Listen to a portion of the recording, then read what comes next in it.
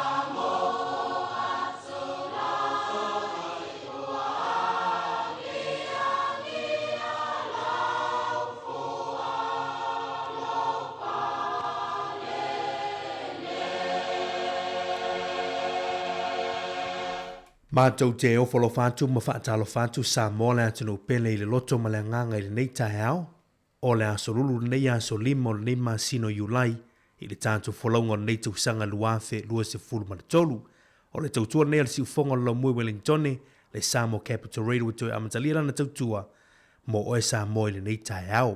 Ai lo mai o le tātu mo i le tua, e ala le tātu sau ni ngā lotu whale ainga, o le tāta ia le sunga i wha awhengainga, Pastor langa aya le ithi paungo no fo inga sa wainaya o le Kalesia Latter Rain Samoan Assembly of God i Mirima o si maia le whaafonga.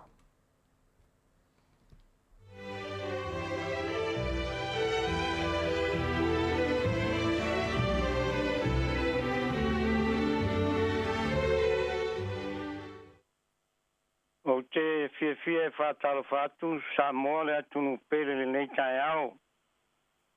I le malei fua mai whanunga le lei. A whengai ai ma malo longa le pong sa. Malo le soifua manuia, malo foi le langi e mama. E o mai asi o tātou tapu ai whatasi atu ma ui le tua i le nei tae au. I au tōpe pese atu i ai ova i le pese fou. Le lalolangi umai, i au tau pese atu i a Iova. I au tau pese atu i a Iova, i au tau whawhitai alona suafa.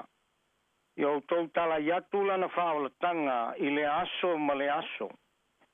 I au tau tau atu lona mamalu i nu ese, ma ona wawenga i nu malamba. A wae sili ova, e tusa foi ona matuavi ia o ia. E sili o na matautia o ia i atua uma. A wao atua uma o nuu o tupua lava ia. A o Iova na ia whaia le langi. O lo i ona luma le vi inga ma le matango fie. O lo i lona malu le malosi ma le mamalu. O le atatou tatalo. Matou vi ia lava oe le atua i le nei tae ao. Fie fianga o mātou loto manganga ina ua e tai mai mātou le nei aso fou. Masa mātou mo moe mamalo lo le pō mamae o le maliu ma le oti le mamae lea. Ai mātou te taritonu ana le se inoa oe le atua. Mātou te le maua le nei tai au fou. Hanga le lei mai oe, whamanuia mai oe i o tangata. A mātou whaitawina lau fionga pa ia, whai ai lau whaunga manatama. Ya mātou langona lo feta lai moi mātou le nei tae au. Ona lo lava suafa Yesu a mātou wole matatalo atuai. Amene. Ngā tātou vi atu i le vi inga ua saunia.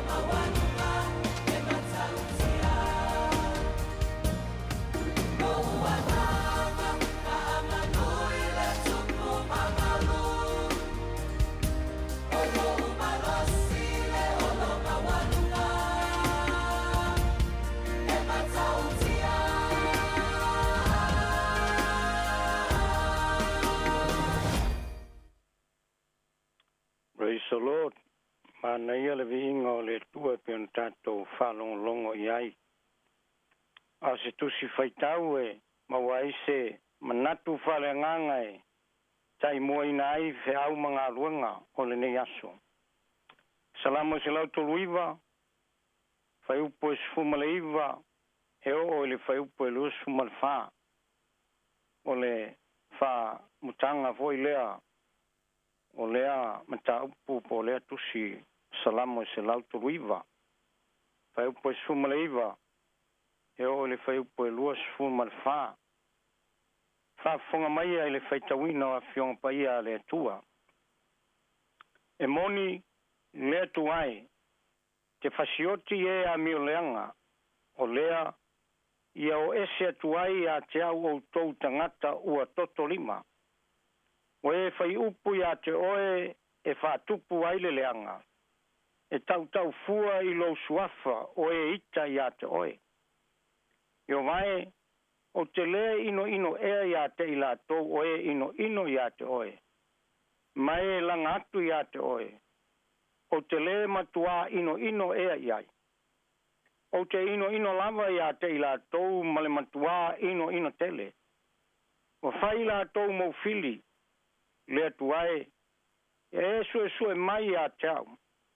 Mai ia e sila fia lo loto. Tofo mai ia te au. Mai ia e sila fia o mana tunatu. Mai ia e sila fia po ia te au se ala e tinga ai. Mai e taitaina mai au i le ala o le whavavau. Ia whamanuia mai le atua ma whamala malama ina ilo na nganga pa ia la na fionga e peon tato whalongolonga o whaitawina. Tu mau pe ia te ia lo na vi inga e whavavau lava. A se manatu au tu e whale nganga mo i tatou le nei tae au. O Iesu e ona le pule au malava. O lo i le atua le mana. O ia o le malosi umalava. O Iesu e ona le pule au malava. O lo i le atua le mana. O ia te ia le malosi umalava. Almighty, all powerful. Ile matai o mta pelusu me valu fa pues fu me valu. Ona maliu ana lea o Yesu. Wa feta la yatu ya te la to. Wa fa pe atu. O tuina mai a te au le pule o malava i le langi male lalo langi. Male matai o lava e sfu male iwa fa pelu sfu male ono. Ona sila atu ai lea o Yesu. Ua whape atu ia te lato. E le mawhaia tangata le nei mea. Ai mawhaia mea uma e le atua. O lo whailoa atu e le atua i ona soo. Le matautia, malana pule ao, malona mana, malona malosi. O lo taua e le matau pulea o le tangata maua na alu i le atua, po le a se awala na te whaia. E mau ai le ola. O Yesu, alu e tufa o mea ie matistiva wai maua. Fai mele tala wa ti ngā le te maloa wa alu ese ma Yesu. Ona, talaya tula Yesu yana so. E fai ngata le maua na sao atu le langi. E fai ngolfie i le kamela na ui atu le pu le au. Ai fai ngata le maua o na sao atu le malo langi. Ona fai mai leo leo so. A fai o le tu langa lea. E fa fea o na faola ina stasi. Na tali loa e sui o na so o le tali lea. E fai ngata le tangata. Ai le aise mea e fai ngata i le atua. Ile kenese mta po surma le valu, fai po surma le fai po iva e o ile surma le ima. O lo tali ai fo ile fsili le. Ma o lo fai lo atu ai le pule ao le tua malona mana. Malona malosi malamba. Fa mai no fa ma vai malanga. Ya pela amo masara. Mai leo le tua. E ai ese me whainga tāia i ova. Ona pō wa tūpo ina o te toi foi mai ai ate oe i le lātau sanga. Maua mai ai e sara se tamatane. Le pule ao le nā le tua. Le matau tia le nā le tua. A le ngata o lo na mana malona siri ese malona malosi. Aware tala malama o tato roa. Wa matu tua le rungali. Wa te amaritu. A fafine e toi whanau. Aina whaalia i le mano le tua. Wa e malama le tala sa masa salo. Aina tau nua. Aisha whaalia ai le pule ao ma le mamalu ma le mano le tua i tangata. Sa momalau whafonga. E iai me muta ai lo tatou roa. Iai me ngata ai lo sila fia malo roa. Wa uma lo tatou malosi. Wale ai se wha moe. Awa e wha longo i le neitai ao. I le pule ao le tua. Pau al me mana ai le tua pe a tatou mawhatia matinga ina. O lo tatou o atu ia teia. Ai se tari mai le tua e wha ria lana pule e malona mana. O le tala lona tatou whaitawina. Mai le whai upo e sfuma le iwa. I le lua sfuma le wha. O lo wha ata mai ai lesi nā tula o le tua. O lesi ata lafo ia o le tua. O le tua o ia o le pule ao. E tolu upo e pelu o lo wha matala ina ai nā tula ia po winga ia o le tua. I le asonga fua sa tatou wha longo ai. Mai le whai upu mua e o le whai upu e ono. He is omnipotent of God. O le tua na te sila fia tangata uma. He is omniscience of God. Ona nafi sa tatou whalongo ai. He is omnipresence of God. E iai o ia i me uma. O nei matae ao e o lava i le whawawau e iai le tua. O le asonga fua sa tatou whalongo ai. E sila fia i le tua tangata uma. O e mau matato uma o le lalolangi. E le ai se mea ne nefu i le sila whanga le tua. A le nei kai ao i le upu e pelu e whamatala inai. He is omnipotent of God. O le tua e ona le pule ao. O le tua e ona le mana. Ma le mamalu, ma le malosi umalamba. Le mamalu leo le tua malana pule ao. Na whatau nu ai i le whasotinga o filio tawita. Ma le whai upo sfuma le iwa e o le lua sfuma lua. Ngai ori ai tawita ma whawhitai ai tawita i le tua. O na ua whioti ta ngata ia e ita ia te ia. Ua whaia le pule le tua o sei whatino ma sei whailoa i le tupu. Ma sei whatatonuina le tupu. O ia lava nate ma whaia me uma. Ai mo le upo lua suma toru ma lua suma fa na fa iuai. Na to ya mai ai ele tupu le fai upu mua lua toru fa lima. Pai mai wa e mai a tau. Lua mai e sila fia lo roto. Toru tofo mai a tau. Fa mai e sila fia o mana tunatu. Lima ma ia e sila fia po ia tiau se ala e tinga ai. Ma le mea muri, mai e kaina atu au, mai ala o le whawawau. O le fianga nale o tawita, ina ua tali le tua, ua sila fia le tua lona roto, fai mai ua e sila fia le tua lo roto. O le mea lea, na ia e tai ai au i le ola e whawawau. Sa mōmau whawhonganga, e siri ese, e pule ao le atua i mea umalama. Wa tere ina vevesi maro, wa tere ina vevesi ainga, wa tere fo ina vevesi whapotpotonga, o tele na vevesi e kalesia ona o le sailinga lava o le pule. A le me mali foi. E tingana le tau le si ai le pule. Ai wa saili a le pule. Wa fa ngal po kiki tulo sa mo ma fa fonga. Wa mo le pule le malosi.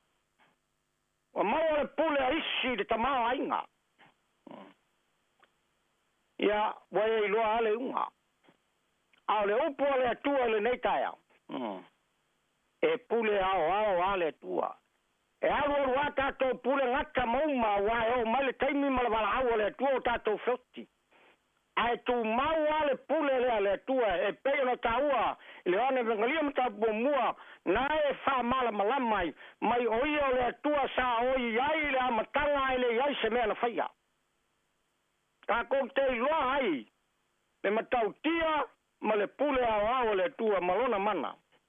E ma fai ai me uma. Le pule na le tua na fa lia ye mamai. Mai na fa malo ai le tua e mamai. Ile luka mta po fa po tolu suma le iva. O inana feta la yai le tua ma fa malo le tua le pela. O te feta wina fa pea. Ua tu ona tu la oia I ona tafa. Ua vavao le mai vevela ona ma vai ai lea. Ona tu la I loa lea oia. Ua au na ya te la tau le pule au na le tua. Na fa alia ma fa malo ai le tina le ava petelu. Mai na mau le mai vela. Aina fa alia ai le pule le tua. E ala I lana fa malo longa. Na ve se ai le mai.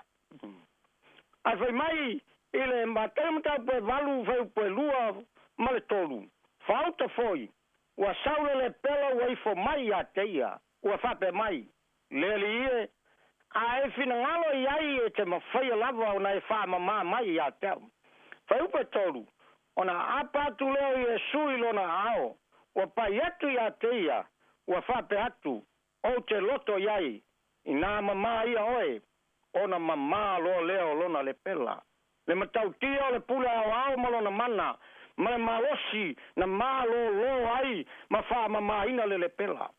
Oi te moni mai na faali ai le pule le tua ye na uru tino ina I te moni ile matemta pe valu fe pe suma le ono fe pe suma fitu o ile afiafi ona la toa mai ai le ya te o tangata to tele o uru tino ina I te moni ona ia tulia ai le o nganga ile upulava wa fa malo ina fo ye o ilato uma o mamai ona tau nu ai le o le upu e profeta o Isaia, ua whape mai, o ia lava, na ia tau ave o tātou vai, mana tau ave o tātou mai.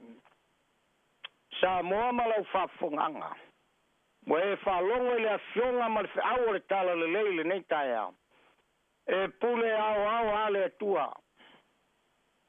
E ngata lo tātou malosi, e ngata lo tātou loa, o me uma tātou te maua, o le tamau ainga, ma me tele o tātou maua. Ai le teime ngata ai. Ia le teime ngata ai le poto ali fo mai. Tele mai e te sila fia e avel fo le mai, fai mai le tala fo mai, ua lea ngai estonga viti.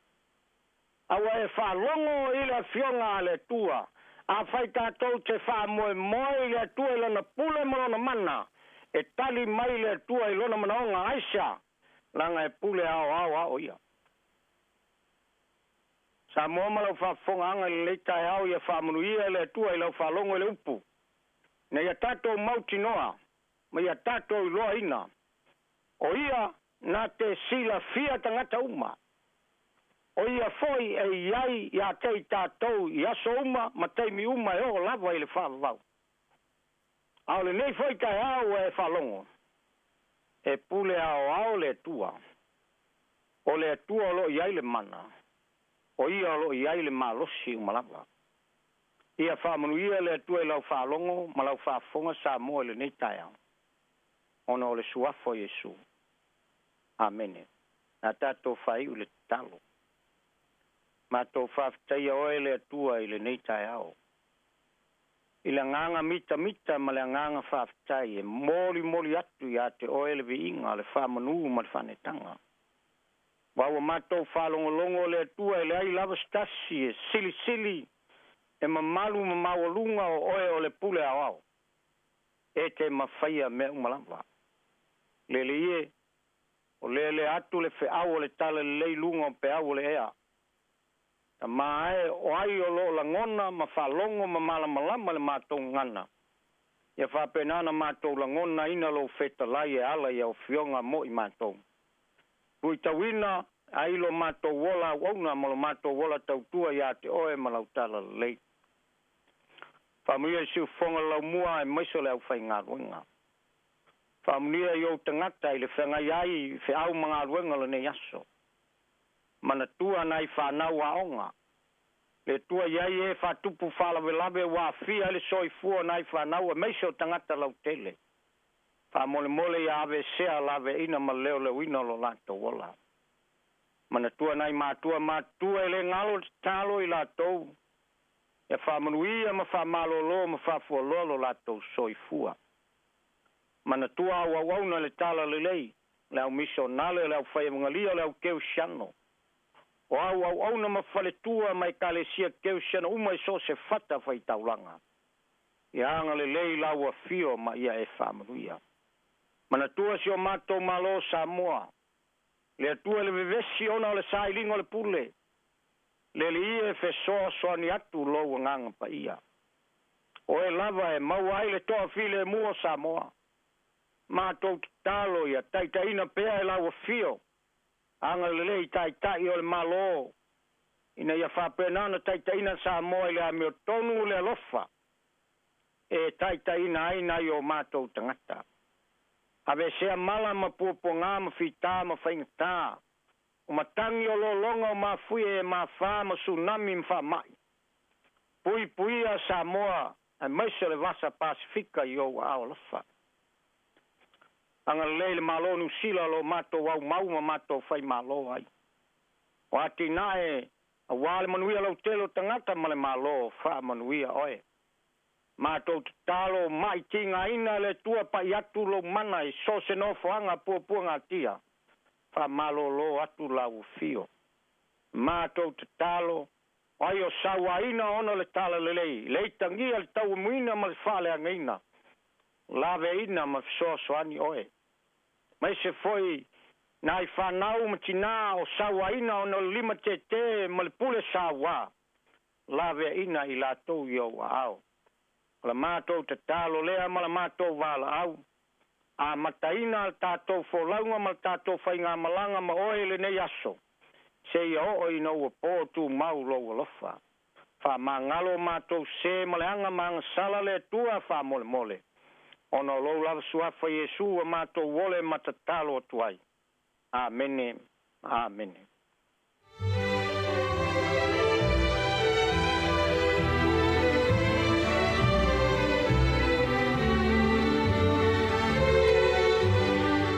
Ole na ua whaafonga le tātou tunu le tātou sauni ngā lotu whaale ainga le nei tae au na teite ia le sunga le whaawhiangainga pāsta langa aia le ithi paongo no fo inga sa wainaia o le whaawhiangainga le Ecclesia Latter-rain Samoan Assembly of God I Miramar I le nei tae au. They lo leo whaatau waa whai mafonga tau mulimolo le tātou tunu e mo le atu le ngang whaaftai lau sunga le whaawhiangainga langa aia mo le tāpenanga mātou o whia nei tae au e ale lupu wha malosi mai le fionga pia le tua le uto matawina lu tātou tunu ia I la matanga foi o le nei aso wa tātou au le mai whamunia tele le tua I lau sunga le whaawhiangainga le wharatua whaampera no whalo ia ma le Ecclesia manuia tele nei aso. O lea ua lua se fuma le 8 minuti le ua te inili tu lai fitu le vi inga leo le tua toi te liu mai wha wau tau tua le siu fonga lomu ele nei tai au.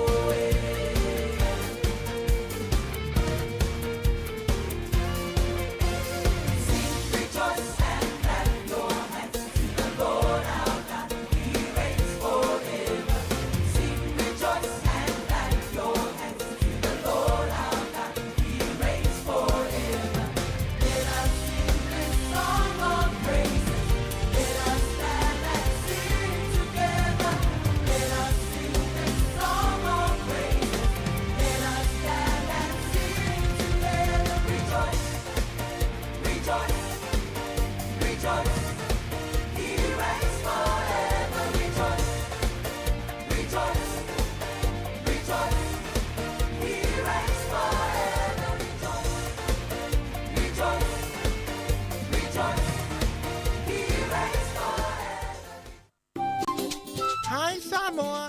It's Auntie Chala here. It's 10 of 50 long. Ile atau le tai out. Laugh of the morning. Amat semai apple feet to the bavel. Su fong lo mua. Atau le tai out.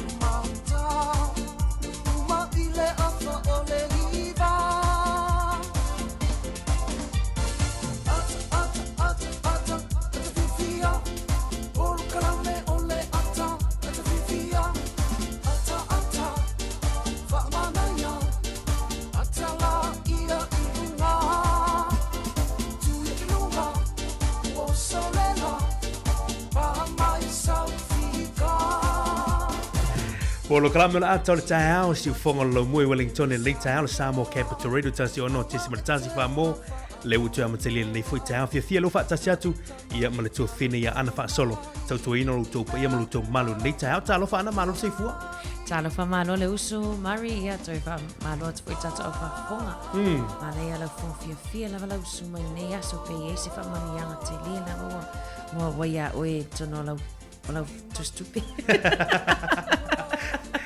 Te una no nga luenga e mo mai tu sa olele ia fa malo atu tato au fa fonga le vo ma futa mai tato por kalame nei tae au Mari no a fotu nai wata tu fa talo fa tai ia fa talo fa tu le fa inga wenga pa ia le tua nei tae au ono talo fa autum fa fa tu ia so se tafo le nei la langi awale atua malana ngaluenga ka pelo ai atu foi nei tato tu asina sina na yo tato matua o lo taputapua ai masila mai mua mai o lo tatalo pe maula le mulila wa fai ba lo filimo si o tato atu no ka pelo ai atu foi le mamalu lau tele o Samoa mai o nao se ia o yo naiu ma lo le soifua manuia ma lo le folau ka pelo ai fatalo fa atu foi ai la tolo mai mua mamau mai nunga wala ata le Samoa Capital Radio por si fongo la mua i lunga o le Facebook o le YouTube i fa pelta to Samoa Capital Radio app o lo so se vaenga o e maua mai tato whaasala mai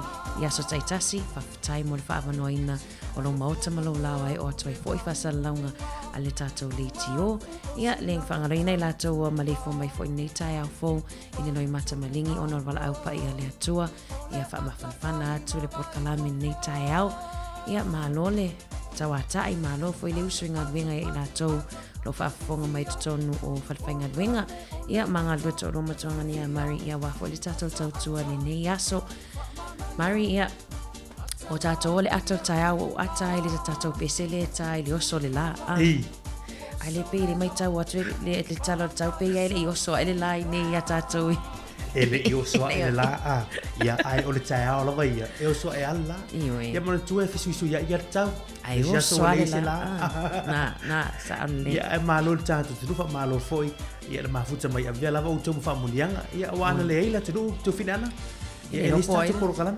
ta no ai le si se fa lo mai ia fa tai tatu tu ta mam tina matua ia le mafuta mai pel tatu tu le si fonga lo mo se le ma tu su tu sanga talu ona fa vai mai o le to mo mo le sa mo to no to New Zealand Ia o lana manu lau tio lo to ave na pe fia a o fa I loa la patai ma fa o la tu manga nu Samoa fa tasi ma soifuanga fa le nganga e ana fa o nganga o lana lama ngana ia o le tatou manu lau ti lama lea lo to ave I le aso ma le aso I lungo le tatou li tio. Moni lei mari lo o mafuta mai fo nei fana wa onga I tono o ainga ona le fo o fe ngai fo I matu wanga te lona wa senga fo ile a maulunga le fai mau ile a onga I le tuanga wa onga wani sio o vaenga fo I mta upu toi tuli tai ia ai fa malo to fana wa onga vai sei putia nena papa lo matua mal to ina ya fai a o le vano le le tu sei la malolo lo si ko ye ma sani ona la to fe ngai ma ngasi sei no tamu tanga maru te ona ma tu a le vano la le ta tu fana ia e fai sau tau tu mo te na ma tu ta ma tu e fa se la maru te ona ni ta la se maru te ona ni am te lo nei aso mari wa telefone tato ta fa la lo ina boka o polisi e pe tan ai sina fua mo ni o ta mo scramble fo ile ta mo fo ina ile ai te lo olis ia na o mama papa tan ai fua ta sa mi fua mo o no ta o ta sing fua mo le wei mari to tia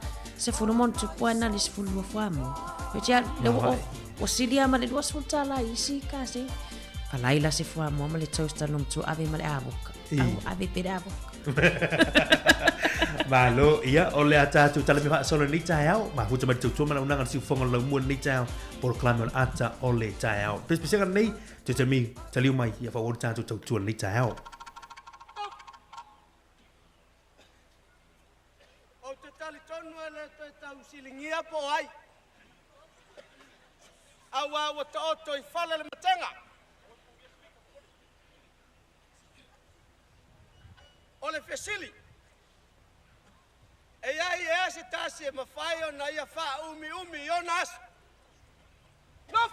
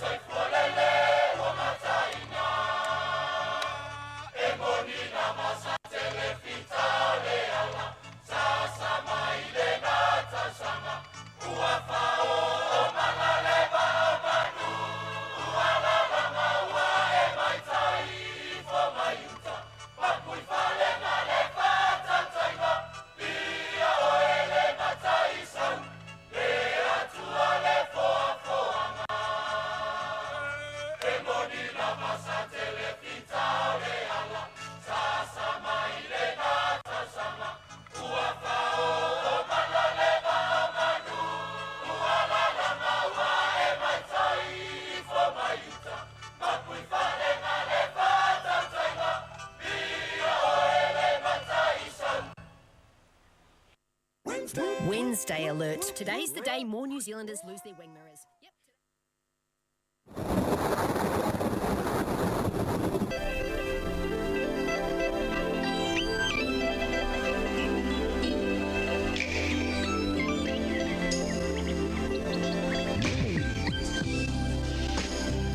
E toe whamalo atu, le o mai foi taimi o tātou talo le tau, pe ona walo ia foi le ofiso wa ai tau ia mō tātou I Wellingtoni. E o so ale lai le toe kuata I le walu I le tai au nei, Whamoemoe toi ngoto atu i le 1 minute te ai le 5 i le awhiawhia nā nei. O le aso, ma le tau pe ona walo ia le wa ai tau mo tātoi Wellingtoni. O le fua le ea mawhanawhana e sifuluwha, fua le ea malu e ono. Le atele na wa aigan matau le lai le tai au nei whaasolo atu i la wauli, le awhiawhia nā nei o le a waoa ma nai timu e to ulu solo ai.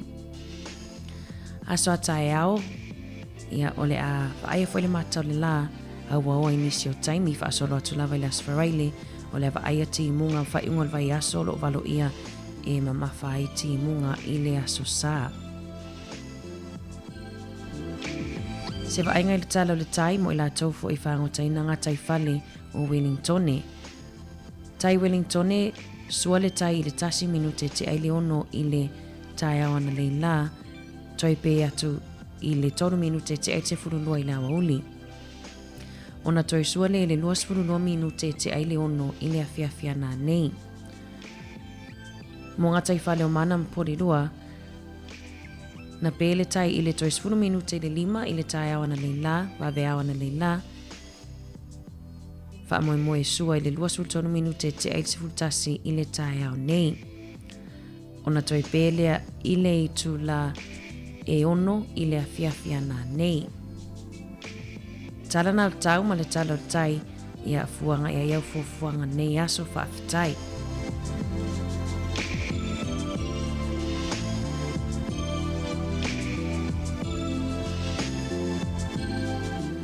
Tala o tato tala tupe nei aso mo i la tofu e fia la foina tupe nei aso tasi tala New Zealand, mawale tupe Australia e iwa tasi sene.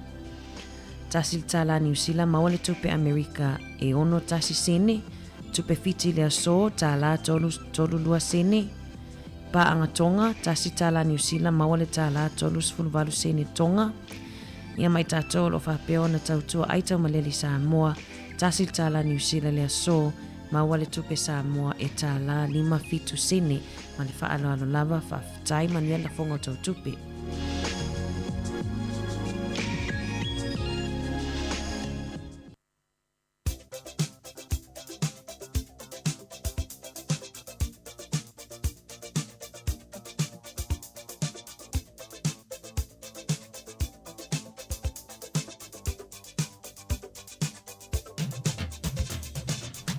O le avanoa le nei, mo whamunianga o le aso soifua, ia maso whanau i le nei fo i aso mo i lantou, o mana tuina lo ato aso soifua i le aso lulu nei, aso 5 o Iulai, ia whamunui atu, ia o to aso soifua ma le siu fonga lo mui Wellingtone.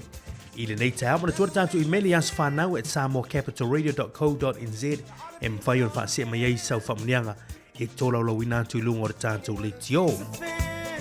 Ai o le maule mai la fionga pa ia le tua ia wa fo nei as fam to mo to mo mai le lo tu ser salamo iva sultasi a lo no foi upe fitu fa pea e pa u se to a fe yo tafa ma le mano i lo i tu tau matau ai le tai ane ya oi e pa u se to a fe yo tafa ma le mano i lo i tu tau matau ai le tai ane ya oi ia ma nei na mau ia mo to umalama fam na tuina to aso for nei yaso manu ia tele ia to aso for pespesenga nei ia mo auto manu ia to aso bana manu ia to aso bana manu ia to aso bana fa amanu ia letua.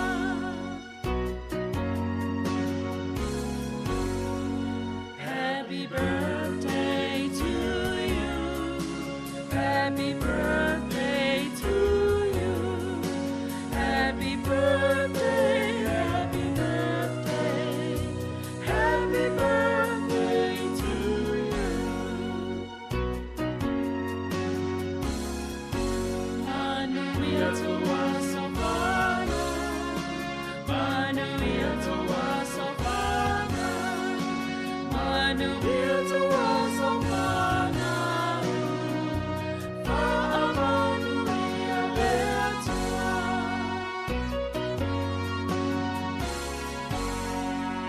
Mai le se ufofonga le lau mua. Hip hip. Hooray!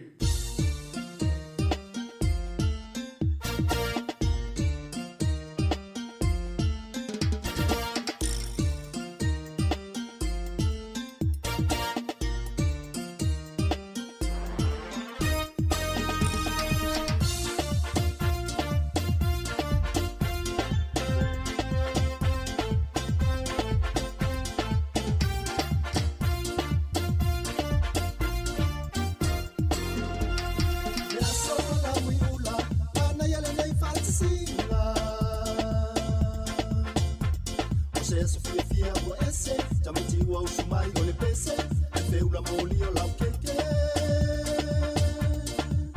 ele o mea lofa o le manawa ia maona au le whawhita ieri I tulu ia sa o longola e ta mako ai e au tua e mana tumai ai lamba au popo so matau sanga mitanga lea o longwanganga whafo ia turo vinga paola o te talo paonga ia fiau o lau loa lofa wau lia loa sofanalu moe moe ua tauru o le la amblea o le ola au le mana o fo I ua o Sua mani lea I le loto Safi ai Solomon na le poto Mana ia o le pese Whaleu te le lau la au Tangata uma wasi siva Manu ia lo wasa whanau E te mapo ai le au Ua e mana tumai ai lava Whao popo so matau sanga I tangitanga lea o lo wanganga Whafo ia turo vinga Paola o te talo Whaonga ia fiau O loa lofa wau lia loa sa whanau Manini o matai e tangi Ole a e sautali Maunga runga lea lofa tūlai Mea alofa uwhelanu lanuai Taluai lea lofa uamoni Ta pele mafutanga Ele ole ngoma sianga ia Talo sala lau Mana ia loa sa whanau E ta mapo ai e au Ua e mana tumai ai lava Pao popo so matau sanga I tamitanga lea o lo uamanga Whafo ia tulo vinga Paola o te talo Whaonga ia fiau O lau loa lofa wau lia loa sa whanau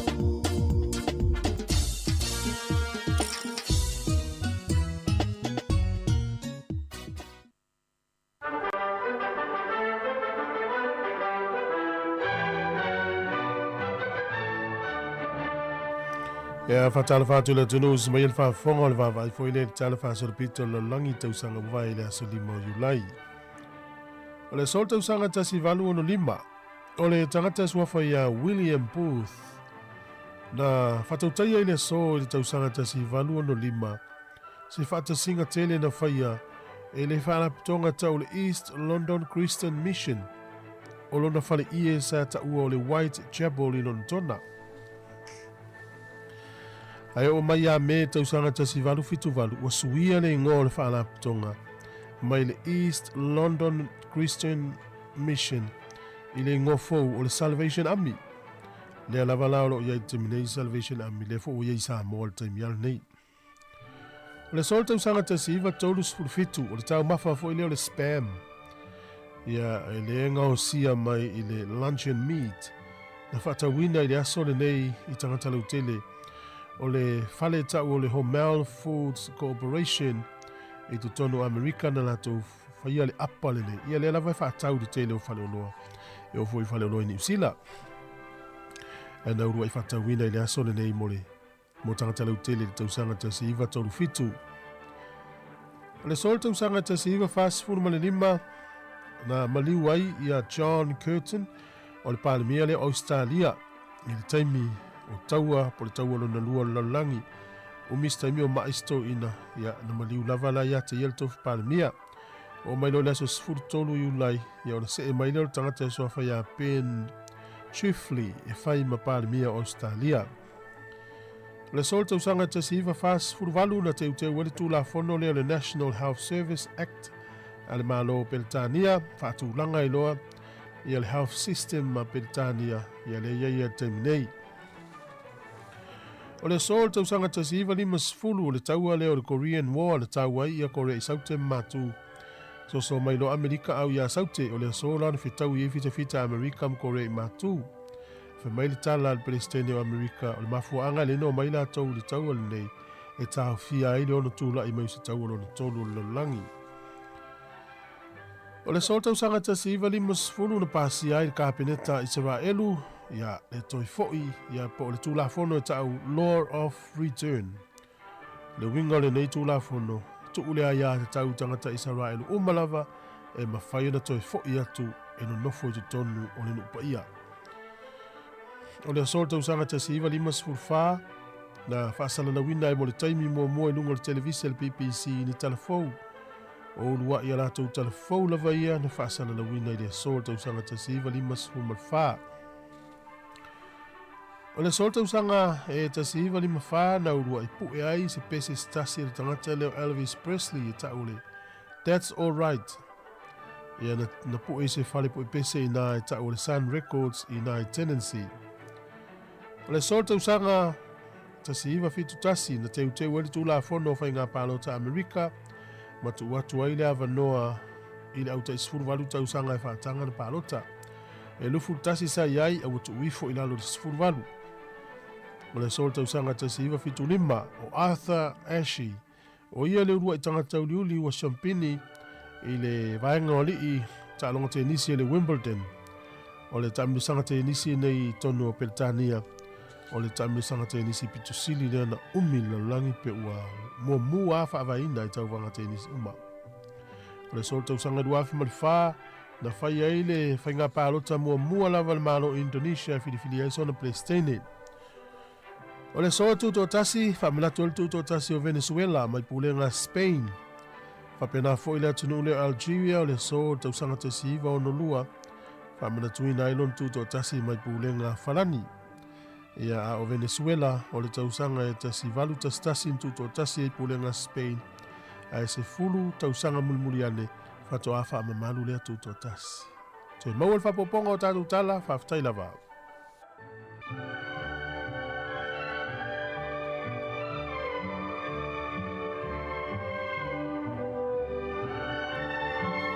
Ia o nisi na o tala I mea na tutupu fo I tala whasorpito lalangi.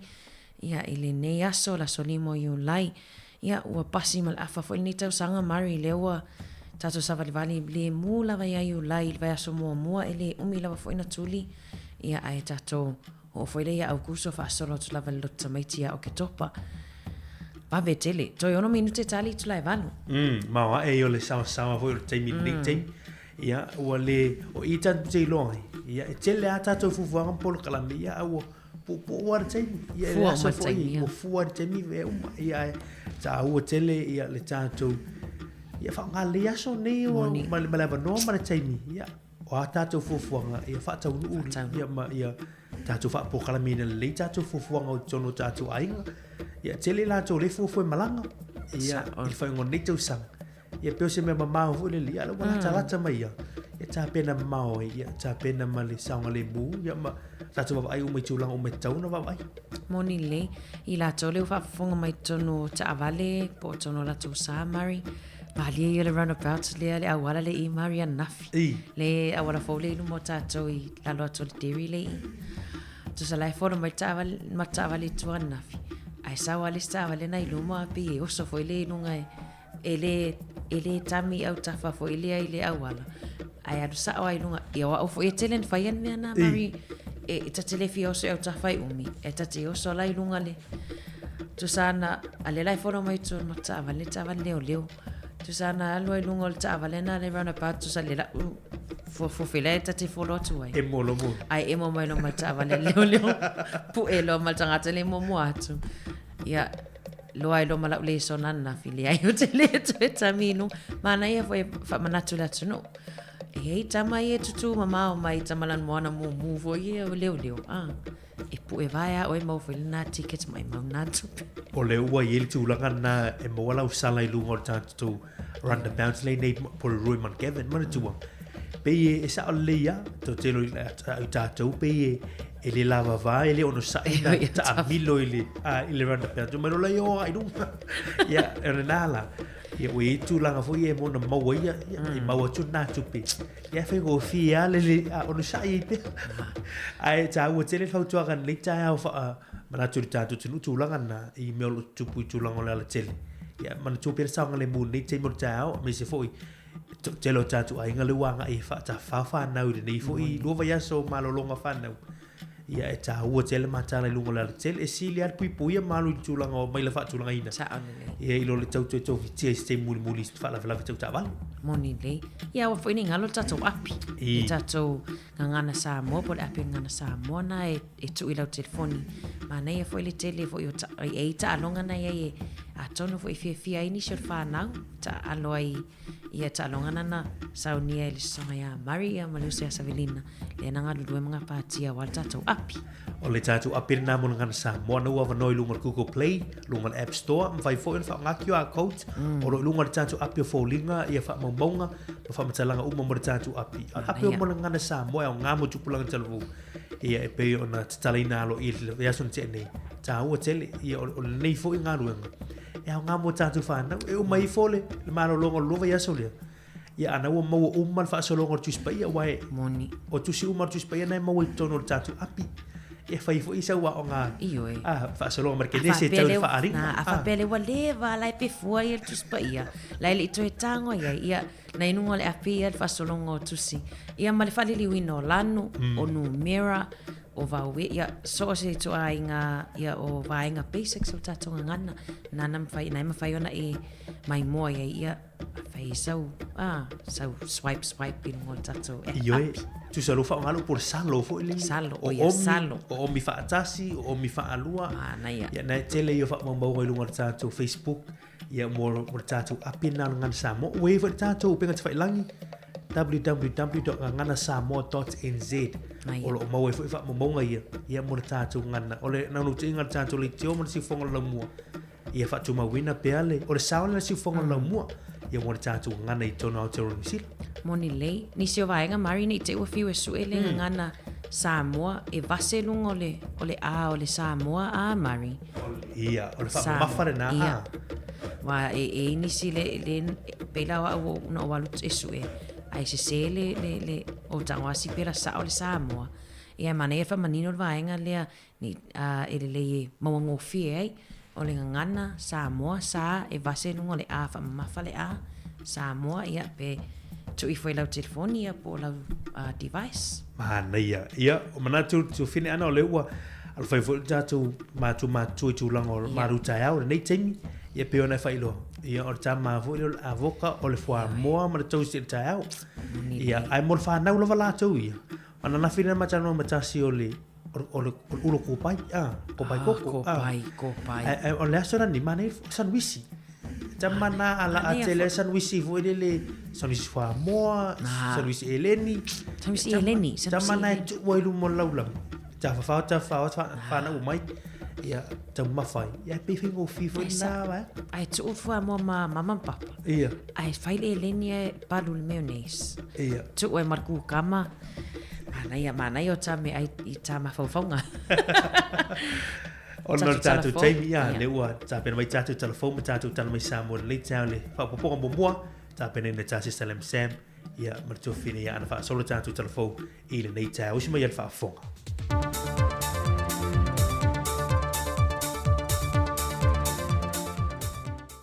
Toi whātālu whātulu tātou tunu I sei se whaopoponga le neo tātou telefon mai Samoa e le onga tutonu o le nei vai yaso. Wasilia I piliona tā lātu pe maua a le whaletupe tutonu a Samoa mai atunu I whafo. Wa whaamawina e tutonu o le masino me. O le ao whai o le a mawhai e o le wha wau le whaatawina mai o loa Samoa mai atunu I whafo. E le isi se fulu masino le manai. E le pepo whaam talanga mai whaletupe tutonu a Samoa lo whai loai. O tā laia Samoa, o lo ao fia I tutonu ma mea lofa mai ana paanga I atunu I whafo. O tupe mai turisi, ma tupe lafo mai ainga I atunu I whafo I ona ainga I Samoa.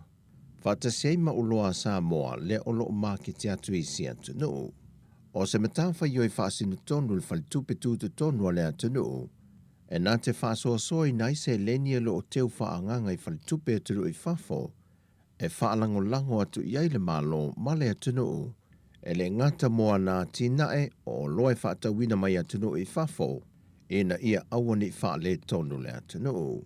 E leisi ona whaatūlanganga o le iwa se fulmalitolu pasene o ia seleni, e whaongai sa moi tūlanga i mo mia ia tunu i fafo, e au fie mga se ngase e sa ili tonga fiti atu i fafo ato Samoa. O nisi o lea silia malipiriona tā la Samoa sa teu whaanganga i le tolu tausanga taluai, a o lumana i e le COVID-19 wiva. E silia mali lusa furuafe tā la le tupe lea whai leo le soaswane le malo ni usila, na wha tupe le tele o mea na mo o mia lea o ngali fia malamalama i alifua, o ni mea whai ngā ruenga e au ngā tele mo lea o oina o whanau, e iai mana o ngā whaapitoa le soifua. O le fesoaswani le nei al malo ni usila, na wha tupe mai lalo se vai ngā tupe o lato fesoaswani, e anga i tonu le ia o ngā āmatai le antanu. O mea whai ngā ruenga na tusi tāno sanga ili pūlenga anga ili malo ni usila mo se fesoaswani, le ua tualoa ia i nātu iei e le haikum sino le malo ni usila i Samoa, i le vaiaso nei. E na o waalele al company waalele al Samoa Airways leo o loo lātou whaongai na le timile nei le malai waalele i whangali, talu o na te tālaloa ia e le māsina na se mawhai. Na whailoa le pule o le tālofa Airways ia Maria Hunter, o loo whaua o peo no lātou whaongai na le malai waalele i whaleolo, ona e leo whaalele ia lava tūlanga ia e o no saunga le muwai fe malanga inga ale tālofa Airways i le malai waalele i whangali. Sau noa Maria, wa mai au na tau a watu le lātou tu se whaai loe o lātou popolenga mātunga lunga. E le toi au na fo ia tuai leo le tālofa Airways i whangali e whaongai na mō malanga i Amerika Samoa, mō vaenga mō mia e te tau o na whaale leia, e au fie le whaau popo leo le malaiva ale le leisi se lau mita, ma le tā la mole mole mō mia mō pa ua wa lele. Pe o na sila fia, o le whainga malanga mua mua Samoa Airways i whangali, na whaalea ngai nai leisi pa o le wa lele pe o na whaai loa le purasili o le company wa lele le Samoa Airways. O lo whaatali bele tālofa Airways pe o na Sau Noa Maria, mō le teimia mai ai tūlanga whaalele ia pe o na Sau Noa i eila fionga le minister, whaanto ama whai o na toi tūlau ele ma whe malanga i el tālofa Airways i whangali. O na tā ua ia ante ia, le saunga le mō ma le soifua malu pui puia o le mamalu o le atano. Ua tualo i na mai le whaai unga le whaamasinonga i le mata opu lea na tangi ai le taitai o le pātia le HRPP, ma le whailau tu se le vanga whaopu whai, le whionga lea le pule rimoni a iafi. O le whaai unga, ua whaalea o ngā i nai le whaai unga na whaia le whongwhitala i o le mota, e whaamalo lo le tu mawai i la ua mo le lua tausanga, ave e seo la tutongi, au fia i mala a launi. E vahenga le whaai unga le whaamasinonga na tu ina mai, o le whaai unga le na whaia le whongwhitalai ma le pāle mene, wa so lia i se tasi o vahenga o le tu la whono au tu o le whaavai o Samoa, e lona vahenga e wha pui pui tasi, o loo whaamanino mai ai le te taule o na iai leo i tu malo o mai 5 tasi, i o lātou no foi tu tono le pāle mene, e taua lātou o lātou sui whai pule ua filia. Wa whaatonu le whaamasinonga, le toe te tongi o mātou lātou tongi mai māsina na tu e se ai, whaantasi māla a launi, mai e toe no foi o la no foi tu tono le pāle mene. O leisi vaenga le whaai unga, wa whaalea ngai nai e le whaamasinonga, tu la whono tu maua le pāle mene tasi val fitu pui pui tolu, ma le tasi val fitu pui fitu, o na uia tu la whono, ua solia ele tu la whono maua lungo le whaavai o Samoa, e lona vaenga se fulu ma le tolu, e leisi vaenga o le tolau longo le nei whaai unga, o lo whaali ai le lea iai na le whaamsinonga o whaai unga o whaasalanga le pāle mene, e nā te whātū lai e se naise sui whai pule mai lea teimi ma lea teimi, e le te tau o na whaia ni whaai unga po ni whaasalanga, e a fia i whainga whaavai whaatem karasi, pe tāo fia i leo i tūmalo i te tono le pāle mene. E ono lo tea le mata aupule nei pe a toi fo i mai le pāle mene, e lana whontanga whaawau i le aso lua se fulumale lua au kuso. O tala fowia, Manuel ni yaso ya Samoa, whaasoi foia.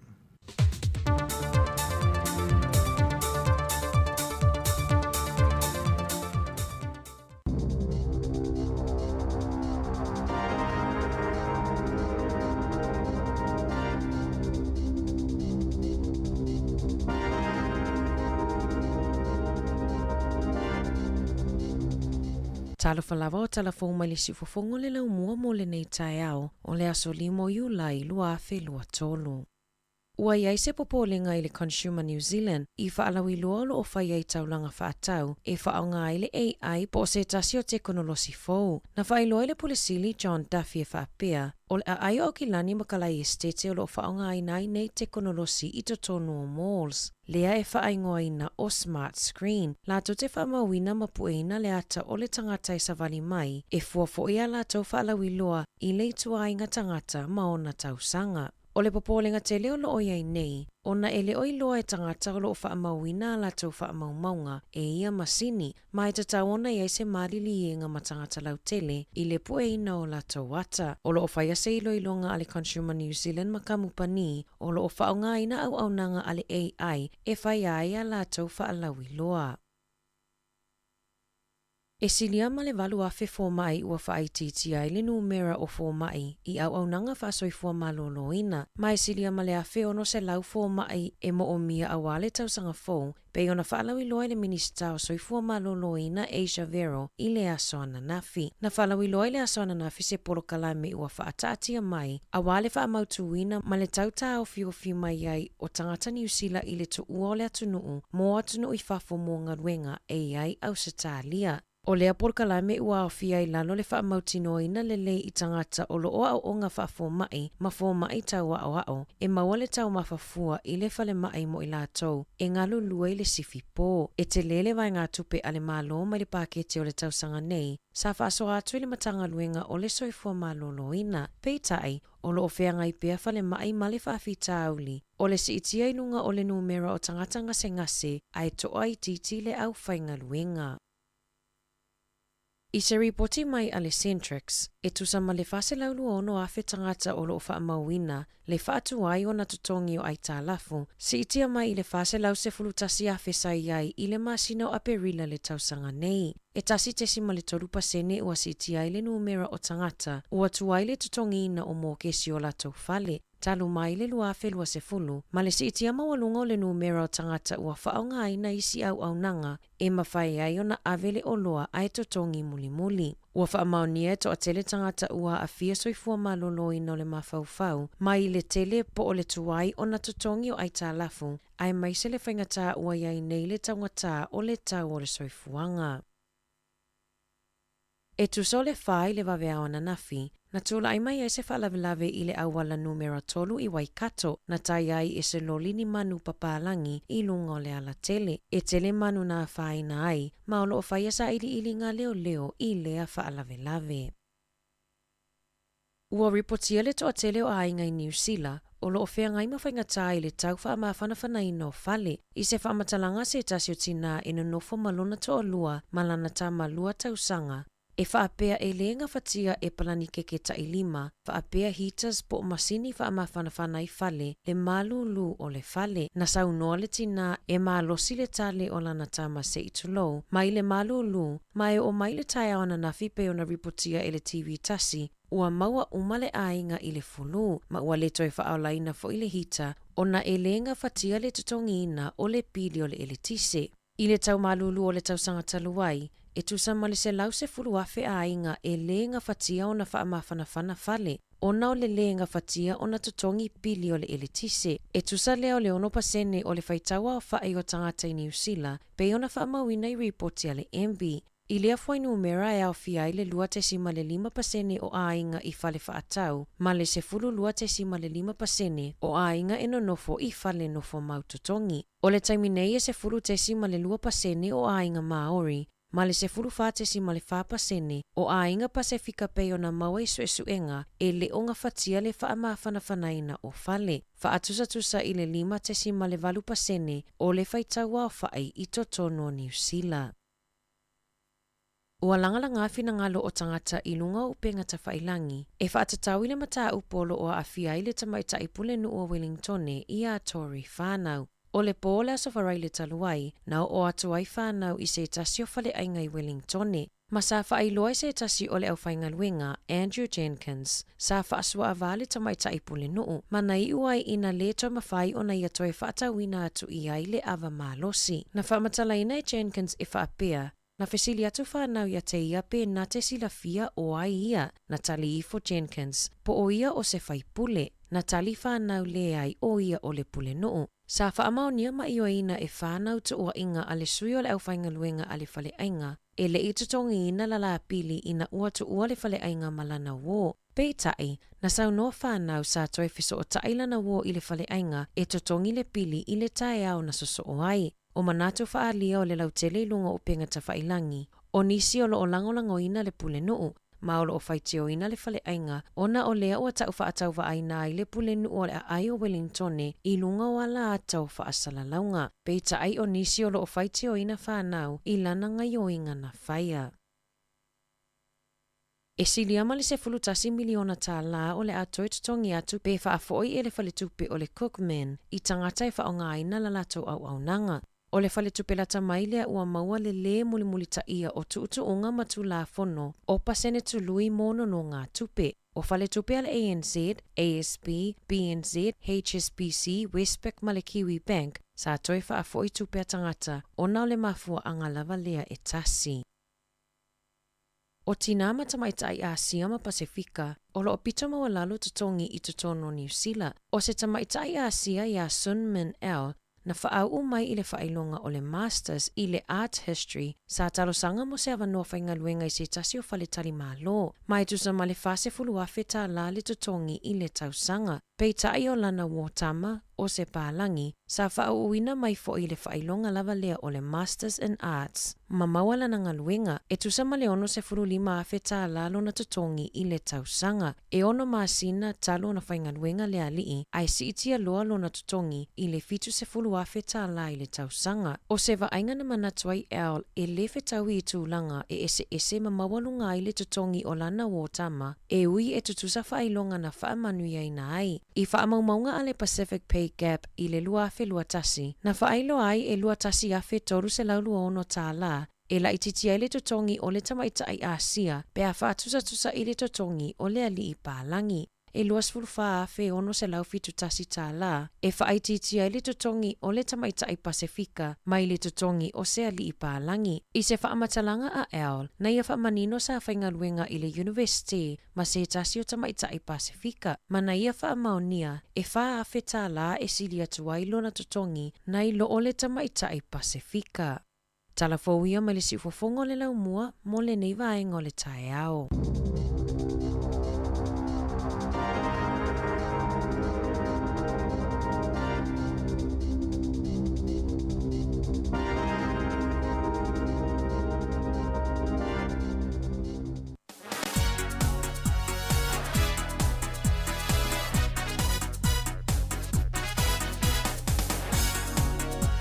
Ia, le nā Samoa whaafonga i le whapoponga momoana o tātou telefon me tātou tala mai Samoa i le nei tai hana tō whine ana ia te leo i o nā fo i tala ia o tātou whaafonga fo i nei tai whaanongolongo i fo i mea lo tutupu si o tātou tunu i Samoa ia me se fo ia i mea lo tutupu i lau whanua o te ronu sira nei. Moni lei mari maadi fo le tala nei whaanongolongo toi fo mai. I. Tātou i nei New Zealand. Ma toi te lea le numero tato fo mai le sioki. Ia, tau ia le upu sioki po whai titi ai. O loo mo o mia. Pesiria ma le valu afe. Nai mo o mia. Ia pila na wai ai se. Hala, whangatala mai se fo malono ina la wai nato plan. Po kalami. E tam whai fo ile a tō sina tua ia. Awai nei o ia tato alum whanau whafo mo ngaluenga. Ai pe tasi e vaenga nei whamanino mai lato por kalame mari. Maua e fo i le lea numera valu afe fo mai o loo mo mia nei New Zealand. Rono wingo to tele fo mai le ua malanga i whamunianga i Australia, malanga i atunu i mamau. Ia uhani sio ngā ruenga wa tūlanga tutongi.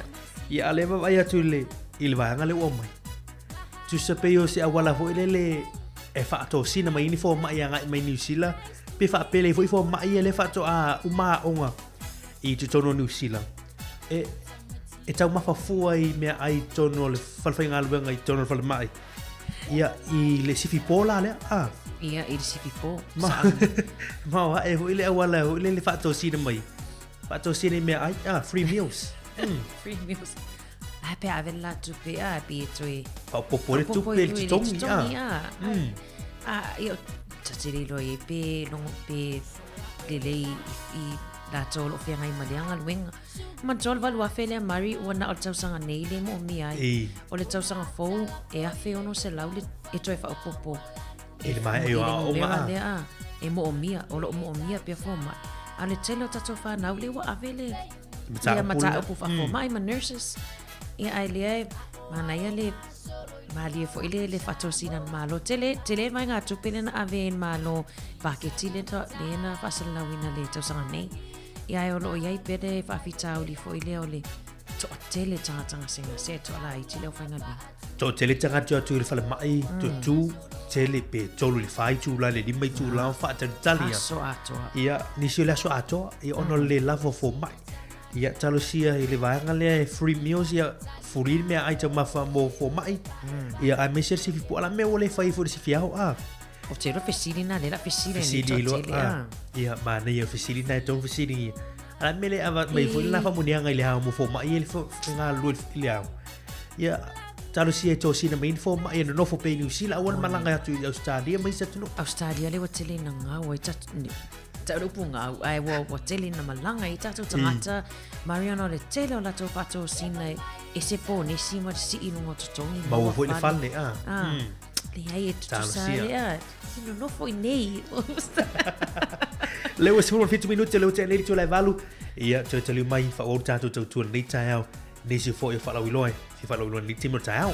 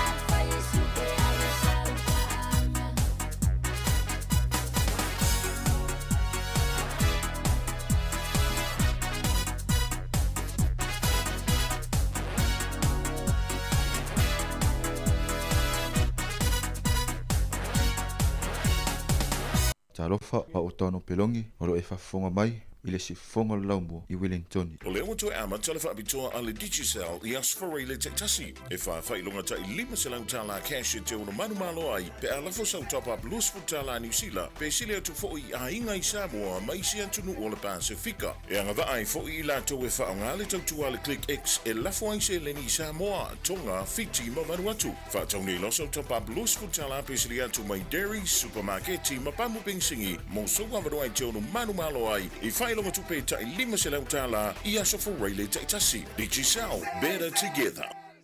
O le whaasisilanga tā ua, e whaamana tuatu i le mamalo le tātou au whaafonga, e iaila wa ia te tau i lalo le tulafono o le Broadcasting Act tasiiwa valuiwa, e whai e sau whaasea po o se whai tionga i mata upo, tau i whaasalalanga i lunga le Samoa Capital Radio. O lo au ili lalo le upenga o sota inga le pūlenga o whaasalalanga, po le Broadcasting Standards Authority, bsa.gov.nz. A inga mo le whai o sau whaasea i se polkala me whaamanu alia i lau whaafonga anga. O lo o au fia ai vaenga nei, o le ale teime mawhaiona whaise whaasea, o ai tu ainga polkalame mawhaiona o whaasea ai, o ai e whao o iai la o whaasea mō le teime mō mua, whaftai. Luas lua minuti e le ua te neli tu lai vanu tau tōra si whonga lomu Wellingtone, ma le polkalame o le ata o le tae au.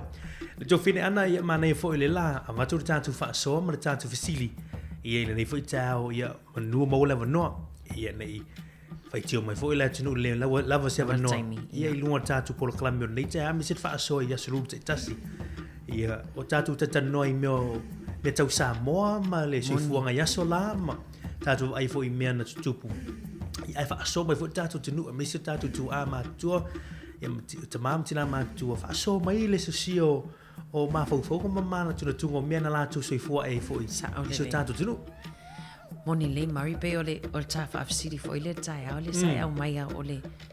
Po hani wha momoli na ave sa moa i aso ana moa i aso ia.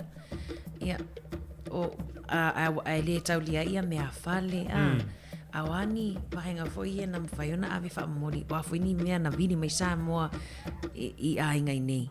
E lafo atu a pe whaating pusa e lafo atu. Ole mane visili le ni tai au. Tala tu tatu le telefone tu lo limo lo fantasy e se na mata no se taso tamana mata no le mtampu le o me fa molin avisa mo tu ia me afale on fo o TV la me na muli mai nei ai na tala no mai stamale fa pena na tusi mai sa mo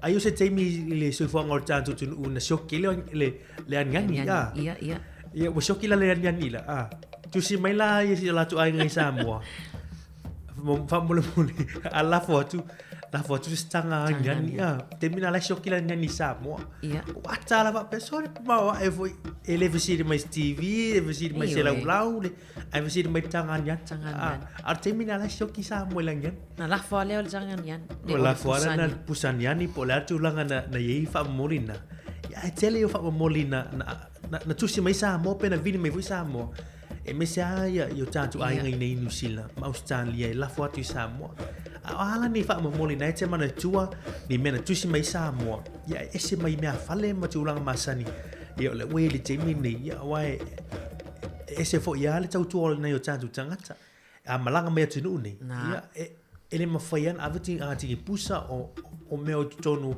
e va ngai nei yo tatu ai ngai Samoa sa on le mari ai mai se ai la to ia wa ai mai se la to le fatu ata no mai lava le ele na mai lo amatalona vini mai Samoa ia tate no mai le fitu se fulu pe tau sanga pena ia no mai Samoa ani sa le mana e fisili ani va enga fo iena na vini mai Samoa e au natu ia pe la foi o le si tamata purto fine ana pe fa so mai ni so tanto tu foi le tu lango telefoni ya so ia le nisi fa matalaga fo ile ai ia so ia pena tasi ele line telefoni fa ngare no upo ia e fi so ta e tanga tol no uma tu sa la to nga telefoni la ia a vile mai stasio a inga ele ngona uma no sa o le si ia o le men le matala ele si ta woitua tusa le vini mai a oia le la tanga so ta ile telefoni le start ia na saule an tala no mele tanga le New Zealand I le ta wole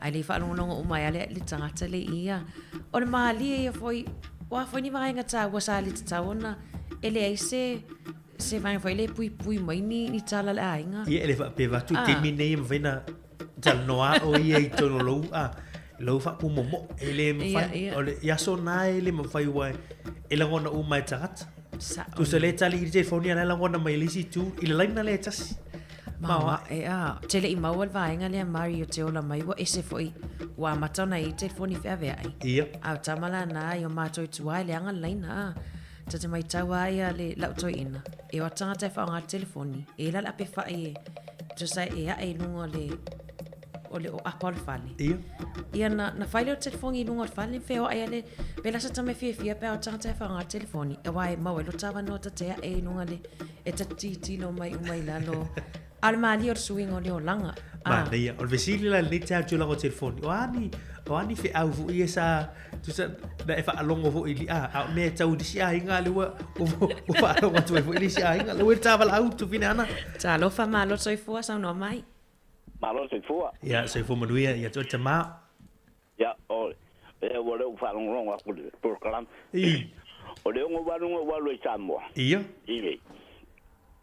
ia o e lua pisu po ka I korupa nga vela o pa pisu po tor pa so o kani nga wa o le ngo fiku nga su ye le paungil kala ngai ia sulu lima kala le pisu po korupa nga vai kan soli ia e lua pisu po ia ma me o dia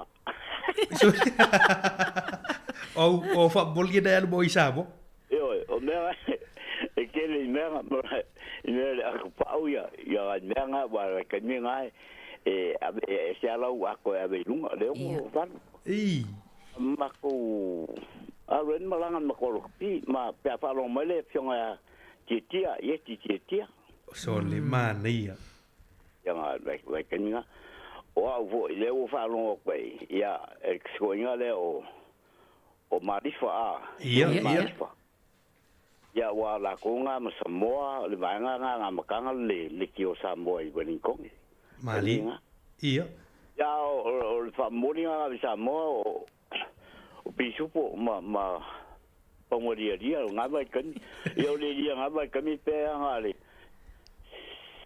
le ele a kose kolu e pe nga ya ba kan ni pe nga kol su senge ya soni ya lima pe dia luo pisu po kai kolupong yang pisu po kai ponga soli tolu ponga so mani ole no valu le ya wali ya ba sai la ba tama manuel le yaso ya fasi fu ma wa ele ole pisu po tolu ponga ya malia ponga lia vele fa mai sa tolu su seneta wol ponga lia las su lima tala ta wol tolu na tati ma fa mari wai ya le tati ti fiola me mai soi fo mai ai non anto ia ni sin avea tolu pauna I Samoa le suinga mai ngole o langa mai ya sola vai le tu nga fa moli ele na avisa mo ya lia eu fui essa pasu ia le tu ai Samoa ono valu ao no fitu me tamale sa suia mai le pauni le ile tala a New Zealand ma nei fa tsai fa so mai tamale vesilina o ani fa molina e avei Samoa au ni me foi na tusi mai ni tu ai ngai Samoa ma vidi mai Samoa ya e avat pe no vai tu te muson tangan yani le na avei Samoa te muso ke o le yani Samoa na tu ia me afale mai si vai pena ia pe o le vai na ia ma vesilina luan nai tu lang online telefon ya so ia wai e telefe au fu ia man tuala ia a fe le langona I la inga le langona me felisi ai I lo le ia la le tupele wala fo mai ia ma le fa onga o le tio Mari Samoa e vatu ai fe au just to see I see e fa sa la fa pe Mari o lo mo mia o e tufu e te sa we mai lan tupena na ai tala fu tu sa le wata ai lungole o le tio so le la no fo ai tala fu ala le tongia Ona ole leo ni feso ta inga foi lea. Ai mana elo vili mai faso mai ta wala faso ni ta.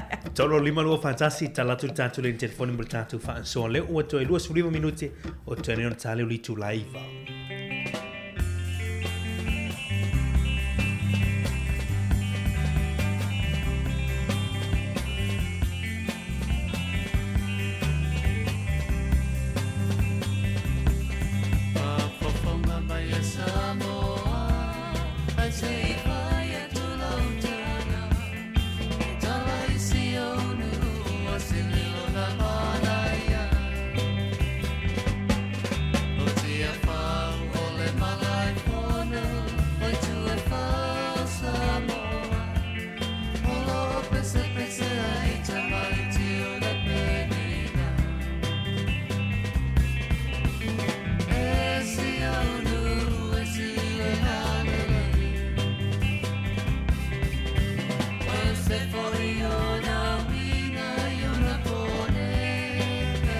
Ia ana le wei tātou walau, tā lofa walau malur si fua. Ona mai. Tā lofa Rachel malur si fua. Malur si fua. Ia, mawolo wanoa. Ola wāsewa email o telefon. Ia. Ia. Halaki alaki o 2AP. Ia. Ile ngā kaini. Iwa len telefon i whonga e pea bea. Ia. Ia ngalki ala kiu. Ia nga wha o ngā whalongole i le lisio o le lisio kupe akangaka i lafo mai papu. Ia. Mawela sau tupe Rachel. Le ai. E ka maila i lo le ngō lo anti. O lo anti la ngā lo madiu. Ia e lo a ilo uma le ngu le msia ia so lo ia so ia marka mai o le kupenga mai le apo mai le tio 2AP nga kan to la no mai le lisio ngo tata ia mo mala tu pe ia so mani ia wa kaminga la e apo ia le makia unga. Mania. Yang ngasilo makua ngasilo makua la ya po e ka kuai le longai ngua i le 2AP ngakan. Ia wa lengisi ya po nisi le kionga ia ngakan. Ia a o meu telefon. Ia. Ia e po ia telefon ia ngalo ya u ia ko nga telefon ko nga e apo i fa pipi le fale onga kakangila ia ngase i maila ia kalilo ia telefon nga sa ia so ia ela wona tu le si fale telefon nga se avea ela ngona tu le si fale pe piki ko le telefoni lo kusa apo kusa mawal nga ia telefon mau fo nga le telefon moni le ngakan moni Rachel tela taimile ta to le tu pesio anti na ia ni taimi fo ile te ia wa uia tu tangata fo ia to fale inu ti ela fiafi pe ai lo le wa le fa longo o mai ile nu le tu pesio anti le wata mai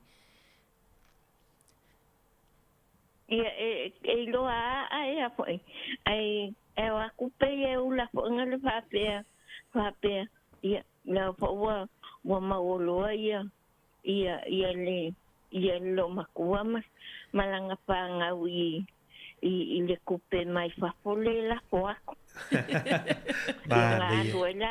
nga le si lo makua wa nga ola ile post office ia tala mail tu pe o ngaya po e kala mai post office e kala mai ia songa malo faftai tu tina Rachel mana ia lo fa so ni tai au ngo maka nga mai kaninga Muki alau kia o.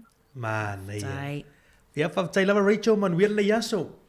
Ia whaftai lava. Whaftai atu tina, whaftai whasoifua. Mana ia whasor tina ia Rachel tu whidana? Iwe, o whane meli Ia oso nā le mai tau mai o tātou tunu ia e tō lau mai lunga liti o ia tūlanga o tupe ia sa le ia ele mawala i la ingo si tina ia Rachel vanga lea ai fu la isi te ia watu le fiafi fu le so le sa wai asi mai o tau ma ai le le ufa lo le lisi le sau ia lo mo tupe o pela va noi lunga tātou le telefoni tō valu lima lua o fatasi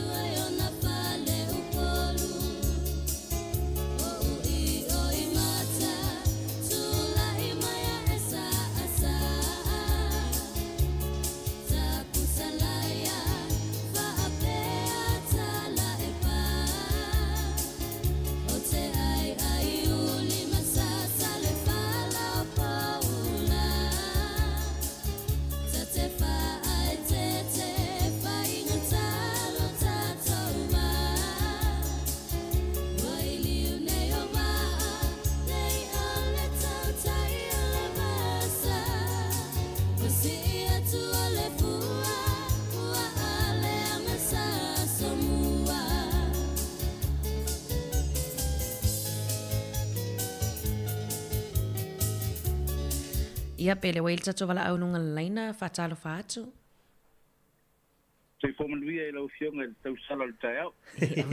Ta se fo ia tulo fina. Ma lor soi fua. Fionga le pamatua, ia, tei whomanuia. Ta lo wata piso ma lor si fua ni tai au, a mani nai tu. Ia, ule lo whale atua manuia ia lo wha au li fo i e leo loa ana longa na lor mato le la ni tai au. Ia, mani. Ato manuia o tau. Ia, ale mana ia. Ia bolo wano e tatu whasoa. Ele ie, mana e poli whasoa ni tai au, tui mana tua e ilo panchi tua e le ta ua tua te ua i tali. Tau pela talata i pola fio anga le tau sala. I. Poli loma tua lasa e ila na whanau nei ni sila. Ai, pai temi da whatoa ai meltato TV, Ia. Ai meltato TV. Na lo matua fina le ia nga ia mo le TV tuai ya vili mai lo le la lantam el watu la le la lo matua el watu le tamalo na uso nei pai vile mai le pe faina la tule tamalo na uso mo san TV ia fa tu planta me le la watu mal tenel TV tu te mata ia am tele ko TV asola tamo la popo ide mawaya ia screen there ia lo win timini and apula titi ma avera microwave along tina on microwave ta asitena da la ta to pisu po tonu pisu bunga tol pauna tau no lo Samoa ya ai alu kufa ia tusi bunga la tangata na watu mai awale ma fai lava lo mtua le se alu yo fale vanga na ko tau no TV ia watu lo mtua si tama lo matua si mo sau fa mo le malo tina po tau no TV la tu lo le selina e la tele do e tu fa to si mal TV mal microwave lo si microwave alu lo mai ai o le il fa lo matua e fa malo lo matua chan fan se ki ai si mata po le ase ya ki lo matoria e pong sa to no microwave onga tia ola titi lo tu ole ata el povi la to no le microwave ale lo pisu po ya sa mi lo microwave o mai lu mala to el povi e mi bilo ya pati ta meti u fiele la kalpo e tau lo tene ya ke vai e se me mai lo microwave ma tau lo la to titi effettuare alle ometici fale è palo jadi Wei malo ta puso le chai se lo mo tu fale asi o ta psoa le fa mai tu ya ma toli mari eta la lo isupo mai le ai il TV la io fale de mo al microwave ya no le muove le la fo what you name fa pena mon ye le ngale o le ngota po kala me ata tayo ye mo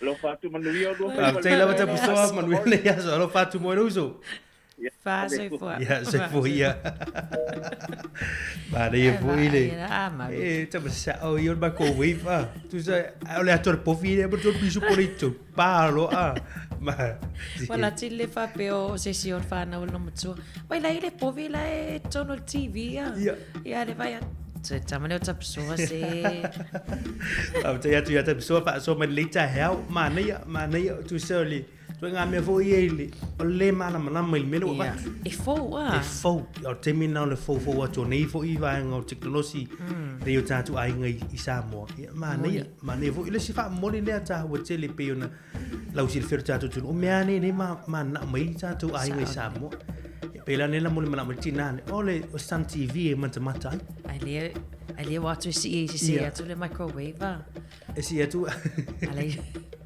ia malo mo wala vano tatu fa so o ani fa mo moli le tu si mai sa mo pena vini mai sa mo vatu ia e vatu ne tatu ai ngai i New Zealand nei ia me se foi tu la ngone telefoni e le mo mai lisi wa nga tu la ngone telefoni le ya so ia pe ta pesa ia le telefoni i fat komiti po le fale fo o le mautar fa fe ngainga te le loa ia o te mana e fo i vini mai se sina lena soifuane le vai taimi o le tasi o telefonia no ia ai langona tu solicito nga melna e mao e fo ili taimi le langona ma tu le si ngal mele tano tu le si sa ole e mani lo tu suli minuto to ne on tale lu tu lai va tu fini anna ni shava ngo tatu tala ye na mai ni tao e tau fer tatu ma tala io e mari se tasi vainga le ia ele misi la vale asum tatu no twai vainga fo io o tupenga o tangata ono whainga tau whaavalea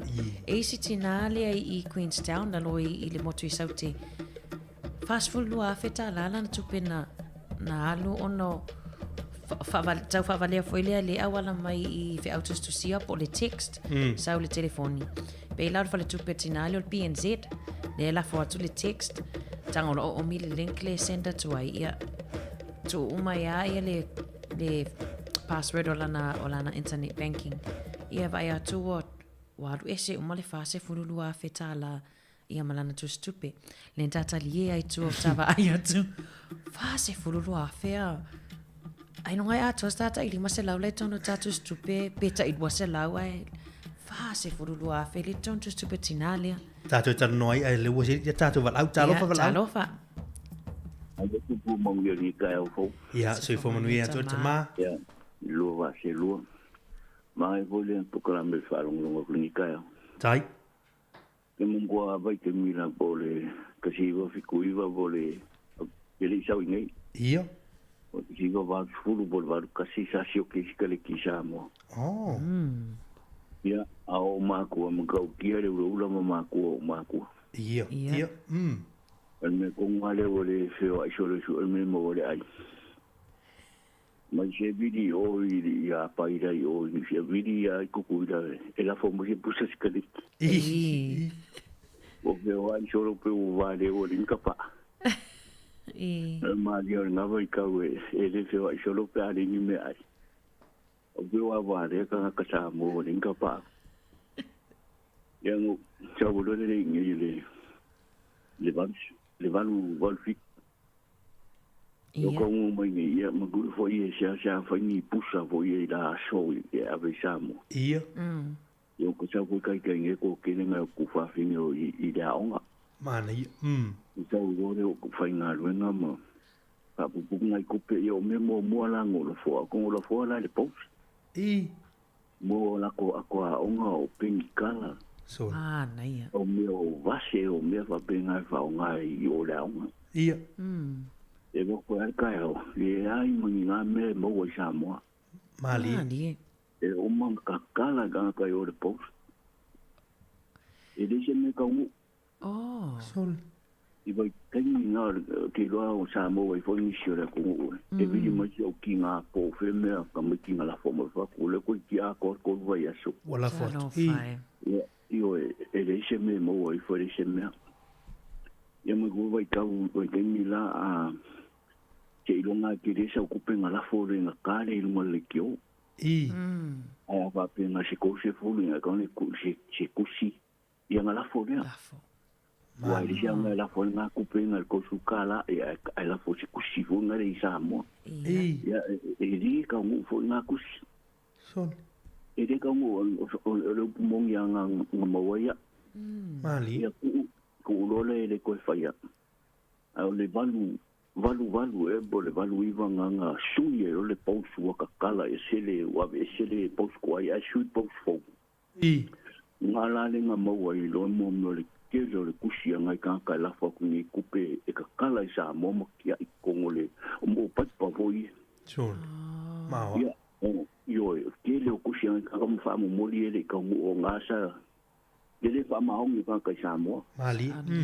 Yo pa ko avengi ya pusa le e vai ke ni ya le o le iva se funga ma ka nga ave me o pusa nga o mo ki ngo lo ko mo le mangi sa mo. Ya o so sa fa ya le pos la fonga me la ki ya me na mo wa e vi mo ai na i fo ding me. Ja lo. Mo wa e ko fo ya le fa le a o firma singa ka nga la fo le fa ma o ni ka las. Ya o le valu fit ku e po o le valu iva nga mo wa jo nga le pos ngo wa ko i la lo le pos ku ai. Ia. Nga la nga mo wa lo ko mo pa pa nga mo le ke le ku sia nga ka la fo ni. Ta no. Ave ese kupe ai como mongo i kongo mea nga.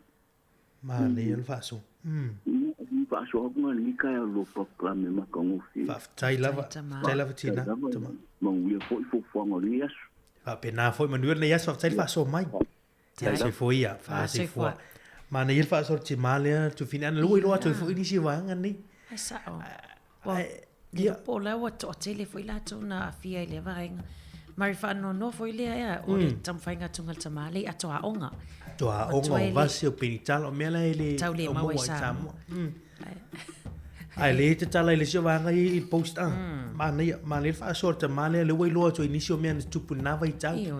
E tu langa foi o tupe a. A te le la tupe. Ia. E fa la mai lungo le tio ale tele e wala for tu sima a. Ai le o ai nga. O le tunga me la le mane o le ua te tala fa so nei te lo lo to fu inicio me tu. Ia, pe la o le pusa sikaleti le na fe so tai me sa mo la to. O ni se o fa mo nei na mo mana mai no ta tu ai. O me nei tu ia tu langa o me fa le mai pena. Ma nei fa so sta male lo lo tu va ngai. e talo fai ne me tupu na vai tau fa tau le tupu te nei talo sia o tupu talo sia le wei stato val out talo fa malo soi fua malo le te fua malo le uku malo ngal mue ia se fu manuia la songa malo wa mai ia le manuia va tai Australia le se stato val out le malo tau malo ia mo lo vano ia o tama Vai, todos lá, aí eu vou ver ngai. Baka punya. Apa yang mau siksen? Ya. Mana ya? Ba rio tau Wa vela lo palai tonu tama tau. Le la mawa ia tato tau mafafua I fo mai nei. Pe ato e fia fo mai fo New Zealand. Yo kavaya por el cubo yo como y nada le va mai ai o ya. Dal vai ngale ne fi fa so mai tato tau pun nei tai au. Le palong ko ya le. Ba ya foi fa so ka manga kulang o ka pa. Fa mo moliena mol mena wi sa mo Yo. Ia mal kulang o. O si o ki o mere ngai vai kai ni. Mga ya foi le falong ko kala ngo wa kai mira ko e pe ngo sio ke maresuka laniani kula langa ia wa polinga mai wa kaule se kono siki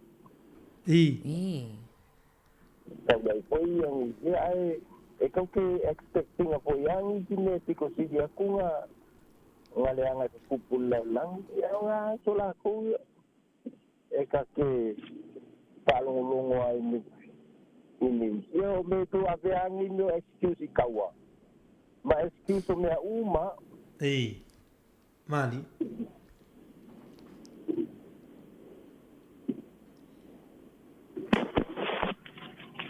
ya ma fa so mai pe mali solo tato vala ule Peo lai tau pakata vale tau Jamaya tau vidi mamau mai Australia. Ya va tai tau me siri leu. Tu sole na eli uma mai le sa na tau va pe mai tu la ngo. Excuse foi le va ngo tau ma va ngo pe na ni shokiros. Tau ta su fonga no timin. Moni le si o kiri suka ia o sa mo ele si o kiri suka le na sa tato tale le. Va solo tia. Ia le fa mai was yo kile tono. Ia ifiti ia me maul me le o isu ngata mai atau. Ia va tai tu e o foi New Zealand ia Mari e la va tai mi ia per vitamina si o ke ia le fala mata. Ia o vai ngana vo soi fuanga ia le fa mai tau o tua ia tau ia ele ai. Fisu ia inga foi marketing ia tno. Mania o lo tala tu tatu le telefoni torva limalo o fantastic tatu numero 2 minuti. O tōne ona tale lui tu live a fia tamu whai mai se wala au. Is te minei ai Itali tu live tātu telefou ia tu tamu whai mai I le mai ai o tātu telefou me tala mai sa mo nei tai au. Moni lei. Tātu e ia tūlanga ta pule I le wha se furu lua a whele na ngoto I le tūlanga o tau wha avalea ma tau wha se. I si tina le ana maua le text po le meli le lunga o le telefoni. Mao ai. O le fisosoare fwere tātu tunu tātu matalai vanga ni. Wai nei manatu wala fatu text pe o fala tu pele wala fatu text ya o ya ele lo le o la tu fa le ma la tu fa se ma ngoto tu manatu pe ele me fentu mo mai a wai te tangolo te tala le pe se link le fa pi ia tu ile fi out to sia te tangolo te tala e fi siri mai la ya o e tu tu tonu la password mo le pole fa lilo foi le lo kai la tu account ia em fain e tangolo e tatala tu wailau fa lilo e o komiti ale ftango fio tama tangata nei e faia nei tu langa fa pe ese tu langa ol vainga le ta ole wise tu sole ngoa la ilunga ole transaction foi le mari le na luanga ele tupe ole tangata ia te rilo po se tangata po wai po se kulupu o vainga le wise le na lui fast food lua fe se tinale fa no noanga ia ona ele o ele mau tinone toi mau mai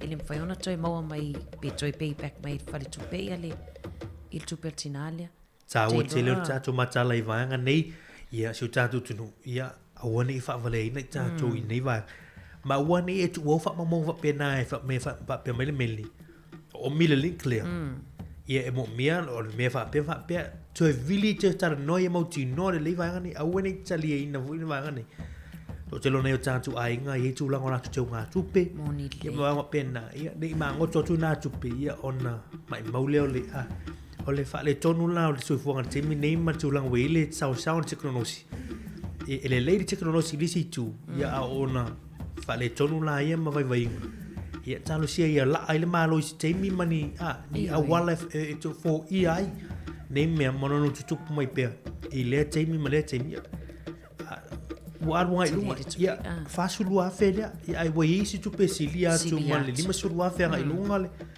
le tino tu pe mi so savings nei po te nga tu pe ni ana yo tatu tanga tama tu na te mai a o nga lu mai pe wa nga ye tu ai ia so ni o malo lo mai retire malo lo mai nga lu ia le wo tu pu tu rang fa pena ia tatu matala fa utuanga ni te matai ia tatu fa te matala le wanga le moni le fal tu pele e ngelen fa sa utal fo verso le te amari le wa ila to fa nga fo le em fa e ona e va ia tu lo pe se fa nga to fa le la e ole a tu pu pe se pe walu se text po se ai se ona fa fa la to ila to e vidi sa o pe la fo sa o le fe au tangata le o sa on e local na account pe va ia tu le wa matona fa nga fo ile wa wi fo ia transaction po fa nga ve fa taunga ma ne le vanga na tu fini ana io o vanga na e pui mai ai e male ai tarsiele o afia se tasi tato no mari le lo la pata ia pe mata ta longo te tato por kala mea staitasi ia e mata itu wanel vanga le ma ne la vanga tato por kala me specifica nei to tell mai ia ona fa fonga le fa poponga no no tanto tala mai sta mo mata tu telefon mo ne ya so lulu fa tai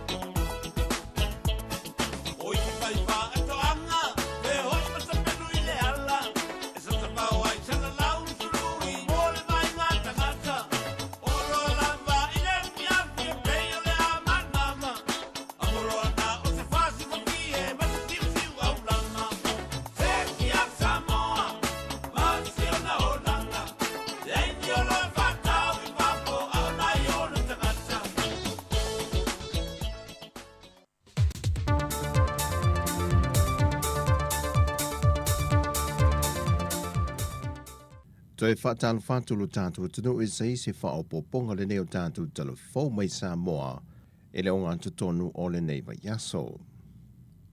Wasilia il piliona tā lātu pe maua a le whaletupe tūtu tonu a Samoa mai atunu i whafo. Ua whaamawina e tutonu o le masino me. O le ao whai o le ama whai e o le wha wau le whaatawina mai o loa Samoa mai atunu i whafo e le isi se fulu masino le manai. E le pepo whaam talanga mai whalitupe tūtu tonu a Samoa lo whaai loai. O tā la ia Samoa, o lo au fia I tutonu ma mea alofa mai ana paanga ia tunu I fafo, o tupe mai turisi, ma tupe lafo mai ainga ia tunu I fafo I una ainga I Samoa. Whatasei ma uloa Samoa le o lo maki te atu I si atunu. O se matawha i oi whaasinu tonu le whali tupe tūtu tonu a le atunu, e nā te whaasoa soi nai se lenia lo o teu whaanganga I whali tupe atunu I fafo, e whaalango lango atu I aile malo ma le atunu, e le ngata moa nā tinae o loe whaatawina mai atunu I fafo, e na ia awani whaale tonu le atunu. E leisi o na whaatulanganga o le iwa se fulmali tolu pasene o ia se leni, e whao ngai sa moi tūlanga I mo mia I atunu I fafo, e au fie mga se ngase esa ili tonga fiti atu I fafo ato Samoa. O nisi o lea silia malipiriona tā la Samoa sa teu whaanganga ili tolu tausanga taluai, a o lumana I ele COVID-19 fulu wiwa. E silia malilus fulu wafe tā la le tupe leo whai leo le soaswane le malo ni usila, na wha tupe le te leo mea na mo o mia le aonga le fia malamalama I ale fua, o ni mea whai ngā ruenga e au ngā tele mo le o uina o whanau, e iai mana o ngā whaapito le soi fua. O le fesoaswani le nei al malo ni usila, na wha tupe mai lalo se vai ngā tupe o lato fesoaswani, e anga I tonu le ia o ngā āmatai le antanu. O mea whai ngā ruenga na tusi tāno sanga ili pūlenga anga ili malo ni usila mo se fesoaswani, le ua tualo ia I nātu iai ele haikum sino le malo ni usila I Samoa, ile vaiaso nei. E na o waalele al company waalele al Samoa Airways le o loo lato whaongaina le temile nei le malai waalele I whangalii, talu o na te tālalo ia ile masina na se mawai. Na whailoe le pule le tālofa Airways ia Maria Hunter, o loo whaua o peo no lato whaongaina le malai waalele I whaleolo, ona ele o whaalelea lava tūlanga I e o no saunga le muai whemalanga inga ale tālofa Airways I le malai waalele whangalii. Sau noa Maria, wa mai au na tau a watu le lātu tu se whaai loe o lātu popolenga mātunga lunga. E le toe ona fōi atua I leo le tālofa Airways I whangali e whaongaina mō malanga I Amerika Samoa, mō vaenga mō mia e te tau ona whaale leia, e au fie le whao popo leo le malaiva alele leise se lau mita, ma le tā la mole mole mō mia mō pa ua waalele. Pe ona se la fia, o le whainga malanga mō mua le Samoa Airways I whangalii, na whaalea ngai nai leisi pa o le waalele pe ona whaai loa le pulisili o le company waalele le Samoa Airways. O lo whaatali pele tālofa Airways pe on Sau Noa Maria, mō le teimia mai ai tūlanga whaaleleia ia pe ona Sau Noa I eila fionga le minister, whaatoa mawhai o na toi tūlau ele ma whemalanga I el tālofa Airways I whangalii. O ne tā ua ia ante ia, le saunga le mō ma le soifua malu pui puia o le mamalu o le atano. Wa tualo I na mai le whaai unga le whaamasinonga I le mata opu lea na tangi ai le taitai o le pātia le HRPP, ma le whailau tu se le vanga whaopu whai, le fionga leala le pule rimoni a iafi. O le whaai unga, wa whaale au ngā I nai le whaai unga na whaia le whong whetala I o le mota, e whaamalo lo le tu mawai I la ua mo le lua tausanga, ave e seo la tutongi, au fia I mala a launi. E vahenga le whaai unga le whaamasinonga na tu ina mai, o le whaai unga le na whaia le whong whetalai ma le pāle mene, wa so lia I se tasi o vahenga o le tū la whono au tū o le whaavai o Samoa, e lona vahenga e wha pui pui tasi, o loo whaamanino mai ai le te taule o na iai leo I tū malo o mai 5 tasi, I o lātou no foi tu tono le pāle mene, e taua lātou o lātou sui whai pule ua whilia. Wa whaatonu le whaamasinonga le toe tutongi o mātou lātou tongi mai māsina na tu e se ai, whaantasi māla a launi, mai e toe no foi o la no foi tu tono le pāle mene. O leisi vaenga le whaai unga, wa whaaleaunga I nai e le whaamasinonga, tu la whono tu maua le pāle mene tasi val fitu pui pui tolu, ma le tasi val fitu pui fitu, o na uia tu la whono, ua solia ele tu la whono mawalunga o le whaavai o Samoa, e lona vaenga se fulu ma le tolu. E leisi vaenga o le tōlau launga o le nei whaai unga, o lo whaalia ile le aia ina le whaamsinonga o whaai unga o whaasalanga le pāle mene, E nā te whātū lai e se nai se sui whai pule mai lea teimi ma lea teimi, ai le te tau o na whaia ni whaai unga po ni whaasalanga, e a fia i whainga whaavai whaatem karase, pe tau fia i leo i tūmalo i te tono le pāle mene. E ono lo te ale mata aupule nei pe ato e fo i mai le pāle mene, e lana fontanga whaawau i le aso lua se fulumale lua au kuso. O tala fawia, Manuel ni yaso ya Samoa, whaasoi foia.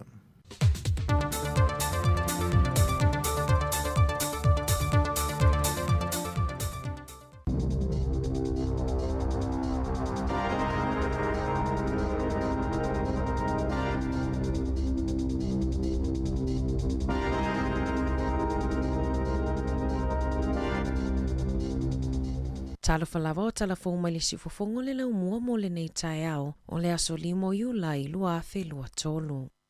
Ua iai se popolenga i le Consumer New Zealand i whaalawi loa lo o whai ai taulanga whaatau e whaonga ai le AI po se tasi o teknolosi fou. Na whai loa le pulisili John Duffy e whaapea o le ai o kilani makalai estete o lo whaonga ai nai nei teknolosi i to tonu o malls. Lea e whaingoa ina o smart screen. Lato te whamawina mapueina le ata o le tangata e savali mai e fuafo ia lato whaalawi loa i le tuainga tangata maona tausanga. O le popolenga te leo lo iai nei, ona e leo i loa e tangata o lo whaamawina la tau whaamaumaunga e ia masini, mai te tau ona iai se marili i nga matangata lau tele i le pueina o la tau wata. O lo o whaia se ilo ilonga ale Consumer New Zealand makamupani, o lo o whaonga ina au nanga ale AI e whaia ia la tau whaalawi loa.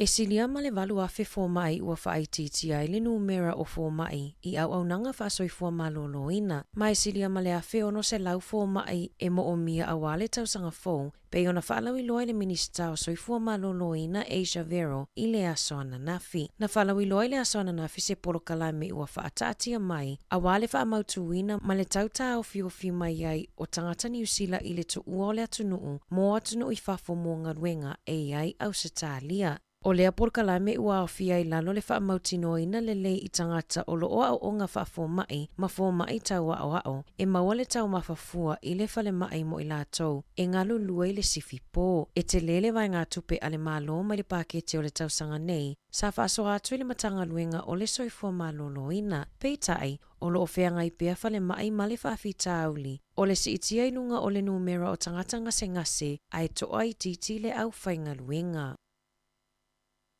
I se ripoti mai a le Centrex, e tusama le whase laulu ono afe tangata o lo o whaamauina, le whaatu ai o na tutongi o ai tālafu, si itia mai i le whase lau se fulutasi afe sai ai i le masina o aperila le tausanga nei. E tasi te sima le torupa sene ua si itia i le numera o tangata, ua tuai le tutongi ina o mō kesi o latou whale. Talu mai le lua afe lua se fulu, ma le si itia mawalunga o le numera o tangata ua whaonga aina isi au nanga, e mawhai ai o na avele o loa ai totongi muli. Ua whaamaunia e to a tele tangata ua a fia soifua malolo ina o le mawhauwhau, mai le tele po o le tuai o na totongi o ai tālafu, ai mai se le whaingatā ua iai nei le tangata o le tau o le soifuanga. E tuso le whai le waweao ananafi, na tula ai mai e se whaalavelave i le awala numera tolu i Waikato, na tai ai e se lolini manu papalangi i lunga o le ala tele. E tele manu na whaina ai, ma o loo whaia sa ili ngā leo i lea whaalavelave. Ua ripotia le toa tele o ainga i New Zealand, o loo whea ngai mawhaingatā i le tau whaamawhanawhana i no whale, i se whaamatalanga se tasio tina e no nofo malona toa lua, malana tā malua tausanga, e whaapea e lenga whatia e palani keke ta i lima, whaapea heaters po masini whaamawhanawhana i whale, le malulu o le whale, na saunoa le tina e malosi le tale o lana tama se itulou, mai le malulu, mai o mai le tae ana na whipe o na ripotia e le TV tasi, ua maua umale ainga i le fulu, ma ua le toi whaalaina fo i le hita, o na e lenga whatia le tutongi ina o le pili o le eletise. I le tau malulu o le tau sanga taluai, e tusama le se lau se fulu afe ainga e lenga whatia o na whaamawhanawhana whale, o na o le lenga whatia o na tutongi pili o le eletise. E tusa leo le ono pasene o le whaitawa o whae o tangata i New Zealand, pe o na whaamawina i reporti a le MB. I lea fwai numera e au fia i le 25% o ainga I fale whaatau, ma le 12.5% o ainga e nonofo I fale nofo mautotongi. O le taimi nei e 12% o ainga Maori, ma le 14.5% o ainga Pasifika pei ona maua I suesuenga e le onga fatia le whaamawhanawhanaina o fale. Whaatusa I le 5.8% o le whaitaua o whai I totono New Zealand. Ua langalanga fina ngalo o tangata I lunga upenga ta whailangi, e whaatatau I le mataa upolo o awhia I le tamaita I pule nu o Wellingtone I a Tory whanau. O le pōle aso wharai le taluai, na o atu ai whanau I se tasi o whale ainga I Wellingtone. Ma sa whaailoa I se tasi o le au whaingaluenga, Andrew Jenkins, sa whaasua avale tamaita I pule nuu, ma nai uai ina le to mawhai o na ia toe whaatawina atu I ai le ava malosi. Na whaamatalaina I Jenkins e whaapea, na fesili atu whanau ia te ia pe na te sila fia o ai ia, na tali I for Jenkins, po o ia o se whaipule, na tali whanau le ai o ia o le pule nuu. Sa whaamaonia ma I o ina e whanau tu ua inga ale sui o le au whaingaluenga ale whale ainga, e le itotongi ina la pili ina ua tu ua le whale ainga malana wo. Pei tai, na sau noa whanau sa toi fiso o tailana wo I le whale ainga e totongi le pili I le tae au na soso o ai. O manatu whaalia o le lautele lunga o penga ta whailangi, o nisi o lo o langolango ina le pule nuu, ma o lo o whaitio ina le whale ainga, ona o lea ua tau whaatau wa aina I le pule nuu o le ai o Wellingtone I lunga o ala atau whaasala launga. Peita ai o nisi o lo o whaitio ina whanau I lana ngai o inga na whaia. E sili ama le 10 miliona tā la o le ato e tutongi atu pe whaafoi e le whale tupe o le Cookman I tangata e whaonga aina la lato au nanga. O le whale tupe lata mai lea ua maua le mulimuli ta ia o tuutu unga matu la fono o pasene tului mono no ngā tupe. O whale tupe al ANZ, ASB, BNZ, HSBC, Westpac ma le Kiwi Bank sa toi whaafoi tupe a tangata o nao le mafua anga lava lea e tasi. O tina matamaita ai Asia ma Pasifika, o lo pito maua lalo tutongi I totono New Zealand. O se tamaita ai Asia ia Sun Min El, na whaau umai I le whailonga o le Masters I le Art History, sa talosanga mo se awanoa whaingaluenga I se tasi o whale tali malo, mai tusa ma le whase fuluafe tā la le tutongi I le tausanga. Peita ai o lana wotama o se pālangi, sa whaau uina mai fo I le whailonga lava lea o le Masters in Arts. Ma mawala na ngaluenga, e tusa ma le ono se furu lima afe tā lalo na tutongi I le tausanga. E ono maasina talo na whaingaluenga le alii, ai si itia loa lo na tutongi I le fitu se furu afe tā la I le tausanga. O se vainga na manatuai el, e le whetau I tūlanga e ese ma mawalunga I le tutongi o lana wotama, e ui e tutusa whailonga na whaamanuia ina ai. I whaamaumaunga ale Pacific Pay Gap I le lua afe lua tasi, na whaailo ai e lua tasi afe toru se laulua ono tā la, e la ititia I le totongi o le tamaita ai Asia, pe a whaatusa I le totongi o le ali I pālangi. E luas fulfa afe ono se lau fitu tasi tā la, e whaititia I le totongi o le tamaita ai Pasifika, mai le totongi o se ali I pālangi. I se whaamatalanga a El, na ia whaamanino sa whaingaluenga I le University, ma se tasi o tamaita ai Pasifika, ma na ia whaamaonia, e wha afe tā la e sili atu ai lona totongi, na I lo o le tamaita ai Pasifika. Tala fōia ma le si ufofongo le lau mua, mo le nei vaenga o le tae ao.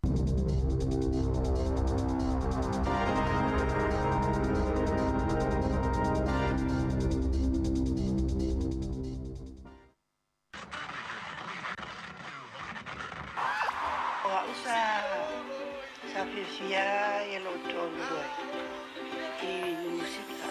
Kalene wa watu ya peni. Ile fakitai ya fifia, ala fifia fakia. Tasalme ya manuia ya kalmukoina.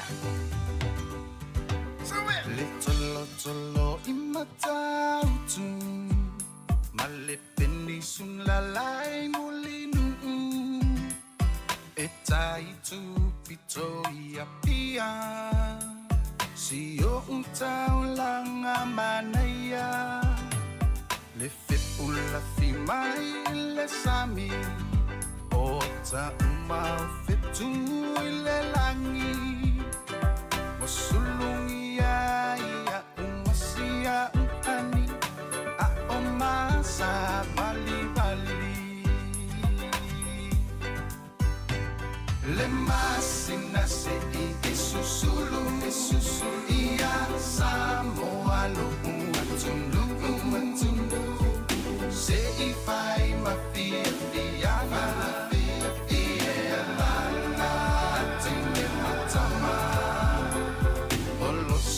vai mapepese matala to ulele na omae vanila lo oleni na oa umasia upele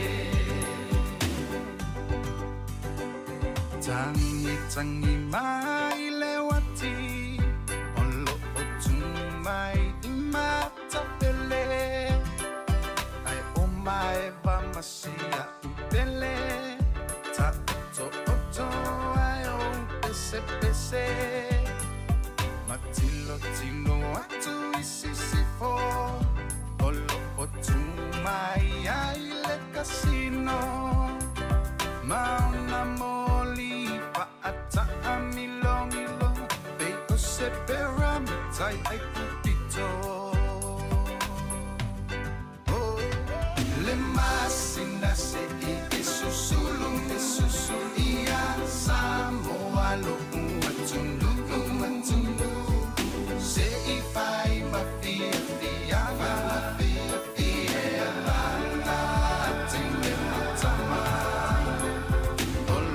si vai mapepese matala to ulele na omae vanila lo oleni na oa umasia upele Se forma fitu minuto te lewa te neli tu la iva le tau tuamo al siu fonga lo mui Wellington e mal polo klame i ole ata ole tai au fa tatu beb mal tu fina i ana fa solo e wan tatu tau tua le tai au. Mahalo Mari ia to mahalo at po i tato fa fonga ni tai au mana i fa tunga na mai le sunga ya BNP tana mana ia i ata Mari la to le lo mai mo mai no Facebook mai YouTube le lo mai ona mai mo mai lunga wala ata ie awina toita inicio tato fa fifianga vai atu mana ia au le mo le wati a pia a Tu sol pesel le masinai.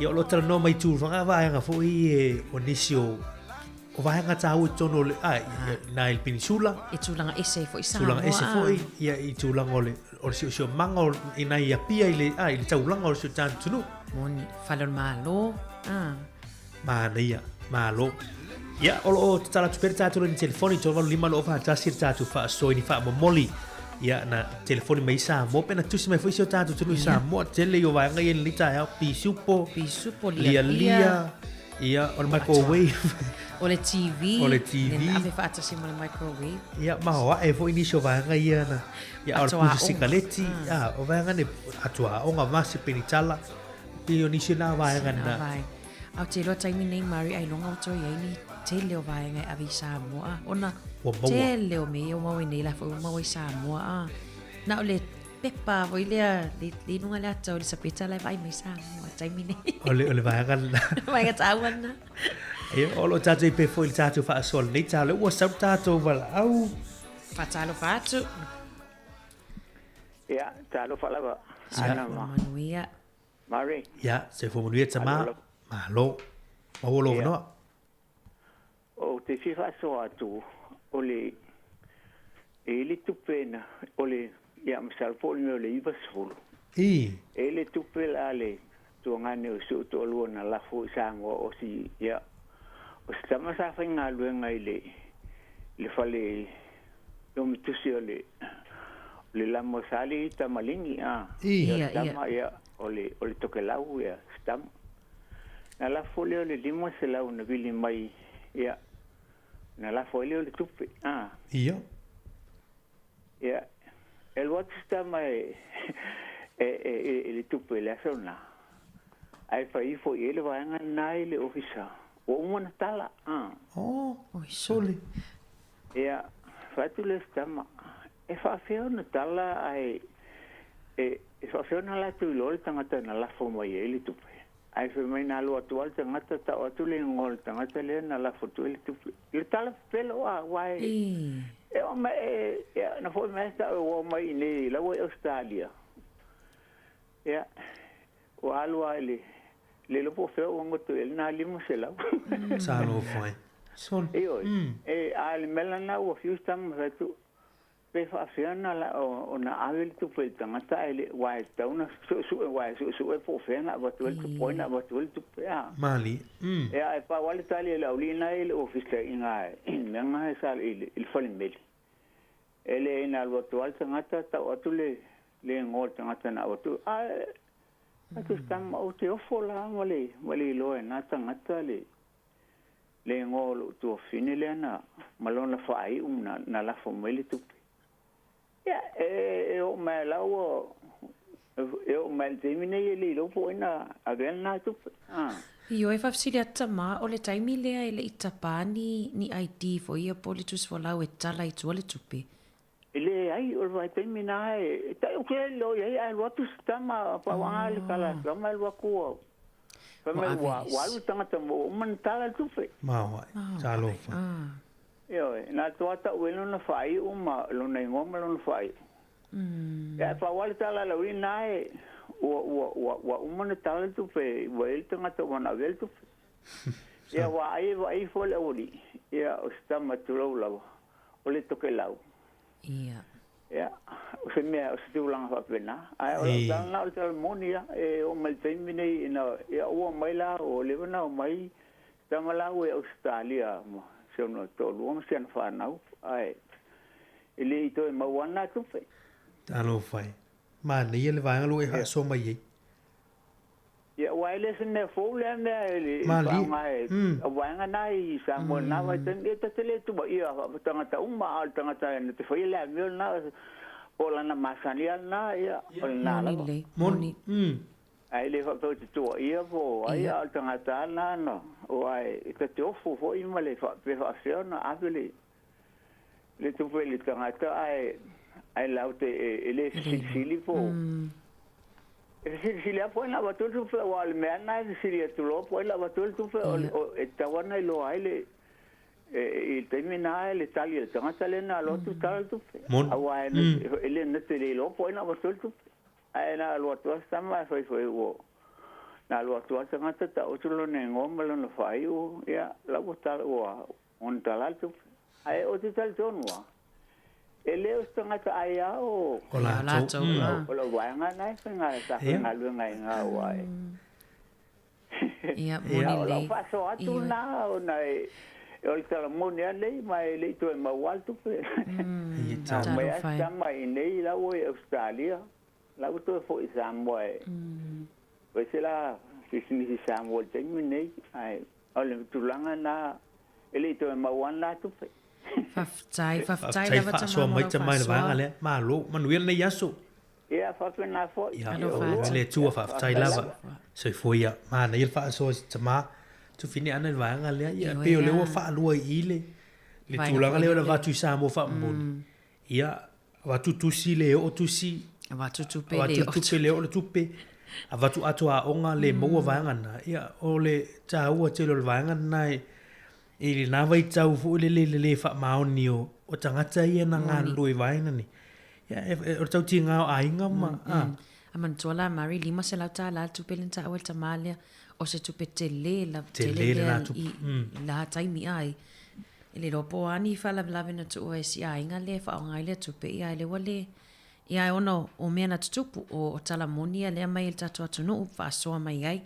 Lo tala pe tatu laina tolu wa lima lu o fa tasi fa soa mai ai a la tata no mari ni sio vainga ta ua fa mania ai le vainga le o kilani nen to mo to itala fo mari i o fa perta ni ta o billboards le telefoina vai e ai fo ia billboards la loya tato i le tato mall ai esela i ta o smart screens e fa ngai o kilani makala estate fai fa sa longa ni sio company e bela e control pe e fai ele AI e fa ongal AI e fa tontonu ia le fai o billboard te tele ia le mau atu a pele te savani mai mari lumo o smart screens po o ata te tele ia e mfai ona pu ele ala ata ia u fa maunga tu say e mawa ele to mai le wo fai tu su enga ale consumer New Zealand e le tala fea ngai mō tangata whaatau,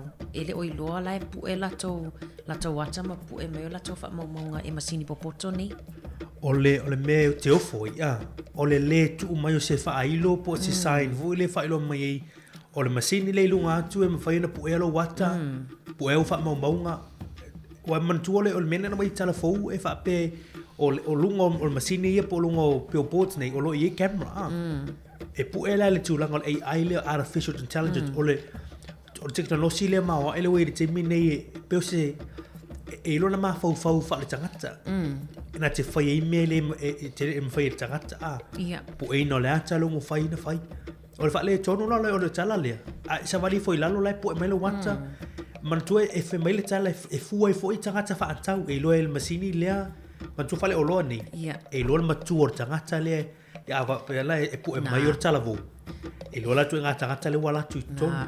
A po mo tangata matua i lo fo tu nga fa mo bonga na la ia falling o tangata le o tapu ele mele e se fo ia o le vai nga o tu rai mai ai e popota fo i company e fa nga pe o le fa se ale Consumer New Zealand ile i company e fa nga ona o le e vai atu loi tamaiti ia sui fo ile fa nga o lato o ads fo i lungo lato o masini nei mo tamaiti pe e fua le ata fo ile e mo ai i tausanga o tangata le bi fo i lungam e se mawa ai na o ki lani makala i stete whaftai le i o mai atatu Wellington ai le wawhai le su inga le Consumer New Zealand talo sia tatu talia le se reporti mai Consumer New Zealand man tole o fa la putonga le Consumer New Zealand la tu te ngafa matulanga fo ile e ratu de va aya tulanga fale oloa supermarket i so business to New Zealand me tau fa taunga moni ia la tu te va ai e pui ia tau tangata fa tau ia fai e se le tau rei lungo le fa te ingol supermarket e se le tau le fa salau mai ale e se le tau le to por Consumer New Zealand la tu te su e vanga ni ia fa fe tau i ma fea fo nei o tatu tangata ie fa tau ma nei le la ai le Consumer New Zealand su e vanga ni ia wai o tele manha o e vanga nei ia ta fa mamunga ia au se awala fo ile le e fai fo ila tu fa to sirna fo ile mo le fa to ngola tu me olo olo sa ole o le spole ngana vanga le tu fine ana dei target fo i pe fa to no me masini le ni ate fa to sina tu ita to tangata pacifica tu fa to me elea nga mai le mo me o tato tangata ia tato fo il poto male fa to tanga ia e tato te matala i vanga ni e lo vai tu me le male au nga ja tato o i pia mai nga fo ile mari le tele fa la wi lo mai nei taimi e va ai atu pena lima tala fitu tala e tongi vai aso i oloa Pata ta ingos telefoni a feta la mon tu puete vai atu e se fato sina ngo fio tato o tangata ile na le se furuta la vai aso mana ia pe anta no e tele anta no to ile fio ngani pulema Savelina Yasfarelli ile vai nga le o le tongi e tinga ina ila va tele tu pela vai ngai e halu ia ma nei fau tuanga le ta o tato tu no fo le mata pule ngol mata pule ta o tele e sili lo fa putu ia mau le tau o le vanga le te mana oi ona la tu le fa tau ato e lo le tomo fai fu ile e man giusto fa to sina vanga ia na le ma fai la ia ona tu se mana e fu le pupu e le titire tau tongi ma pena ia ai ta longo pe ma se fa le trato tu no ma va lo si foi o la au e tato mata le vanga ni ia won i fa le tono tato ile no mana e mesi tu langa tu tupe I tono lea tono o tato no fo mau ai ia ele gato New Zealand ia a so se tu ala lang ia ngal fe au le mo Australia America so se tafa ala lang la ngol tu langa na e tawan tato mata ala fai tete wa foi vai ngale mari misi lo pe meni ia o le fa poponga na interest al vai nga pero na mai foi tata fo le tele fai tau fia fe o tangata ia na ma watu su ngale Centrex o lo haafia ia ona le fatu waina tutongi o ia po nononga tupe ia po o loa fo ia le watu pela o lonta tanoia nei e tongtongi le alawa te le e lunga italafu haafia le soi fa malolo ino mental health o le vanga na e tatu te lo le vanga le e tatu te malam lama tu langa yo afia ngo vanga ni ile soi fa malolo ino ma fa ia o le fa mau one dollar Centrex o le vanga le fa mo tu langa o tato credit sa ia ma tu langa tu tupe tu langa te o ta lafu ma le o lau le vano fele e no mai tupi. Ia, le fa pe tu sama le fast food lua fa se lau lo su lo no afi a tanga tau lo fa mawina le fa tuai ona tongi o ai tala fu si tia mai le fast se lau su tasi afi. Sai le masino aparile tau saka nei tu sa le wa se fu tolu pasene le si tia ai le vaanga le. Ia, ta ua tele tatou matala i vaanga ni. Ia ai e toi fo ia e toi tatou fa ai unga le lei ma fa a tulanga o tatou fufuanga ma vaanga tatou te fa ai. Ia e o ngā mo tatou umalawa. Ia le fe au le ua mai tatou talafou toi fa malo sien le tatou por club. Mana ia fa manatu mari ia la tau foi le tu ia tau foi to ale fa pia. O ia se tau telefoni o ia se tau TV i matala a po Toyota mana e fa asufi la tsunua. Tamana vai.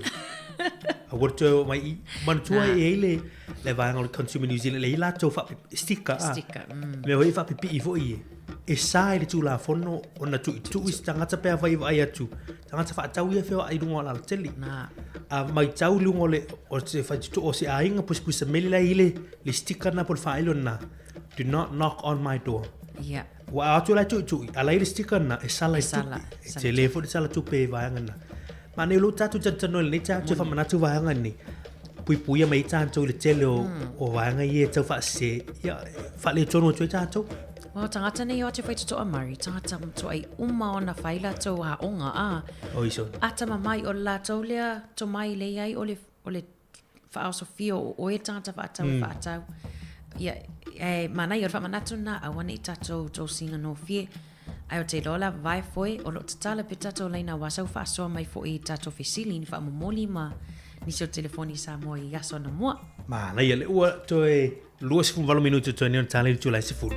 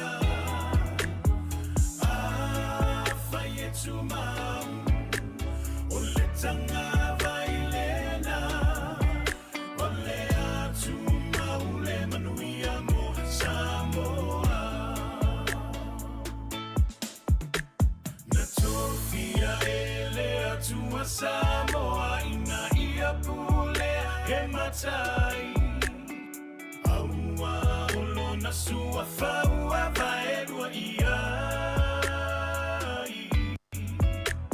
Tamna na fua le tetea Ai mani no lava ole mata ole vai Ole a ano moni ua le toi ai ni matai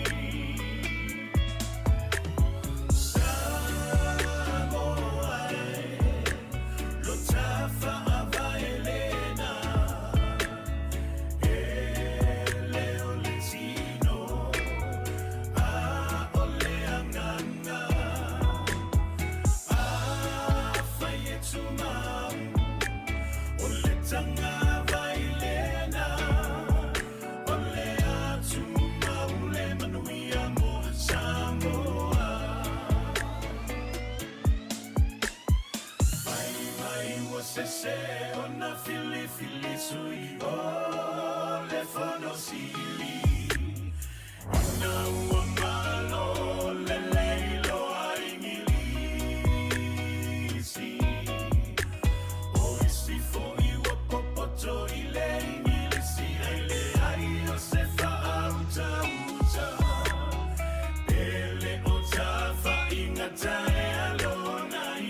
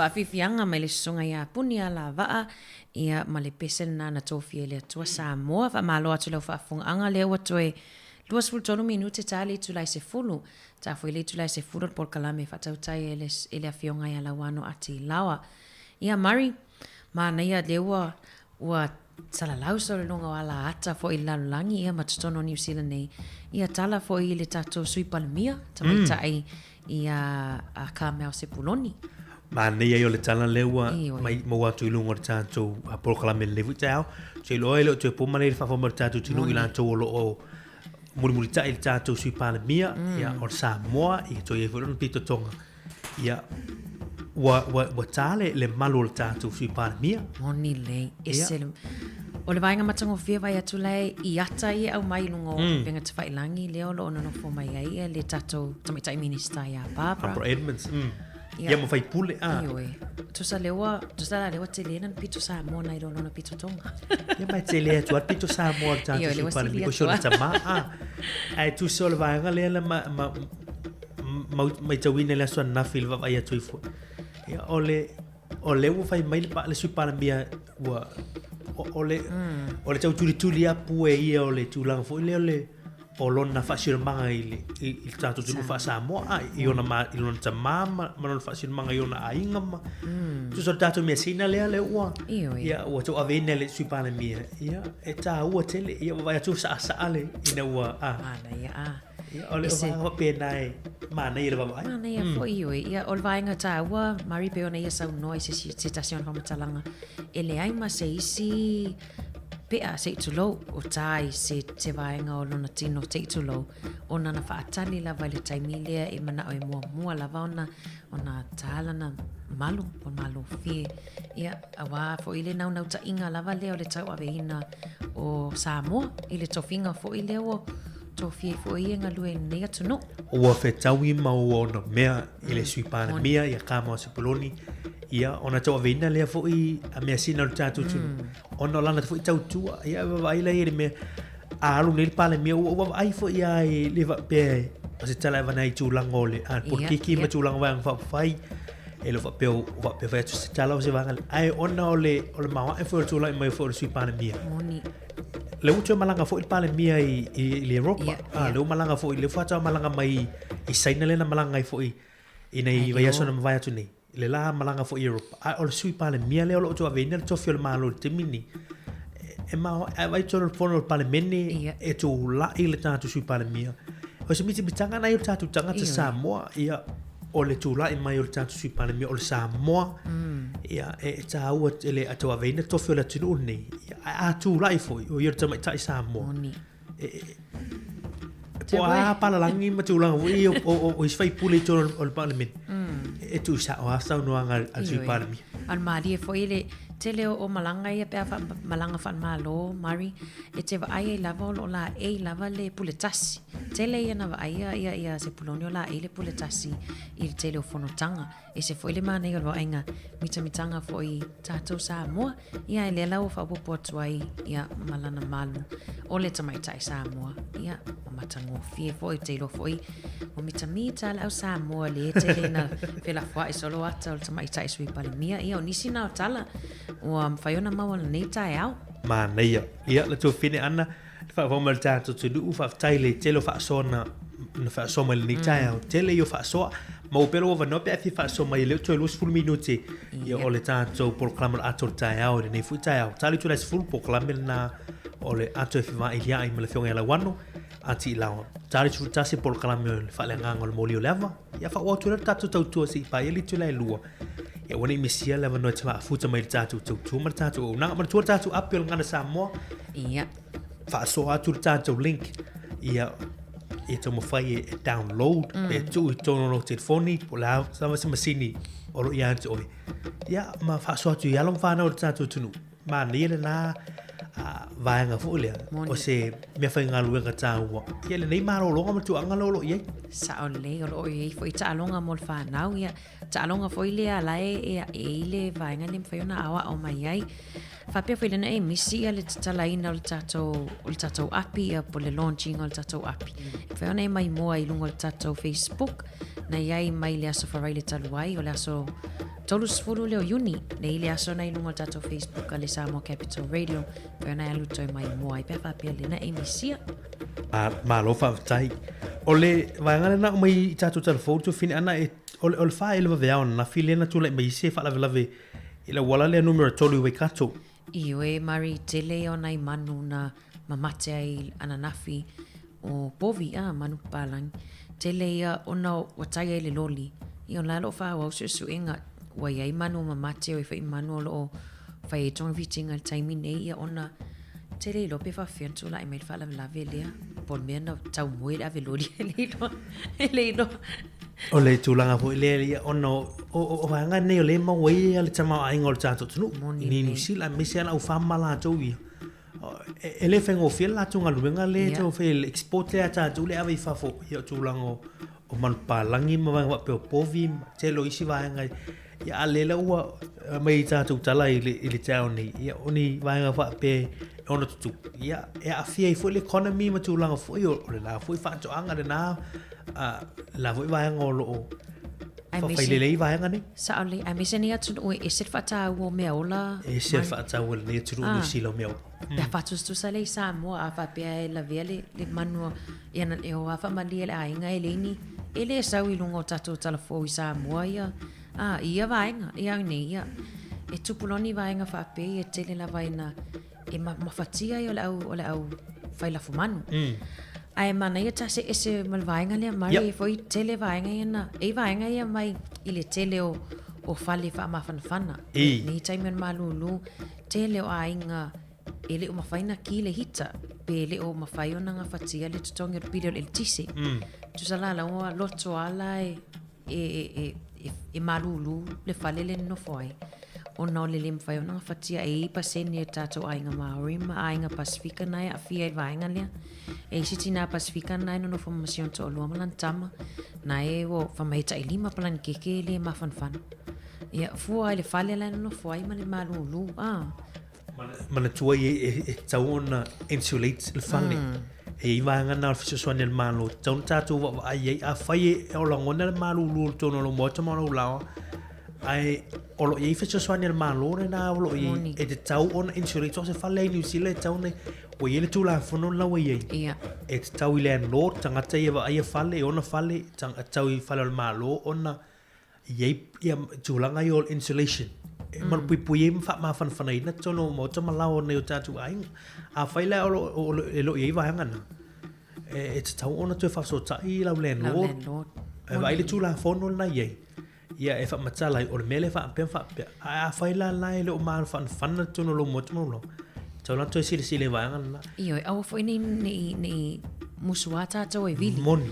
Vili ma fa ilo ai o le ai le tula fono le na o le na e fa fonga mai po le fa ilo ai o naite sila fia a wala fa pe ai si landlords e ta te ilo la wai le tula fono. E tula fono mai te tau la tula fono na ye vanga na insulation. Ia tele o isi vala ma papu tonga la to te fai fua. Ia. E fa la tonga la to te fiso soni tulanga meu. Heaters Heaters ele ngata foi le. Ia blinds O ia fo ia puni tono o moto malao. Pui mai le te mo tau manu. Ia tatu ma tala i vanga na mati tu. Ia la va tatu proclame special la tu natu special nei. Ia to tele mai fo o tatu tua ile nei taiao.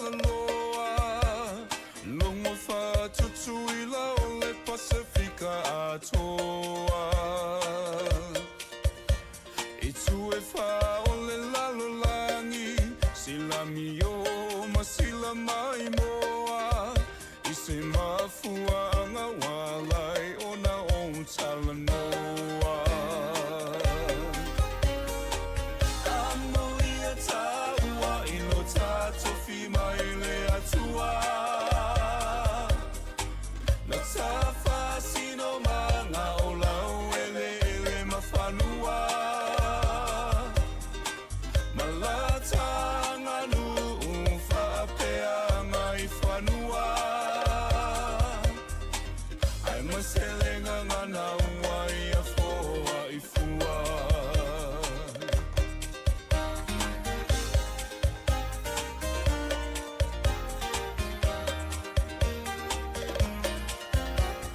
Whai mau ungi tamitanga, pea tala noa ila unga ngana.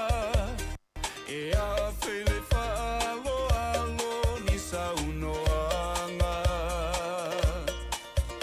E laulele ai whetalainga, I le wamale awa whatawhata, ngangana whaalo alo na te la e mea umalawa.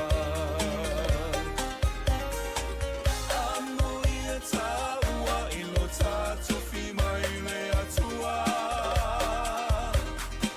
Na tawhasino manga o lau ele ele mawhanua. Malatanga nu whapea ngai whanua. Ai maselenga ngana wai a foa I fua.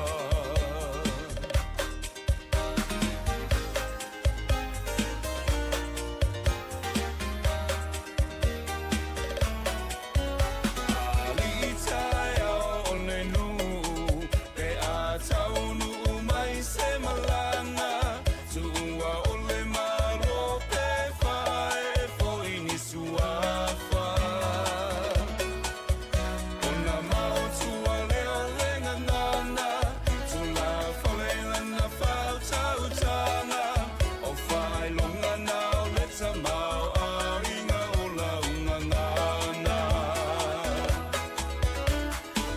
Ano ia taua ilo tatofi mai le atua. No tawhasino manga o lau ele ele mawhanua. Malatanga nu whapea ngai whanua. Ai maselenga ngana wai a foa I fua. Ano ia taua ilo tatofi mai le atua. No tawhasino manga o lau ele ele mawhanua. Malatanga nu whapea ngai whanua. Ai maselenga ngana wai a foa I fua. Ai maselenga ngana wai a foa I fua. La tanga ngana Samoa, ia le pesipisenga na nei vanga le tau inu utoe se 10 minuti o toe nei o na tale uli tu la ia e se fulu.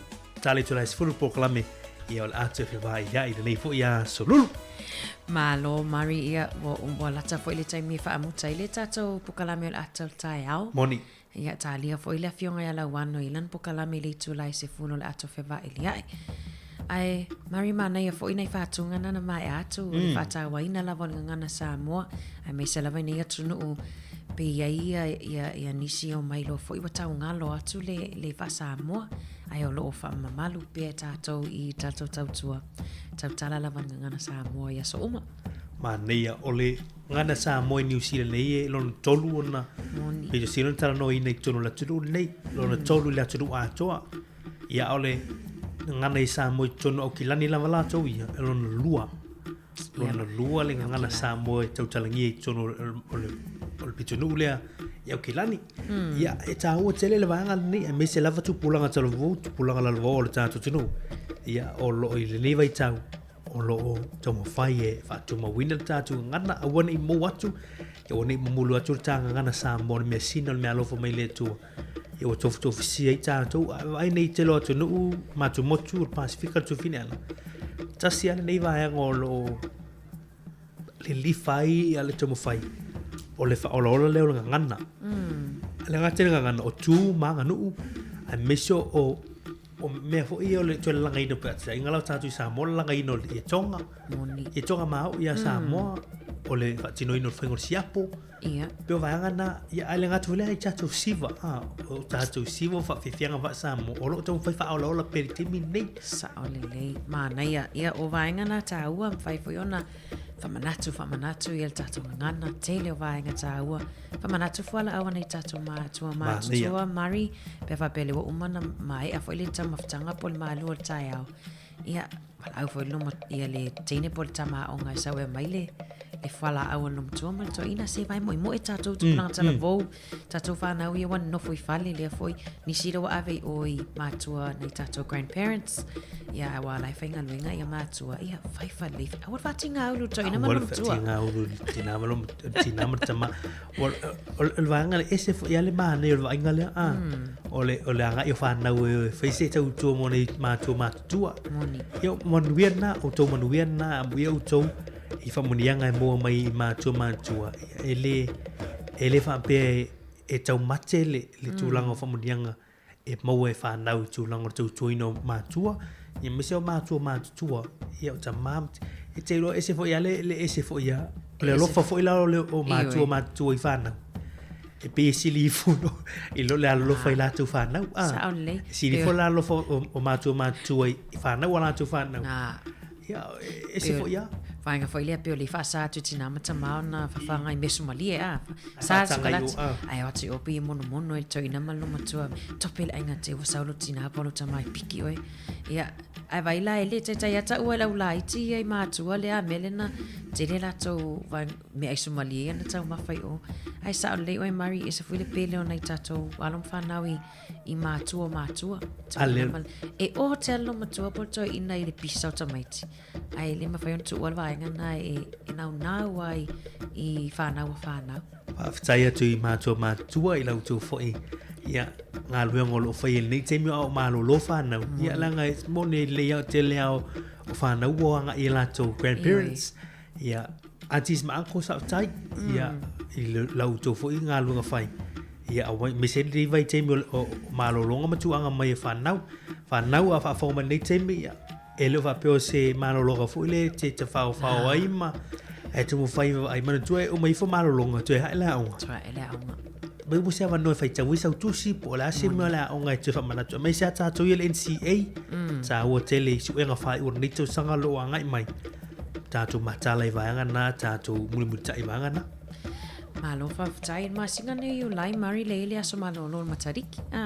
O le aso se furu whae o iu lai na wha mamalu ai. O le tātou aso malolona mo le o whamaratu ina fo I o le amatanga o le tausanga fōa maoni. Manatua e te wa ai alofi tū I matariki. Ia o le matali I ea lena o whaalongo whaasa moina e le tātou matanga luanga Pasifika. Mana ia. Tofu ar whaasa e ile. So se tātou motor Pasifika e ile ona whaasa moina o matariki. Pela o le matali I la le tūlanga o le whaasa moa. Sina upu fō. Ia o lo fotua I mai pēla na aso mālolo mo le tātou tino. Mana ia. Ia mālo whawhitai ia walata mai taimi o whaamutai fo ile tātou pokalami o le atal tai au. Mangalo mai fo ima o mamari pe awe se upua le tau tamali I fo I lau whaafonga ia ai mau mai pea lau whaalongolongo ma lau whaafonga tale tu lai se fulu a fio mai fo ila fionga ia lau wana wala na pokalami o le ato whewa ili ai manu ia tele fuafuanga tiu tem whaiva o le nei aso Malo ia la tau lunga tu tātou po senga le pokalami ia le pespesenga nei mai le ma le siufonga lau mua ia o le vi I leo le siufonga lau mua I lona tau le suru tau sanga Ia le sa whamana tuina le tau sanga na mai atu nei. Ia whawhatai mo le tātou proklami nei tai au.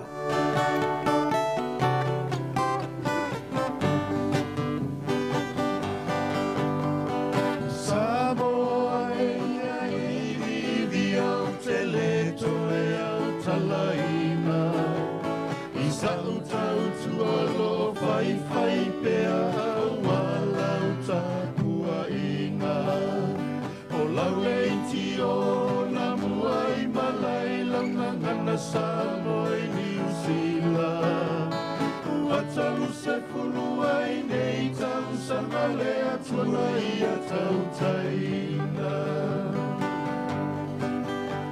Malei fua mai le tae ao fo I lau tapua I ngā amata O whaafea ngai ngai o la tau whaiva Tina tau le tai au se vaila au I o mawhatianga. O nei tala whaua tala mai sa mo lau tau tua le whaailoa. Le si ufofonga o le lau mua lau le itio I ao te aroa. O te pese pese atu ai ma whaafia fia mo o e samo au o e fefe. O so o ai le lalo langi atoa.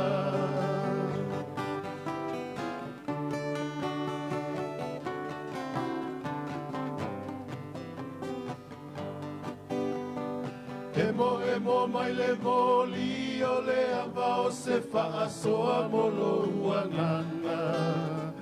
Ai whaamana tu mai pea mo lo soifua malolo ina.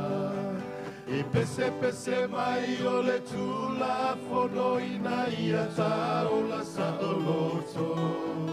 Awe o tina masia na vala au ua au la ugina ilau.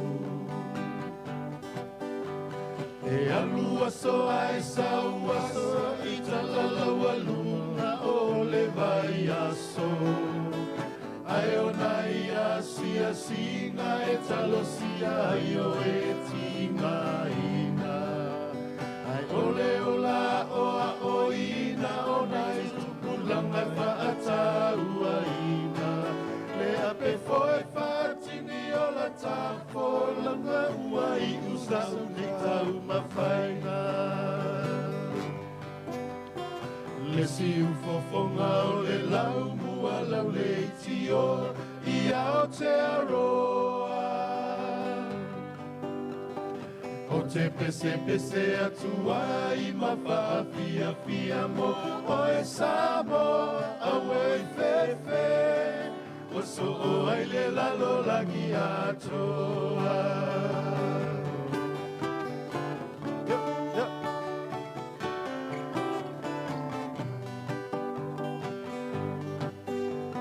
Le lalo langi o aso nei e matangi le lei ai la fima sei. Ai malule ai puenga o so fina nalo ini e se senga. Awai poto le tau tai ai le ato ai ai si o na vaa. Awau sabo e o le amamala o le penina o le nevasa. Sale whaingo fie le amataina o le nengaluenga. Sasa ilima fesili pole mea ea o iai ni masini. E te onolo si whaao na pone I ua iai fo I makomi piuta. Em Facebook, YouTube, wata whailangi ai a uwha asala launga. Em Facebook, YouTube, wata whailangi ai a uwha asala launga. Le si ufofonga o le lau mua lau le tio I ao te aroa. O te pese pese atua I ma whaafia fia mo o e samo au e fefe. Wa so o ai le lalo langi atoa.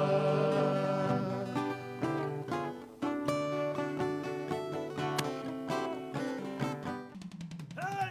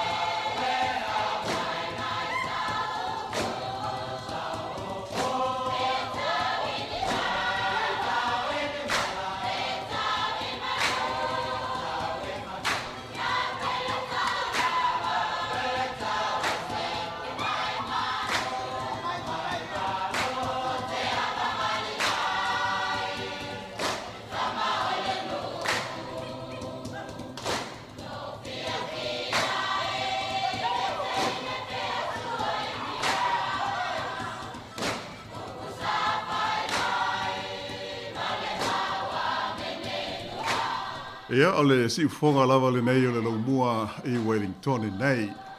O lo o tui nāt ho i le tautua mai le tātou ofisa nei i Porirua. Ia, whaatalo whantua i le nganga whaalalo.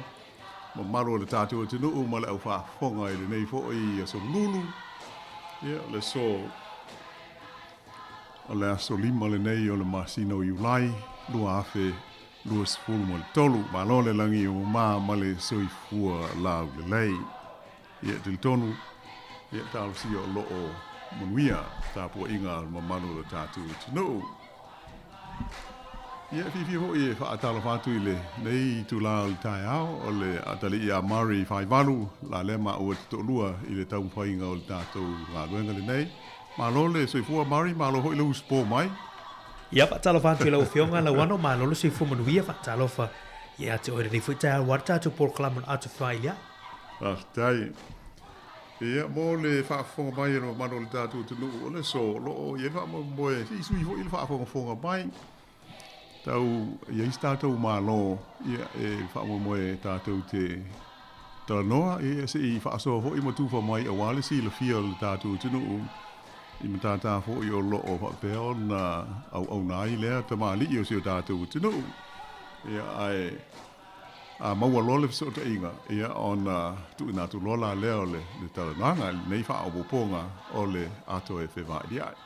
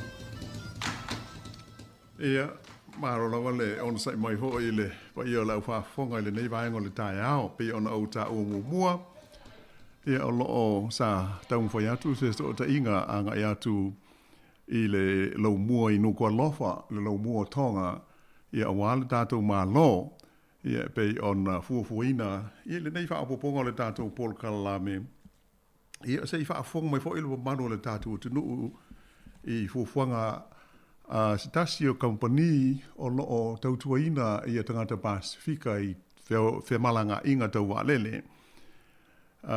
I le Pasifika, Australia, i a whapea ma tātou i New Zealand nei. E ona ele pose lilo tele au taimi, tātou te whia malanga ai. E a whapea ona tātou whitaia ai ma whaafita uli o le ai o ni awanoa. Ai maise, ia whaala me lave ma me tupu i sio tātou tunu ui sā mua. Pe i se whaatita inga o le vai aso ua ma vai. Uma le leile vai aso whaato a maua ni a wanoa po ni seeds i le New Zealand i le songa fua le na te nei. A ngai i sio tātou tunu ui sā mua. Ia peila o le mau whaafita uli whaapea tele ina whaina ai le whemaranga inga ia maise o wha moe moe. O si o tātou tunu ua manatu ai le Paul Kalame. Ia le lei o na whaafonga mai e stasi o au nanga o loo iei nei tau whemalanga ingo wa lele i le Pasifika. Ia whapea fo i Australia ma New Zealand. E o ngā mō si o tātou tunu ui le anga i luma.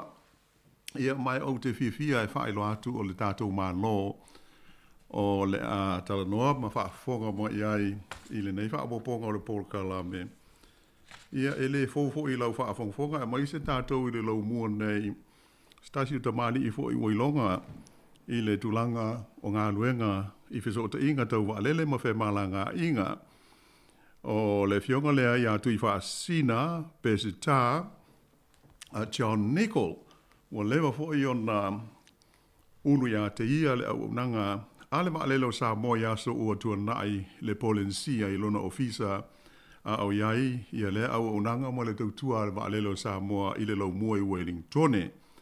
Ai o le teimi nei, o le fionga ia tui whaasina, ua veo ia ma pule au i le ngā ruenga a le kompani vaalele o le Fiji Airways, o lona ngā ruenga po o lona title, o lo ua au nai nei ma wha mautui Australia, o le Regional General Manager Australia and Pacific Islands. Ia mai la vea tuai ma tātou i New Zealand nei. Ia le mele, o lo o iai fo i ni malanga i le tunu o tonga le fionga ia tui whaasina ai whaaftei tele o mauro nā wanoa. Ia tātou te talatala no ai, ma se i whaafonga mai manu le tātou tunu i le lau mua, ia maisi fo i ai o New Zealand nei. I se whaaamatalanga au i ili e tu sai o le tautua a le Fiji Airways, ia e ngā mō tangata whea malanga, ia maisia leanga ia tu isi o tātua tunu. O le melea, au te whiwhia i le nei vaenga le tai au, e whaatalo whātu i lau fionga tui whaasina, ia po lau fionga fo i pesta, John Nichol, whaafitai mō loa wanoa, ia o tātu toi wheilo ia i lunga o piau o le le tautua le si ufonga o le lau mua. Tā lofa lava. Ia, whaatalo whātu i lau sunga lau wano, whapea fo i ona whaatalo whātu i le whaia mani madu o Samoa. Olo o lala mai Wellington i le lau mua ia whapea fo i so sei tu o leike lope o lo tato iai. Whatalo fa whapitoa atu i sunga i whapea ngainga mo lato whatua mai so se whata whai taulanga. Whatalo whatu le paia ma le malu o Samoa uma o lo mwhai o na whafonga mai i le nei whatanoanga ia whatai fo i mo le awanoa. Ma lo level so i fua. Ia whapti tele ma lo le a fo i le langi mama le so i fua lau le lei.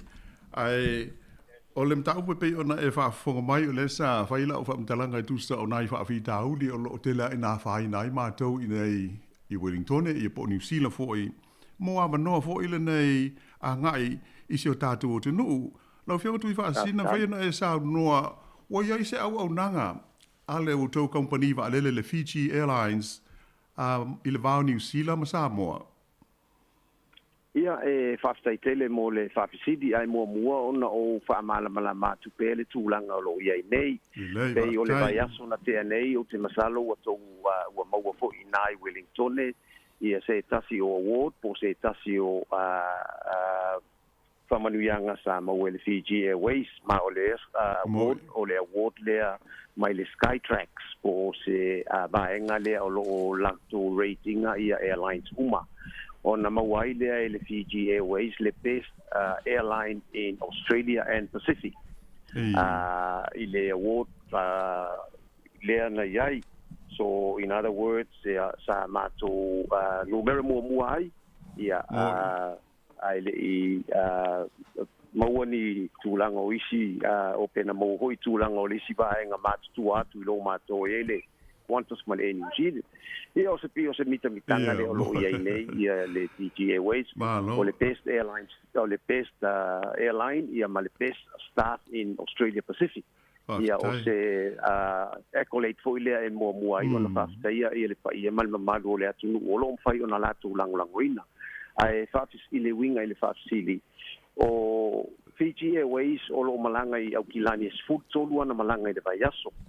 O Wellington o lo lua le vaiaso o ia fa moe tolu se taimi o iluma o Christchurch o lo tolu I taimi nei e fa moe o le fa I taimi o iluma I le nei lava tausanga ia foi fa moe o le ia ni si va le fo se lua o le ata u mai a kuso o le tuainga le o le A350 e fa melanga I le va o New Zealand fo I ma fiti ia fa pe ma America Los Angeles, San Francisco, ma Vancouver. I le tūlanga lau whainga malanga lo iai nei, ai mese mai Wellington, ia ua iai flight mai Wellington lua le vai aso. Ma o ia vaa e connecta I ngā I Samoa, se whateita inga I le aso sā, o lo iai le vaa e anuese le awauli, tau nui fiti I le afo le fitu po le luas furu le valu le afiafi. Ia ona iai le malanga mo Samoa, I le se fulu I le pō. Tau ule Samoa I le vaveao o le aso ngafua le Samoa I le 5 minuta I le tasi. Ona whapea fo I lea ona toe taliu mai Samoa. O lo I le malanga I le 5 le tae au tau nui fiti le afo le ono. Ia ai alu ese le vaa I le kuata I le valu mo Wellington. Ia pio nai whaamama venga le ua I nei ia whapitasi ma karaistete ma ukilani I lona winga. O malanga uma le Fiji Airways ua connect uma mai lava mai I so support lava o lo matu ngā lurue ai o iei va ai alu leo auli le sulu lua leo auli tala whea ngai mo e o lo alala I au kilani ia iei va ai le afiafi tala whea ngai mo e o lo alala I Wellington ma Christchurch I ona whaapea fo I lea ona I nei I sini me o lo o mautu wai e tolu malanga I le aso ia fatasi malanga ia so uma mai Brisbane malanga se fulu malanga I le vai aso mai Melbourne lua malanga mai Adelaide ia male lua le la amata nei le aso gos uma tasi o Ulai mai Canberra ia pio nai kuanga la lo ia nei a wala vale mamaru ke malanga I le tato tunu wele ngata ilea o malanga ia so tasi mai Los Angeles malanga mai San Francisco e 5 le vai aso le ai nei o lo tolu taimi nei malanga mai Vancouver po Kanata I lua le vai aso I ona whapea fo I lea ma Asia Singapore, Hong Kong, Narita I tu uma I o lo malanga nei le Fiji Airways ma I le mo le sila fio le atunu I le lua vale le fo le atau mai o le whapea ona siti ai loa leo le fleet po le whaingo vale le luas funmal tasi a le Fiji Airways ma lolo wa sa no hafitai a tonu te whaasina wha mo mātou a ie le lau mua whaafitai tele le o manino atu e lua mātou malanga I le vai aso o le aso sa leo e sa no iai le alua tua ona maua leo le fisota inga e toe wha wau ai le whainga malanga I pia pe o le sa o lea ia o la lea lava I o e tau nuu alu ese mai Wellington I le afol tasi le o uli tau nuu i fiti i le 20 minute i le valu le fiafi ia ona malanga loa lea mo sa mo le fulu le po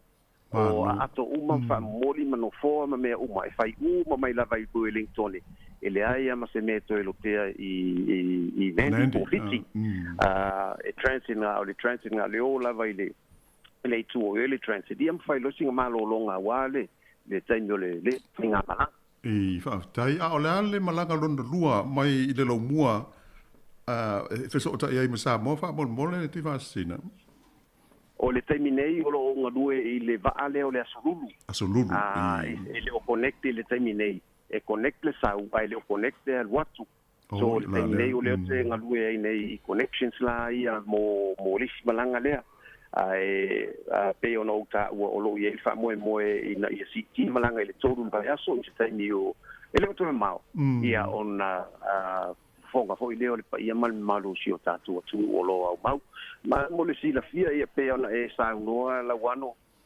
suru lu ta usanga o Wellington ia ele la va si o lat i si o fatu ono ina foi sa fo mai lo nei tangata i le tau afi na ina o si tatu company va le wa i le policia ina vai tai ma lo lava ele ta ua lau sauranga mo le silfia le fo ia whaafonga atu ia isi o le tatu tunu ia ono o lala ele ngatai au kilani ia o kala i estete fo ile mai ta watu ono o iei fo ile tautua ma le au nanga ale Fiji Airlines ia ai maua fo ma le avanoa mo e fia malanga isi o tatu tunu pe ale mo ni avanoa isi va lele yo e sao lele la o Christchurch ia pe ia ona si le fia fo ia sa o vaina ile temi sa o ye Wellington ia ma o le stilia i tu fo sa o ave i sono le executive leadership team ma sia matu company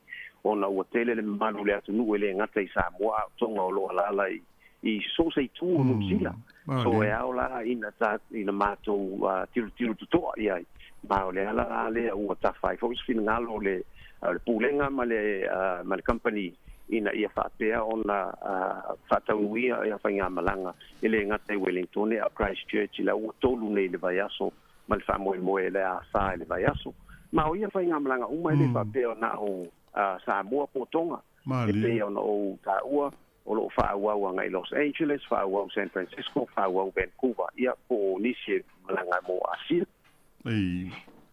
o le tūlanga tā ua tele lea na e sao no iai i le mai tau atu e moni le lei au i le tūlanga le mo awards ho ia po o tūlanga o le whaatūlanga ina alo i o kompani wa lele ma la tau tua ma au nanga ale lololangi ia le lai pe ona e sao noa o le taimi mua le nei ua le aise tūlanga o le New Zealand wa pēr ma le Qantas aia ai numa le tasi le Fiji Airlines i le au nanga ma le tautua i le tonu o New Zealand ma le Pasifika a New Zealand Australia fa apel Pasifika atoa iwe sa o lele lava whaftai ia pe o lea whamanuianga fo i po lea Accolade po lea award ua maua ia le whapea o maua o le whaingofie o le langolango al mamalu o pase se uma le atunu o lo fe malanga in fa nga ina le Fiji Airways mai o le si foi tu taua ile se lau company ba lele le lalolang o tu se fulu ma le mai nei le Fiji Airways i tu tonu fa se nga o le se lau airline ona so ile ma le Qantas is full fitu ia New Zealand is full valu ia ma le British Airways is full ma iva ia pe o nai whamanianga na ua maua e ia ma o tamitanga fo ilea o i mātou lea whainga ruenga ina ia whaawau pele tautua o loo taumawhai ina ia whaingofie ina le maru whemalanga i o si o tātua tunu ua ele ngata idea o so sisi whaonga ina Fiji Airways. Malo whaawitai ia mo le silfia lava o maru au whaafonga tui whaasina whaina e sao no le fo ia o te maita watu e whapea o le vai aso nei ia pol vai aso lena te nei la lena ato le ia ile se furu te usanga talu ona to e fatu langa le company va le fiti ia masui mai lona suafa sai ai mo o le Air Pacifica a ngai mai ai la i le Fiji Airlines faina e sa no ile tu langa pe ona mai tau atu ia whaftai o le Fiji Airways, la wano wha mole. Ia, Fiji Airways, ia. Lua afe se furu male tolu sa whapea lava on na fisui ai mai le Air Pacific. A ngai le Fiji Airways, usala u lewa se furu ai nei la tau sangat lewa maua i male award. Talu on toi amatalia pe whawaina po i le Fiji Airways. Which ole ingoa ale nasa i ele company mua lava ai le io o le Fiji ele io o le Air Pacific sa mua lava ona whaingoina o le Fiji Airways ai pita iane i na ua participate pe ona ua iai ia Motul Pacifica fo ela i ngalulue whaatasi mal company sa whaapea lo ona sui ai le ingoa company le Air Pacific ai pita iane i le lua afe sfuru ma le tolu o le alana toe sui ai lo leo le ingoa i le Fiji Airways i le lua sun maltolu whapena fo i le tausanga nei a iuni ona atoa ai le 5 tausanga talu ona matalia fe malanga ina i le ba o fiti ma Brisbane o le malanga mua lava le Fiji Airways International flight sa whamaluina i le aso mua iuni i le tausanga nei na atoa i le 5 tausanga o lea whamalaini e sa whaifuinai whamaluianga i lunga i Brisbane i le tulo i lea vaitei masina te nei. Mahalo whaftai. A tonu o se vaenga pito taua mo le silfia mo manu se tatu tunu whamalanga i mo whaala lave ma ai fuafuanga uma whaala ainga. O le hale tūlanga i le i ese ofisa o le company nei Wellington e anga iai po travel agent sai tauno iai po lase se fautuanga fa mo le tui fa sina le tv sa ilia no ai mo passe se fa mo e tasi lava le ofisa o le Fiji Airways o lo iai nei ma o lo iau ki lani la rea ofisa ai fai ngofie o le mea fai ngofie le malu le atunu o lo iai foi passe se fa ma venga i isi taimi o le tausanga o le website le Fiji Airways o le www.fijiairways.com ia po le malanga sa o si travel agent fai loa ia i o lo fia malanga le Fiji Airways o le tūlanga foi lewa iai nei tasi lava le ato en fai ona e fiakina i lalo a tolu se fulu kilo le mamafa le ato ele lua fulu tolu tolu se fulu kilo le mamafa le ato ua iai nei ia o lo iai pase se foi lea e mafai on tongi nei se ato te alu moe pe o le light iai le pase se tau le value e tasi le ato la tolu se fulu kilo iai le pase se tau le comfort e lua ato a e tolu se fulu kilo i le ato ia whapena fo i male plus so ua whai tu ai ngā pasese o iai a tangai fo i la i le website ia mātau ia piki le leile pasese o loo talawhea ngai malau malanga pe te malanga mase atu ia o whaongale value a le ai se atu na le 5 kilo o lau atu tai e whaina e malanga maoe ia ona piki le pasese nai whaingo o le like e ta ua tele la ia le malama i vaenga ia pe ona e sao noa lau fionga tui whaasina ia mai se o la tau olo ia fesota inga i computers e le ia le asiasi ia i le upenga leo fesota inga o tau le fijiairways.com Io ia pola o ia sisi o lo ia le toll free line le reservations and fai ona fai fesota i sao ai fiti o le o valu se lau tasi fitu valu ai se fa fita uli foi pe ai se me lo mana o ai se so ani mai lo nei tangata i o le john.nickel@fijiairways.com ia mai pe ona e sa noa i o tulang nei o lo fa mautu i Australia ia o lo ai o mai le Pacifica ia ma Australia i le tenilei so se mea so ani si mana o mi ai ia fai lo mai pe apa pe ia sin fa fita uli foi e winga ile i se malanga ina o e fa lo malo fa tele i lo fionga ta wol vanga le o e sa no iai le la auto e fa manatu atu fa fonga mai le tatu tunu o le o valu o tasi fitu valu o valu se lau tasi fitu valu pe o le numela le e fesota isa awa ia matala noa e winga i le whainga o reservations, mo bookings, mo mea uma e pei ona sao noa ia le pule ia tui wha sina Ai whaftai, tui whaasina ili tūlanga e pei ona e sauno ai mō nisi e fia wheso ta iatu o le wa au mailau i meli I john.nicol@fijiairways.com. Ia, la leo le Nicol o le N-I-C-K-E-L, le ngai e isi e tau spela le L-E, ai le E-L. O le E-L. Le Nicol, ia, o le N-I-C-K-E-L, ia, at fijiairways.com, ia, o na sota ia la ia lea, pi e whaingo fiel na wai, e mwhaina piki la au e-maili so se nea o lo o malanga I kawainga o le Pasifika. Ma loho aftai se vainga tāua te le leo e si fio foi si o tātua tunu a fo e mo mia ai le taimi vale taimi se so sani ia leo e sauno menino I le vainga le ia moli atu le fa tai o le tulanga e pei o na si ai foi le mawatu o le o e tonga le taimi nei be mfai ona se tau foi tau le company ma fu fuanga foi o le ngaluenga o fenga iai Io o femalanga ina le taimi nei o lo I tonga I le heilala week o le heilala leo se fa pe dai folding o tuto tasia a tio tato tulu o le heilala tato I o le Fiji Airways o le major sponsor lea sa o wai ana po I le Miss heilala competition sa fai ia pa pena ko ina nei ia male asu tofi o le a fai ele po malau I loa ia fai unga o lea competition po le Miss Heilala Week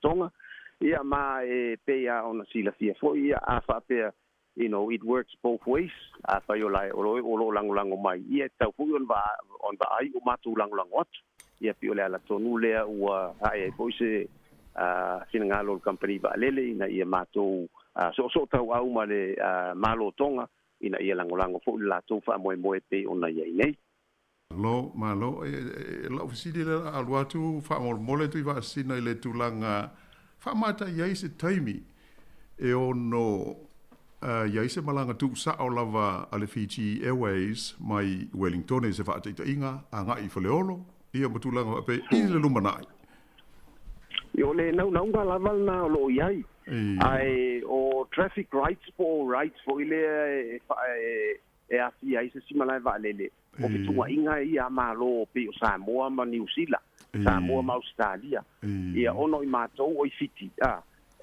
ele o mafaila ona mato malanga tu sa o sei vanga na o ia se fatanga fo ile al malo New Zealand ia mal malo Samoa fa pe mai ia o do Fiji Airways o mai e fai o mato malanga lele la matu tau sangaina ia nusila mo landing rights mo to pa pena fo ia Australia pio tulanga nga o bao malo ia ile tulanga le e ui lava ina matu nau ia te tai ole o sia si vaenga na tau lava o no ia mo bua malo ha tai le sa no fo ma pe fa ata mai o ia se fu huanga ini va fo se lua ia la po atu o lo fatali nei el company ia wala vai ia fe malanga inga nei pe ona e sauno ia io pe ona uta o e lua va lele io le ata unu mai nei I le aso se fulu au kuso I le masina po o le ai tu anga va lele o le latest model le Airbus A350-900 mai tolu se la uma le tasi pase se tua ia ma le tolu fulu ma le tolu I luma business class ma o ia va lele uma lua o le afai malanga ia va lele fa te al Fiji Airways o lo fa ngaina le malanga umi pe o Los Angeles, San Francisco ma Vancouver I le terminei o lo ia le lua ia o lo fa ngaina le mo na Sydney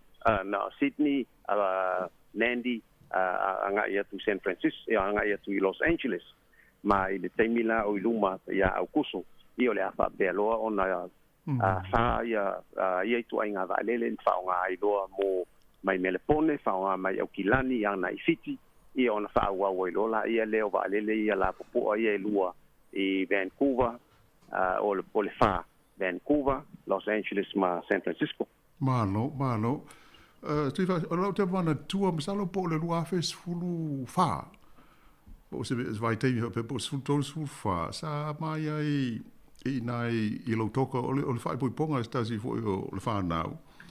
O le tana la le vana ma fo I mai ai au kilani.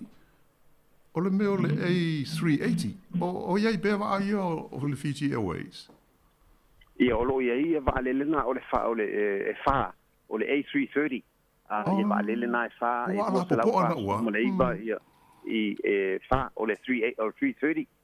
Lua se lau mal 330 tol se lau o le lua se lau lai lua se lau fast food ma le iva no fo i tua ia ma le lua se food ma le fa i luma ia ma le 330 tol se lau e lua se lau fits food ma le fa ia no fo i tua le economy ia ma le lua se food ma le fa i le business class ia ma fa popo lo ia le ma 737 solo ia nei por 737 max which is the latest o le average tausanga o valele al Fiji Airways lo ia nei e ono tesimale ono tausanga tesimale ono masinga 6.6 yes the youngest fleet wo fa pe ono fa mai tawina o le youngest fleet le lo ia tonu Pacific to il termine I malo ia ene ia se me pa uia I ma o mari ai e mo le atu le fa tai lo fionga tu fa sina mo le nei ava noa pe ia fo I ona ma o mai o le tatu por kalame ma le tu tua si fonga le lo mua ia o le fa ala wi lo ta longa wa la ma si lo fia si tatu tunu ia mai se le nei va nga ta ua o le taimi e malanga ai ia mai se a ona o fa la lave ia tatu te mo mi va ve lava se so swani ia la lea ua folasia lau fionga le tulanga fo i le tutua ma le au nanga le Fiji Airways. Ia e mawai se feso soani ia mo la tau e fia malanga I le tinu whaaftai te le atu mo lo a manoe le nei taimi e ui ona o loo to e sea fo I mai Sydney o loo I Tonga o no nisi o fufuanga tau ngā luenga ia whaaftai whaafano mai lo taimi o wā ia le tātou polkalame le nei whaapoponga o le tutua le si ufonga le lo mua lau fionga tui whaasina a e sauno ia po la se isi vaenga wha manatu mai o wale tāpua inga si o tātou o tino u wha mole ia o le lei whaaftai tele lava mo le avanoa e peia ona o ta ua le taimi o whano e lele lava le toloa ai maau lava le vai so le tūlanga tonu lava lea ua apatu ai po ina ia sila fia le mamaru le atu o loo iai nisi company va lele o loo mawhai ona pisoso ani atu I le mamaru whimalanga I o si o tātou atu ma ele tau na ina ia le contact o sota inga I mawhai ona mawai la pisoso ani I so se tu ia o le a tau whaapea fo I ona tau mawhai e ngā lulue le Fiji Airways ma le tio I le lau mua ina ia tau longo pele ma maru si o tātou tunu I tūlanga ma mani au nanga fo I tala whea ngai mo si o tātou tunu ai mori atu whaftai tele whaftai I lau songa la wano whapea mari ma le mamalu o le tio whapea fo I le paia ma le mamalu o Samoa umalo alala I Wellington ma o nai au o lo au mau I le lau mua ia o le a tau whai lava I se mea ia ilo malo si malo malama ina ia tau whai pea on wha wau tau tua a lo nei tangata ia wha pea Ford Company va le Fiji Airways a wau tau tua ina o le malu pe malangai isi o tātou atunu ia tātai tele mo le avanoa tai lau whiunga tui whaasina toi o le vaenga whai ulawa wha mole mali e toi au mai tasi a le website e lei alo sauno peo lo wha FijiAirways.com via ma numera ia wha mole ia o le website le company o le www.fijiairways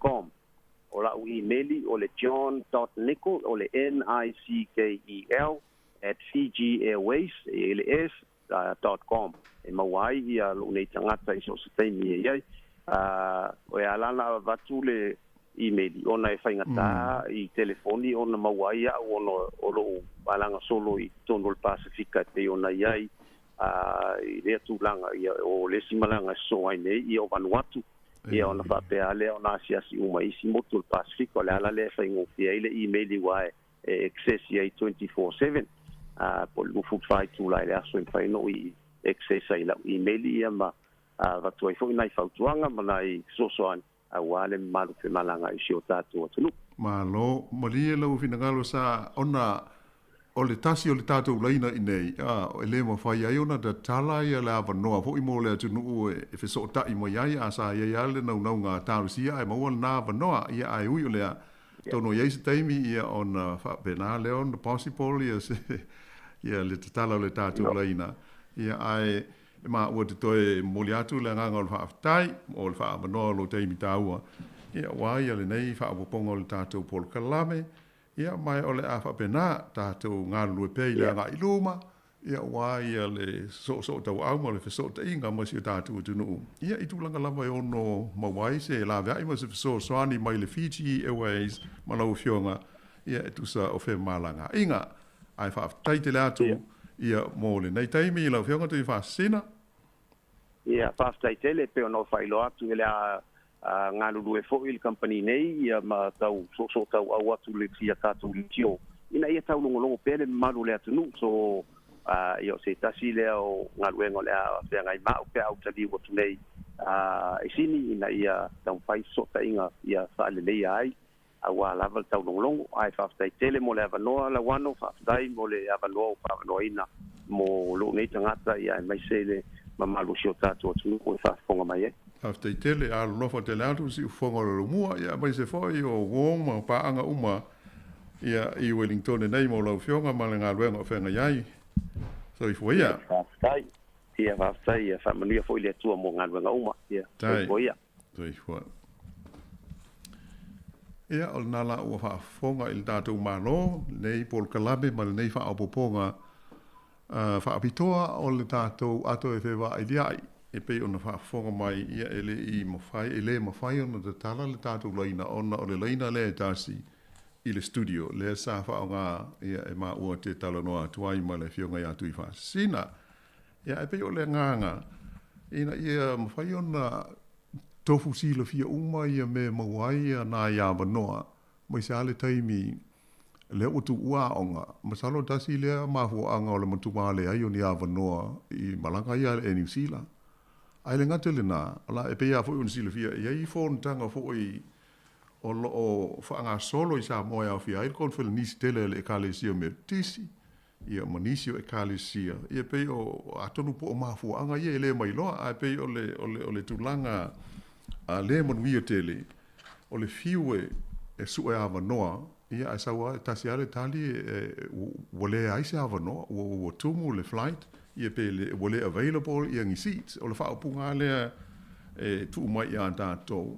Ia ai tātou te leo mai loa, ia ai ai la se isi wha lele ma whai ono whapea e tātou te oro noa ngā iai, ia pe o le nganga tonu lea, ina ia ma whai ono whātou nuu fuanga uma, ia ma whai ngā malanga, ia pe ao i taimi e te tau o na tu wa ai, ia ma whai malanga atu ini whaalawe lawe, ia po a lava mana onga o si o tātou te nuu. Ia a tonu, leo o sao noa le whionga ia tui whaasina, ia o le awa peona, whisota i mai lawa fo i ni mea te tau o na whonga ai le maru le tātou te nuu. I le hanga ia tu i luma i tūlanga whapea, ia mai se o vaenga tau no whisota ia tu iai, whaatai o leo au mai ana numera, ai pe o lau mai tau atu ai o le numela lea o le o valu se lau tasi fitu valu pe o le ofisa autu wala lea e te tala noa iai pe a fia fai fe sili iai ho i pasese ia ma fai se booking ma tūlanga wha pena ia le ai mai se ana tātou i le lau mua e lua tātou malanga o le so lulu a ngā i fiti ia on moe aila lea se itulou e overnight ia on alule ilisia so ia pia ai o la salova ia o le asolal na fai o na malanga atu nei le wauli ia ai tau nuu ia pia i le po a wai malo loinandi ia ona to e pu ai leo le isi va e fa wa wai le fai ngā malanga i o tātou tunu ia tonu fo i o le pe ona fa ai lo mai e tui fa sina o le e ia fo i malanga mai kala i stete la tau e anga i uma i fiti ia ai o au i linga o so ta inga nga i pia ia o le mela na e ta wai le vala au ia i numero ia pe ona tu i mai o le o valu se lau tasi fitu valu Ia pe whaafasil sawa i la fionga ia tui whaasina i lana i meli na pe o na a wina mai mo le tātou Paul Kalame i le so. Ia ai masalo Mario le a whaapau mo i le nei whaapoponga o le tātou Paul Kalame. I le nei fo ia so whaafatai fo i le so soni te le mai so ta inga. Ia awa i le tātou mano pe o na iai le so.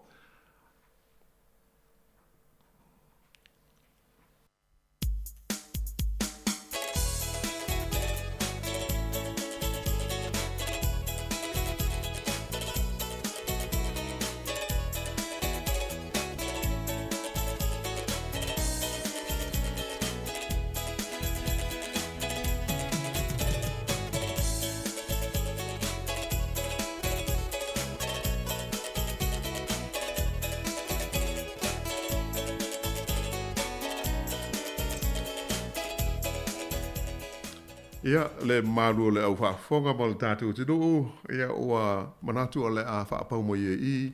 Ia le nei whaamoponga o le ato e whewha iai.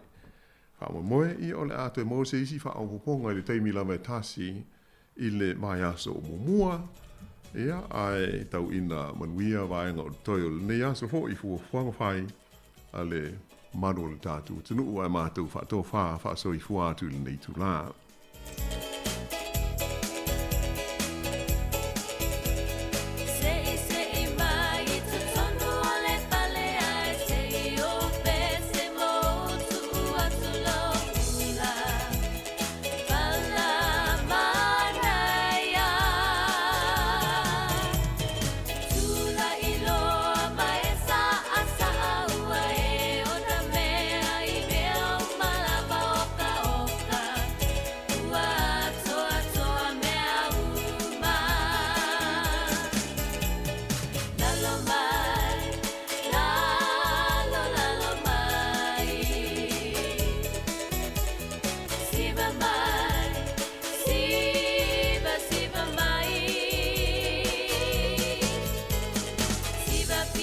Ia o le na ua whaafonga le tātou tunu i le tātou Paul Kalame le nao le ato whewā i liai. Ia ma le fionga ia la wano ati lawa. Ia ma le whaatatanuanga na. Ia ma le fionga ia tui whaasina John Nico. Ia o le sui o le Fiji Airways. Ia le sa whaafonga mai le tātou tunu i le nā whaatatanuanga mātua fie. O le uto 10 minuta toine una tali lutulai sumartasi tali tulai sumartasi. A wina tu Paul Kalame wha le ngang o le mōli o le ava. Ia e mafuta mai pia inisio whaafifianga sui whiwhiloi. I le leva ngor taiao. Si fonga moe a lau mui Wellington.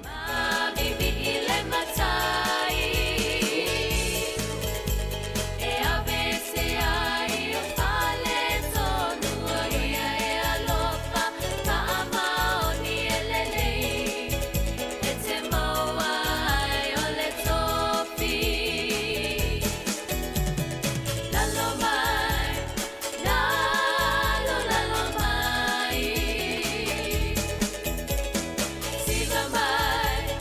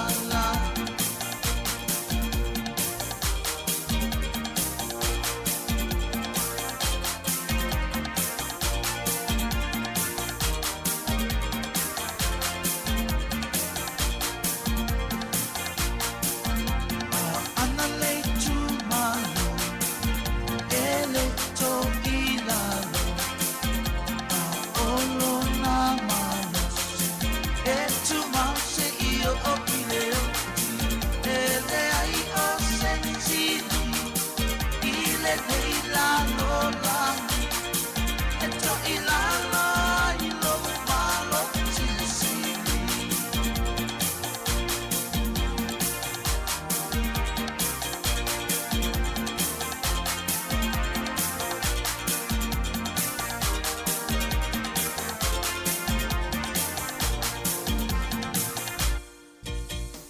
Asi ulo ula umua a eva I te eva fua fua e mamalu ona ulenga so usimea e te liso ona fai pelele I Maria pelele I Maria pelele I Maria pelele I Maria o fasito o mate so o le numu e fa amali e loto e le fai ai Sofia poto so o se mea e te sa o loto pelele I Maria pelele I Maria pelele I Maria pelele I Maria o I Maua le mai numero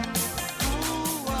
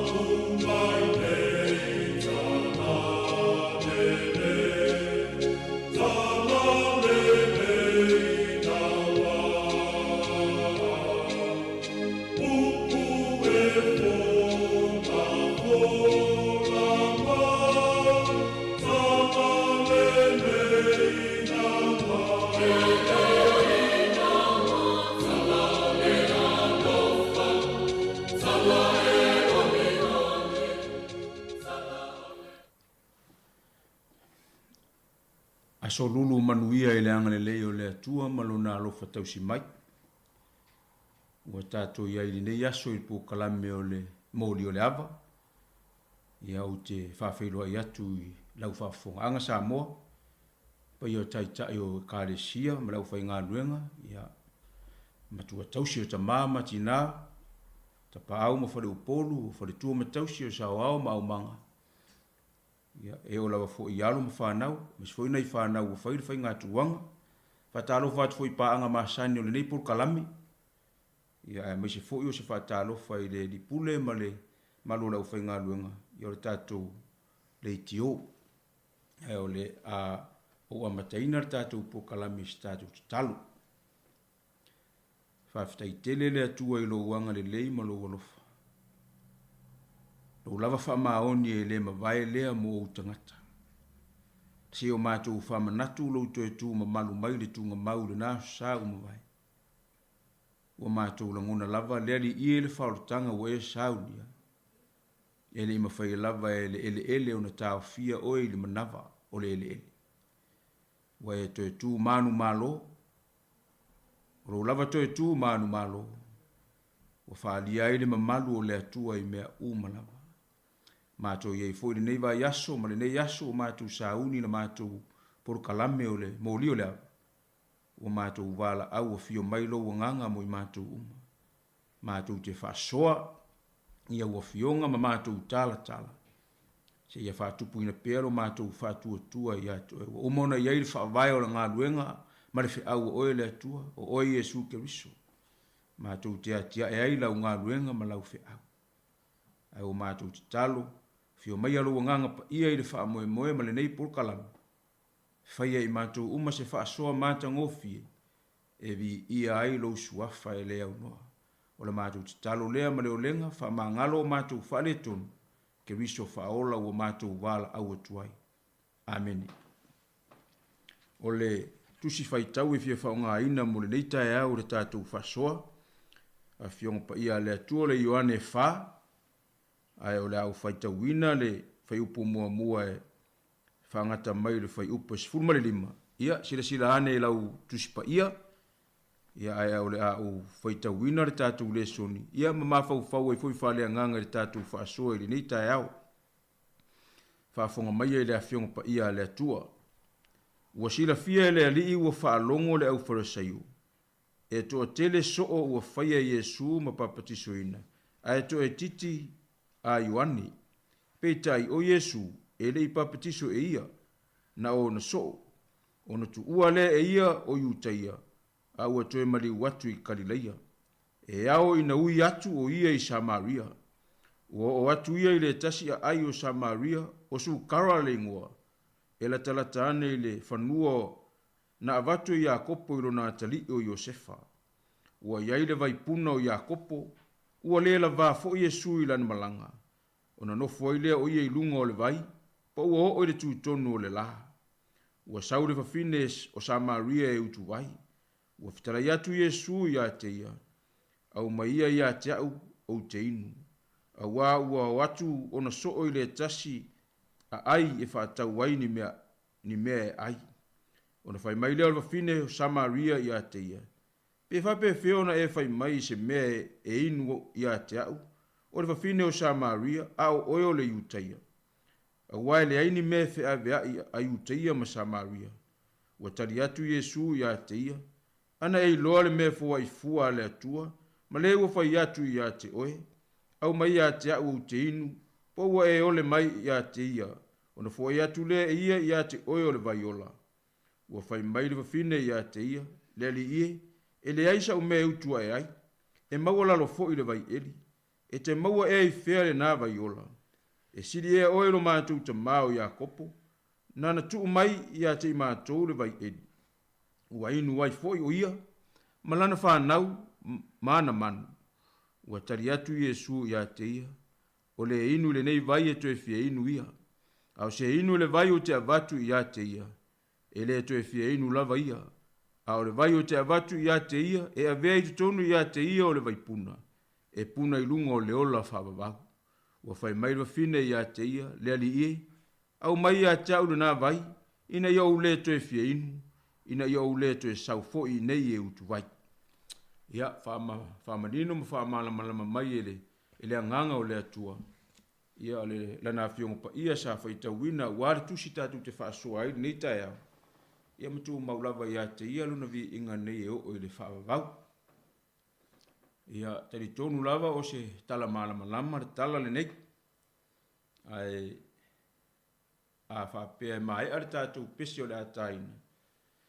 Ia ona whairo leo tātou whaasua, o mea nei tātou te whaasua iai ma le tala sa whaita wina nei. Mua ia, a mai lava lau whaasua, le asou, sau whamatalanga e, te whamatalaina ai, tangata Samaria, o ia tangata, lua ia, pe whai foisou, sau whamatalanga e winga i le vai Elio Iakopo, ia pe, e o foi sau whaasua i le vai Ola, ia pe te whaasua foi i le fine Samaria, ia pe foi sau whaasua i le whai tau lea, a wae le aini mea whea vea ia iuteia ma Samaria nei whai upo iwa. O le ase whe au i lea upo la whiri Samaria. Ia ni whai atua ia Yesu. Tātou te tala ai ma tātou tala noa ai. Ia i tātou mta upu nei o tātou le soni o le whailoa inga Yesu ma la whiri Samaria. Nei tei whai watu o tātou le soni nei ai tātou wanga i nisi mea. Ia e anga sa o mari tātou le soni tātou te tala noa ai ma whaasoa i le nei tai au. Ai ole a tuatu le ava noa ile te mai ta ia ana na te tuina atu se pese ia ona tala le ole leina mo tātou whasoa.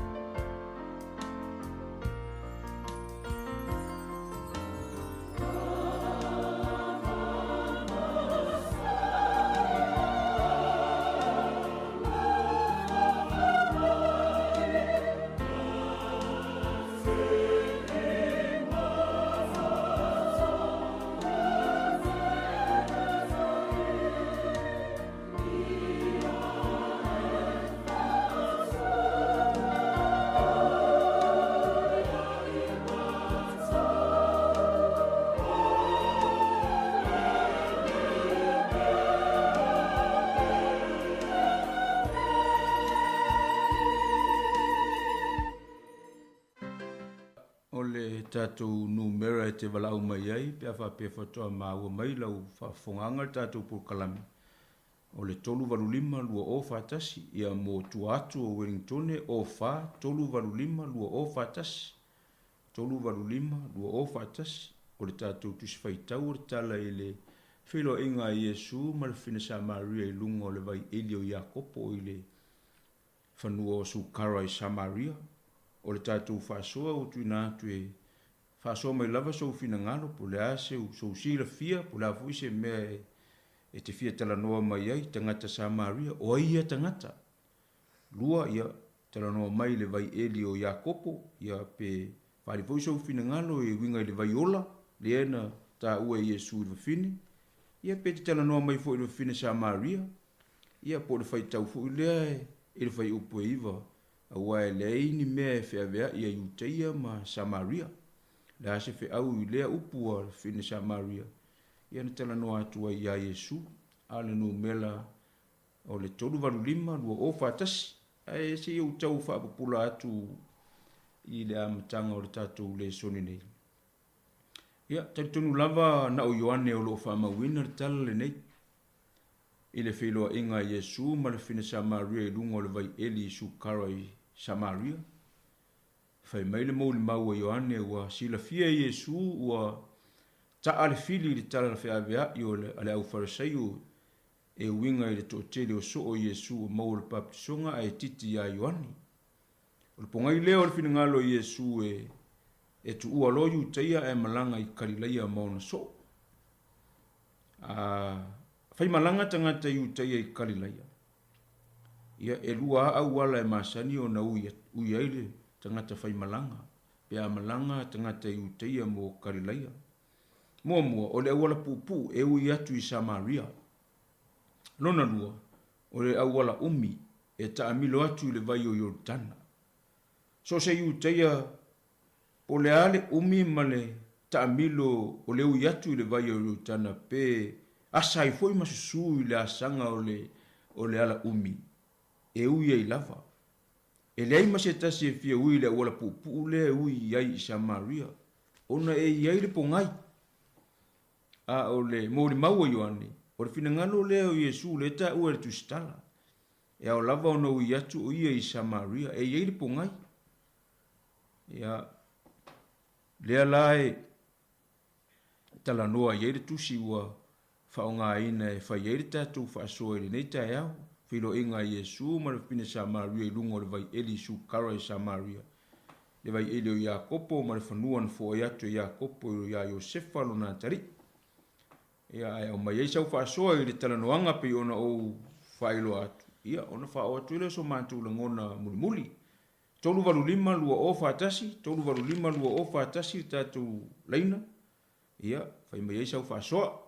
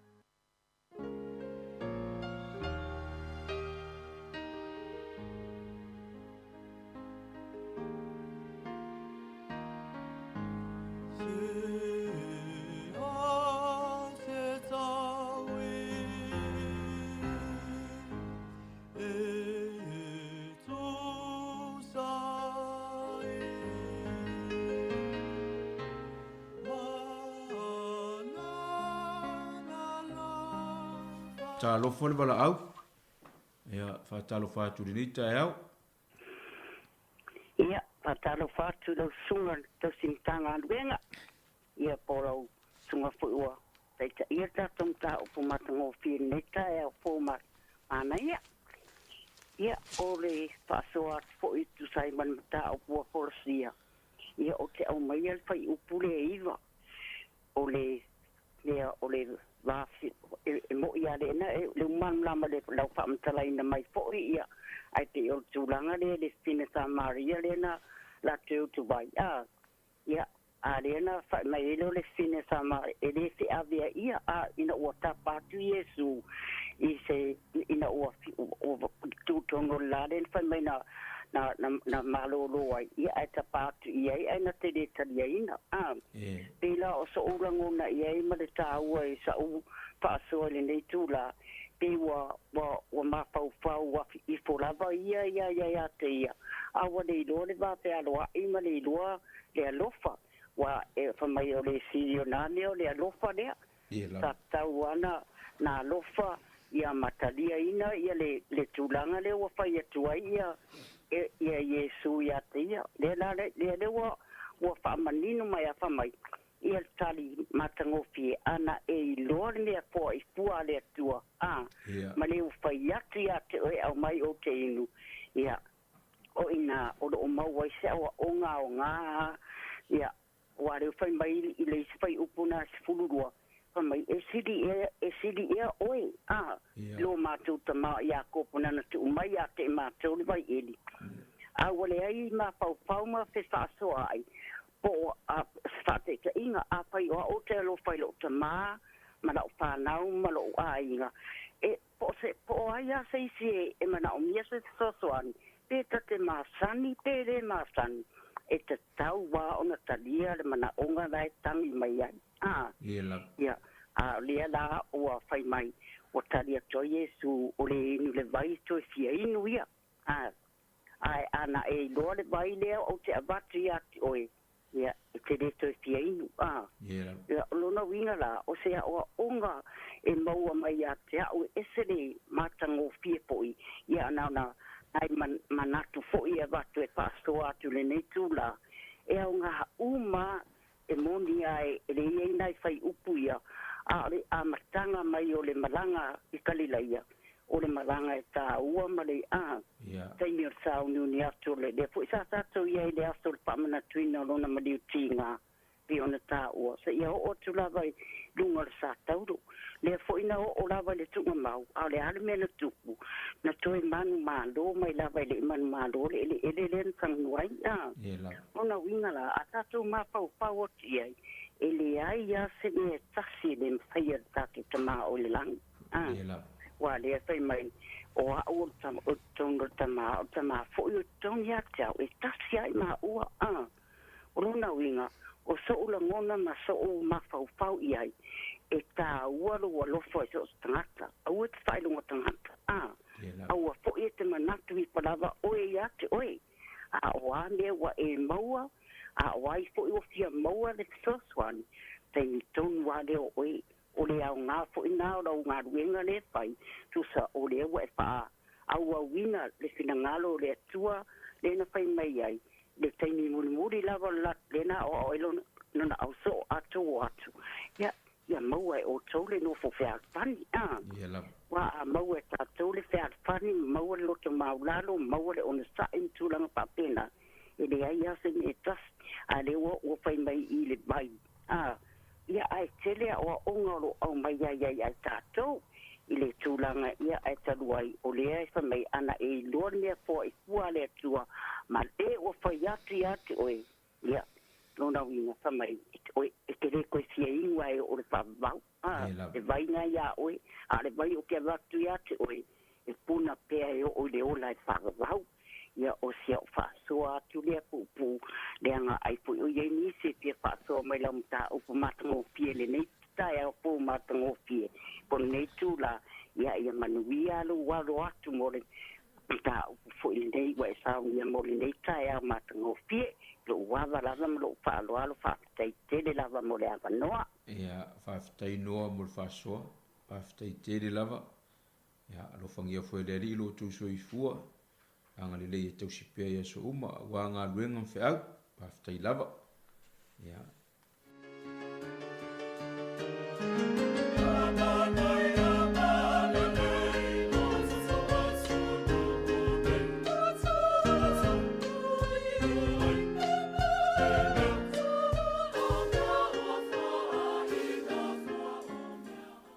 Ia, whātaro whātu i le wala au. Ia, tālofa lava. Tālofa lau sunga i kafe ngaiga. Ia, tālofa. Ia, han whai lau sunga mule. Tā upu me tai au. Tā no hono whāwhārongo rongo atu le. Tā ua me tai au, ia rei. E pe whoringa mai le. Tandoanga Yesu ma le fine le ai. E ei se mea o lo mana o Yesu e whalelia. Ia lau. Samaria o lewa ngā ola i se ola ngā whapaupau. Tua hoi no vai luenga ngu. O isi maenga i o tua inga sifu. Nesa vai luenga i sa la elu. Ma mix la tangata o whewsuai. E maua mai leo mo ka whakasia, mai la maku whangu pō. Wa pai ala kou kaulanga i ala kou whangau. I la renga mga o lo yuka i a kure ese Samaria, o la mai aku i ala kou wa mio mala kou wanga i e whai. E leo mga ia. O umala le kupulanga ngala kou amaka mai mea ia. Ai, wo o kon fou ma baba ya ku Yesu, wo kosol pa ba loko le, ia pelanga ka ua le wala nga i Samaria, skame e wala pu ua e uia kwa Jerusalem nga i o Samaria. Awa wa ku ia ka yuka ia la wala ka milo ai. O ngai le ko manga o ko uia ko o Samaria. E wala nga umalonga faile. Mafukanga le Yesu fa ka pelo la so fa lo ia. Ka ko o Samaria. Ai fa mai la o ke mo i uia ku nga. Ai ye fe au nga mga o Yesu sa we fai. Ako o Yesu o yo le lengo me. Ole nanga ya la me sa Yesu e kan fai ko e ka le pen pa le. Ai ko fa so kanga o ngu ye luo o fai kuskusi di mai mo fai lo ngalang. Ai manga ya inga wala ku ai Saule finge o Samaria, o lango kong fo Yesu mo le vai.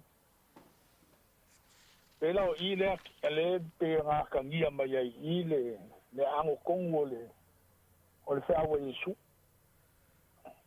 E va ko Yesu me se vai ya fa markala singe. Va tenga fa mai ya o le yukaia o le Samaria. Anga ke man la male ya ku ma ku la fongo ka ko ye wo ye ni. Ele fa ve ia me angu ye ru. Amalkala Yesu, anga i loa leo lo fai aku yaki oe. Ia. Ia. Amalkala Yesu, o le vai ngā te ngofongo fai. O le vai o maku ka maa o Iakopo. O le vai ngā mai o maku ka maa. Me siri oe ngai lo maku ka maa, mai le vai leang maku whengwe maku mangu. Amalkala Yesu, sa mamlama Yesu ko ngā kapua ila kapua el finge. Lo ma ko ta po i male loa o ko ta po i male le loa. O ke le yo ka fa penga lo sunga ta fe ngai. E lo ku ele ma bla ma mela fa. Na nga lo ku. E pu le ai lo so fu fa le nga nga o la. An ba nga ye ngwa wa o ele. E lu ala le lo ki kilo yai. O la si lo fia Yesu, finge le lo mo le lo mo finge. Pe kapua i le kongunga ka o mabai. Whanango lango ang kapua ina mang kongunga i kua o mabai. Ke lo foi o le whaale nga soifua mai ai. O le upu whaale nga ka kukua ngā ma o kou le lo. Kukua ngā ma o kou le lo. Ai kai me sa wele kua whaisuia inga le soifua nga ma le soifua uaunga ngaka. O fa me lango le loku wangi fa me en maku kama Awangi mako ese maluku lango le luku angeng famien mako ai. Mole mga pala ibyo o Yakopo. Alaya e ka ia finger ka kung. Ole sila Lord finge ngai. Ngo kung pakulanga me fayelo. Kusa fayel finge kwa o yo luku ya yi. Kamerkala finge ya Yesu. O ko el luku le monga ma ko el luku Yerusalem. Ke ga va ya e pe fa pe nga so fuanga luku le ye ko ke le ka ko. A paki fa me langa o ko luku pispisa o ma ko luku ngungu. Pe a fe e ga fika no wosu ma ka no sanginga. O ka me le ma ko le fa pe nga fe ngo ma ko. Merkala Yesu. Ke le luku la nga o ma ye le ko. Ele loko fa Yerusalem, ele loko fa le bunga, ele loko pa kipasi, ele loko pope, ele loko metisi. Mai ole nganga e kapwa yaku, ban fa maungi le ku. Ole loko nga la singa nga loi le ku. Ola la ke fa fike. E kala imba nga loko. A kala ngo ko e fa mai ole kapwa. E ka un kapwa ile nganga ko ban fa mau. Ole nganga la manga oi le ku ele manga o sengo se lo. Ole manga ya la ke leo o ngai. Merkala finge. Aku ye so mesa vai so wingu. E ke vai le ke so oi. E ke fio ke sa wai ke fia ingua, e ke ngala la. Al upo le ola lo ka vaku ya oi. E be e fa maria inga lo ngala la. E punga e o le ola e fa va. An ba ya la inga wa. Fili wa inga le loko. Ole si me manga yenga ye. Ole si ma polo kuwa le yo langa. Ai si fa penga. E si ka un loko ka la i langa bela fa loko. Apa aro langa. Ele kala ngoa i le finge, kala ngoa ku e le finge le vai kala ngoa mai kapua inga mka kongwa. Aka ko kala Yesu. Alo fa ma vai ya wa ya ukange. E pa saule. Me le kange be su sa o le ya o. Ele se kange ele se kamalo ngo mo ya kamalo ko nga lo mo po. Ele sa kamalo. Aba ma ngai ka lai. Ai le le lang. Ka pena le lang o nga ma le lang ka po e lang ka. Ya, ai le to fa sem ka po inga marka lai. Ila la ki kiro ye. A fe la suga pol mkau. A ve no kupu ngor ba eli Samaria. Ole ho kupu vai eria ka ke eria me lo ka ko alwe ma wa ngai e pe la fa so aku ngai de ka po la su ya va fta ile sa no va mo mo o ile o kala me la su ngai ya so ya va fta va so ia ta tu te tala no pe la verità tu le soni tu spaia ta tu te fai te ngata ile a fe ole tala no i lotu o lo ia lava le tatu fai tatu tu fai tau ngata mai sfulma le lima ia fa so mai tatu tu fai tau e fai ngofi e ona mo se fi au ta ua mo tatu ia tatu te fai ti ngata te le lo te fu kalesia ma tapu inga au manino lava tatu tu fai tau o lo ia nei fi au ta ua e nga ai mo tatu e fa fai mo fa so mai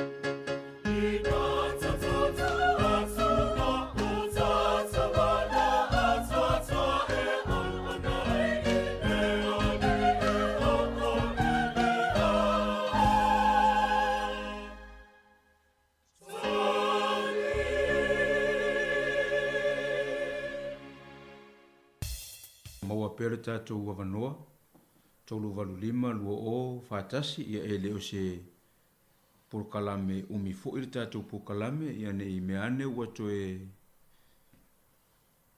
au mai sofi na ngalo muli muli wa le talafea ngai ma le taimi, au lo maua pea le awanoa e whai edi whāsoa, tolu walu lima, lua o whātasi, ia pe lava o nau talanoa atu e winga i me fia mai le whāsoa, fia whāsoa mai tangata sa Maria, ia po ai e tangata, ia pe whāsoa mai le vai Elio Iakopu, pe foi o whāsoa au mai nei, o le vai ola, ia po le whai tau fo i lea, wae le aini mea e whea vea, ia iu teia ma sa Maria le whai upu e iwa. Ia fo ini whea au tau, po sesi fo i lava mea, o e fia whāsoa mai atu si whai tau, ia e le vau ia e pe lava o nou fautu atu. Ia i tūlanga o le lo te fu o nofua e kālesia. Ia o lo manino lava le tātou tu si whai tau. A o le tātou nu mela na tolu walu lima lua o whātasi.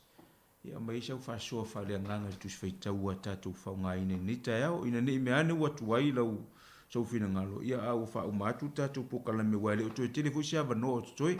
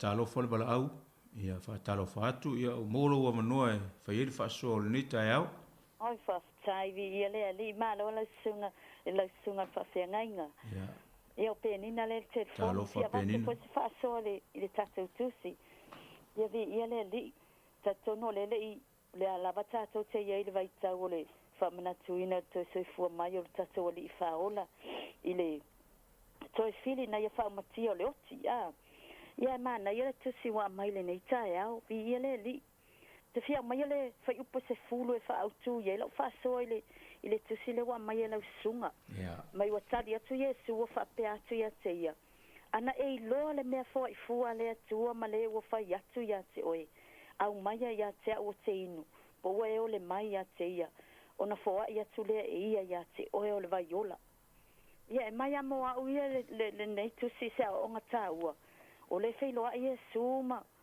le fafine sa Maria ta tono na wa va ni se sui sa Maria ia o le aile ina wa vailua ina ia le nu o Israelu ia ona o le tipo mo le po le au ona le ta vita ngo ya Yeroboamo ia o fatu ina ile tipo auro I o fai sa Maria ma la to la mo o nisia tangata Israelu o fa pe ona I foi te pua ia ma ua feu sua ia tu manisi tu ai ngata o lo no foi le la wel ele vai tami ia o mix up ai martatonunga ma wale to mai Jerusalem e tapua ia pe ona masani ai ia o le pe e ala na u ya tu ia Yesu fa mai e tatau na o i Samaria mua o sila fia le li o fa longo fo Yesu ele o farisaio fa mai o to tele so o fa Yesu baptiso ina pe ia se lo to ele ai o sila fia Yesu nga ele o farisaio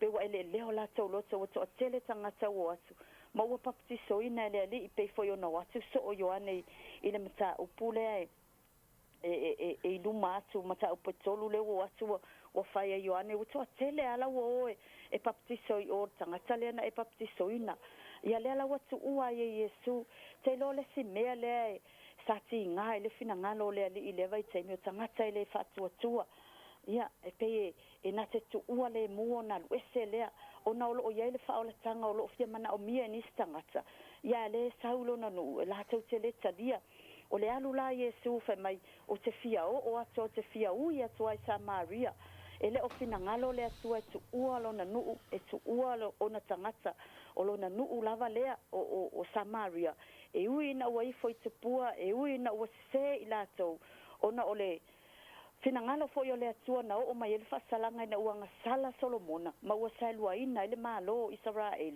ya o le fina ngalo le atua fa mai Yesu ile fine tu rom saito no o sa ili ma moe ale nu fanaunga Israel o fanaunga ma o Israel o tu ua po o se po ia lela ia le fine Samaria le wa uia tu ai o le fanua fo i wa monta to lo ia sa fa ta wina mai e Israel po ia ko po mai fanaunga ha moro o le alula ia Yesu fa ta nu fo ia le fa manu yanga na fa manu ia Israel lo natali o Joseph i tono ai kopito o ia o le la au fa mai o Josefa o le la au solo lungo le pa vai loto ia le pe ona tautala ia le fine pe sa o ni se sui ia o me tauta po inga o Yesu la o le la au pe ona tautala ia isa Yesu tasi o ia la au e tupu mai i le pongaio yese ia o Yesu lava leo le watu o le wata mo fai so solo lungo le pa vai loto lea ai fa mai o la au e fua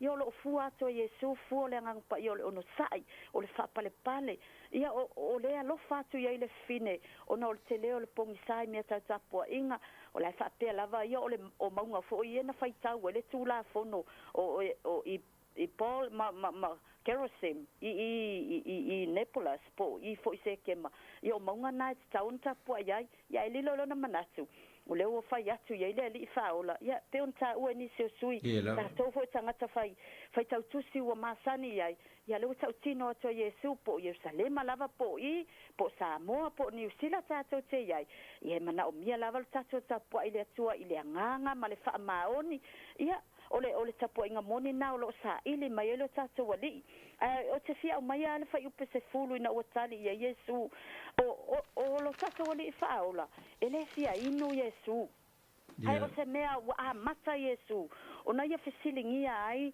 le loto le tina fa aftai le tusi wa au mai ai mana ia yo le tale Yesu mai mau pe ana e lo le mea lo fa fo ai fu ale atua o ai ale mea lo fale le na tato wa ai le nava yaso le famana tuina o lona to so fu manu malo mai le mea lo fana au mai e le atua mo tato ina ia o tato talia o le sei lo ai lungole o le vai puna ia o le vai e puna ai fa mai Yesu o te avatu ya te o le vai ola o Yesu tato te maua mai le vai ola tato te inu pea i vai o le tino o Yesu foi o le fai loa mai le nei mata upo e se ta ua ia te au fai mai wale la vale ali faola e tau foi ona tali tonu i tatou e moni lava o Yesu na fio mai le tino wale u tino tangata le loko ua mau o ia mai tatou ua langona lona le lava o lona whaalongona lea wha le tino e o foi ona popoa ngale sa tatou wha manatuina sa ia langona le mafatia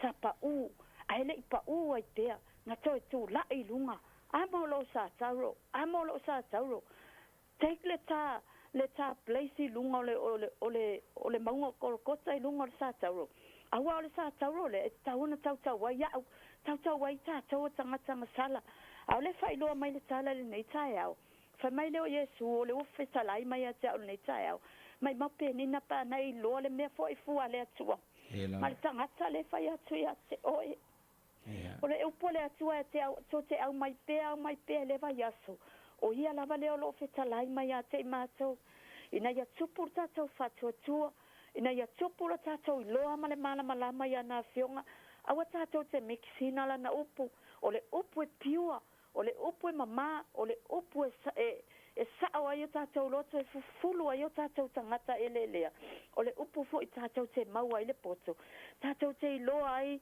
me whaalinga ma mea lilo mai a te ia whai mai a o abatu le vai a te oe tina o le vai yola lava e puna I te tonu a te oe mai mau pe ana e iloa o awa nei mai maua mai moa o le nei tu la le tae au le au mai ngole tusi awa nei yo mai maua la meo te le whaia Yesu au maia peo na nau toe nau le fufine au maia se ia winu e ui na langona whaale tangata ona o le tina o lana te iloa Yesu ai atato whaitau ele nei tala pau lava leo le tina na tau ia Yesu whai mai le tina o loo matau whaatali e yeri taimi e sau ele mesia vai o lai tali tonu le tina o lana te iloa e yeri taimi e toi a fio mai a Yesu i ele keriso e whai mai Yesu I am o a ule nei o loo tau tala kia te oe o le taimi a tate say yes Lord give it au mai au tate nau ai le upu e va ai e flow atu a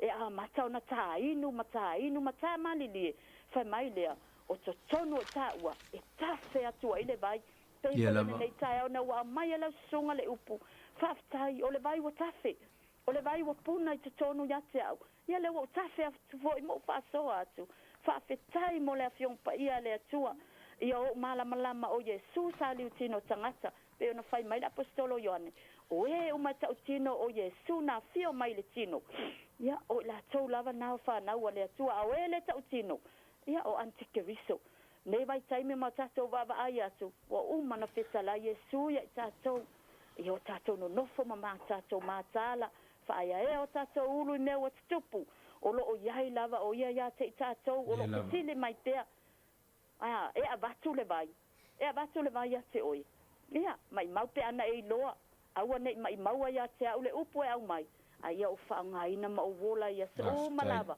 ona o le suafa Yesu whaamanuia le atua amene waftai whasoa penina me se fo yo tina ia noa ma le tamana whasoa mai nei au te tunua le se teimi o tutoi te rore teimi leo le whasoa le whaimitau ia o leua pe a mare tu se fulu mare tasi minuti ona fai u le o le tatu por kalame au te mamoli atu le nganga fa tai tele i le faso mai ale lo to mamal tari tonu foi e ye nisi o le mafai ona faso mai a lo fa fonga le mai o lo la to la ngona ina foi le ta u se fe au i lo to mai se lava nisi o ma fatia ini fa fita u le tino fa fita u le nganga ya mai se foi fa fita u li ainga ya mai se foi nga duenga le ali paftai tele ole ona I motunga afa le faimta au puli nei taia ole lava ona maua mai so to fina ngalo me sa avatu e fa au tu yeso se manatu le tatu fasoa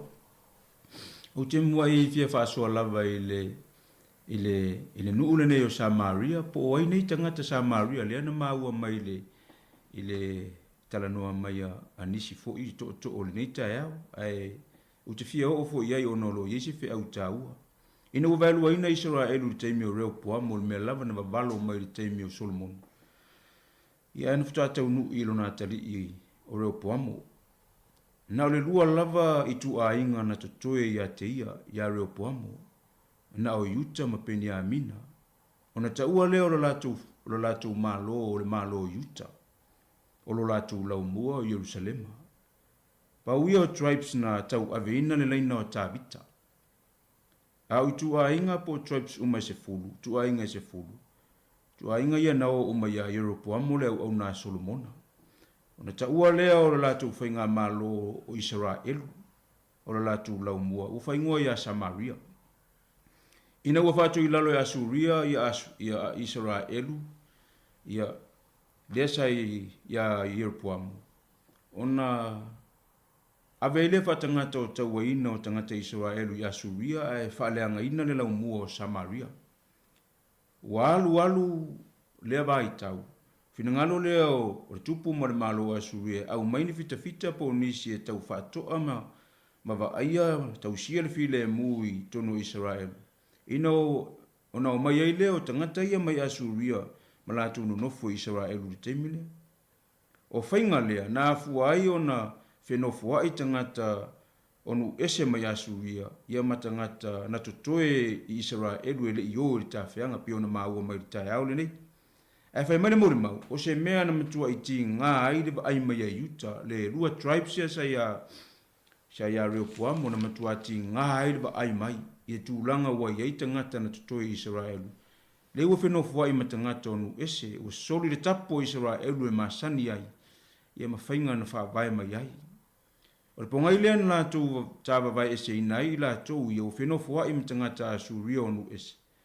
Whai mai lātou lea tue ta ua o tō ni Israel moni, pure Jews, leanga o tō tutolua, mixed races, o lea whai ngoa o tō tangata o Samaria. Tangata ua ngasala, tangata inusia, tangata e lea tue fia lata yeise tasi, e o lava i mea whaasoa ai, mwhea ai, whao ngā, o tapu foilo na whainga. Ponga i tonu lava lea e le i, fia ui ei tangata i utea i le ala i Samaria, mō Karilaia. Po le ala vale umio le oso atu i le Yoritana, peus, oso atu i ai masusu ai. Ia, e le ia se tasi e toe fia oso ai. Peta, i le pongai lea na ui mai ai Yesu i Samaria pe ona tā ua. Wa fuai le tala o le whiloa inga ma le fafine Samaria. O le mauli mau fo i le neia Ioane, i le tala le nei, ua tau atu ai e Yesu i a iuteia ma Samaria ma le lalulangi. O iuteia ma Samaria o le whanau a le usonga. E tasi le la tupuanga. Abrahamo, Isaako, Iakopo e ou le whanau lea. Ia lea tutupu mai tangata ia leua whaitau ese iai. A whai o le whanau o le usonga, e tasi le ipu e te tau na whainuai. E awa noa i la tau umai le vai eri, e awa noa tu tusa fo i le whaolatanga. Watu nuu nei fafo. E ia ia le whaitau e maasani o na whaitau wai to telefoi o tangata. E mai o e kale sia o sia sau ma sia opo. O tangata sa moa ese nu o sa moa o mai ai. E tau ana uto e fia whamanatu sa moa leanga o le whaitau lea ia sia sau ma sia opo. O le whaitau wha a inga ma sa la whain whai ngā. Ia o le upumoni ia o sia sau ma sia opo. O le uso. O lona winga. E te tau ana wha o ngā le whaitau lea lona winga le lei. O e kale sia ia tunu i whafu nei ma le atina ina o le ngā ruenga, o le whanau a le usonga. E tasi i la tau, e ole toi whao ngā ina o sia sau ma sia opo ilo na whao ngā ina o tangata ese. Ai whao ngā ilo na winga le lei o le whanau a le usonga. O le wha moe leo o a tātou ngā ruenga ma au i meolo e punou ma au nai. Ma tia ele ngā ruenga le atua i e kale sia. Ngā rurue o le whanau a le usonga i a keriso. Awa wala ona tātou wa tia e kalesia, ono le a inga o keriso, male malo o keriso, male whaoratanga i a keriso. Ia e kalesia po a inga le atua, e inu le ipu e tasi, e utu vai le vai eli e tasi o le tala le lei i a keriso. A ti ngā whatasi, a mafuta whatasi, a ngā rurue whatasi, a fia whatasi, tasi le wha moe, ia manuia whaatasi i le whaoratanga ma le malo e whaavavau. Rua o se mea o te fia whaasoa atu ai le tai au lene, o te fia whaasoa atu le vai eli o Iakopo, o le vai eli leo Iakopo. Ia, lea maua mai, lea ipu se tasi e leo sila pia e le su e le tuspa ia. E whai mene mone mau se tasi tangata e leo se vai eli e puna pea, puna o na sua lea. Whai mea le vai eli se ilonga lava e timu na tafele ia i o tawhenga, ma mau ai se vai, e le ngata i lea, e le te me to ai sau i papa pito i lalo. O na mau ai lea o se sua vai. O ponga i lea avava ai se ata na tusia se tasi tangata. Ia e ai lava le maia umi lava e no noa i le pakete. Ia o le pakete le na le ta waso mai le vai. O le fai longa le na ta umai e maula lo le vai. E ma maula lo le vai. Ia ua tau mana iti nā le nei ngā luenga. Whaarua i le aso ta e ao ma le afiafi i le vai eli maula lo. Pe tai o le lotu mai o le reifa pine i le auli, na whaailoa mai ai, na whaailoa ai e Yesu i a te ia le vaiola, ma ua feiloaʻi ma le vaiola. O le feiloaʻiga foi lea, na utu vai magalo ai le fafine lea, ina ua pupune Iesu vai ali, ae tatala vaiola. O le vai ele o Iakopo ia, lea ua tāua, ona o le tali lava o le galala. A o le vaiola, o Keriso lea. O le vaiola, o le faaolataga lea, o le vaiola, o le agaga paia lea, o le vaiola, o le finagalo moni lea o le atua. O lo tatou ola Samoa, e faataliua tumutumu o mauga, ae faatalitinu au vaemauga. O le tatou galala faaleagaga, tatou te inu malia i manuia mai le atua, o manuia foi mai le atua, ia tatou te maua pea lava pea. O le faitau lea, le faapea e leaini mea feavea e iuteia ma Samaria, o lo niuina le ngana faapetania e faapea, choose to not use the same cups and bowls that Samaritans use. E le faungaina e le iuteia le ipu na faunga e le Samaria, o le mea lea sa iai. Lātou te le feinu i se ipu e tasi. A o le afio mai o Iesu, faailoa ia i lātou, tangata uma o le lalolangi, e inu lava le ipu e tasi. O le ipu le tala le leima le fao le tanga, ua ia sa unia. Amana tua foi ina ua sila fia Iesu o tau nuu mea uma. Fai mei leo lana vala au lunga o le, sa tau o lo mo le mau ia Ioane. Ta fia inu. Ua inua ia i le ipu. Ia inua tau nuu mea uma, ia ua vala au o ia ua tau nuu. Ion tu natu leo lo na nganga i lo ntama. Ia samo wai. O fia lava o e puno wai. Mai ngalue ai, ka le sia mga luenga fia lo tatou utu wai. O lo tatou ngala la o le whamoe moe ina ia tatou mawole manu ia e whaavavau. O tatou ia i fo i whaataritali lo na toe fio mai. Ia tatou te tāpena msauni uma iai, i le aso. Tatou te mōri mau whaatasi ai, i le tā ua o le mea sa e utu vai ai le lalolang nei. E ala i le tala le leia le atua, o le a tatou te tala. Whaafitai tele le atua i lo uanga le lei ma lo alofa. Ua mātou whaasoa i la ua fionga pa ia e moni a le mōli mau, a le salamu. Oa ua fionga pa ia o se mea ua. Si lava o na sua malia lava i o mātou ngutu. Po le a lava le meli fatu asisina ifo i lo na whamoenga. Ua siri lava le sua malia o fionga i o mātou ngutu. Mātou te tau ma vi ia ai oe le ali imamalu. Whaafitai le nei whaasoa tā ua le nei whamoe. Ua mātou teritonu. O se mea e whawhanga i na airo mātou wola whale whātutua. Ia mātou te talo whamanuia ngā luenga o le nei vai aso. Manuia le au mātutua mai o ngase ngase.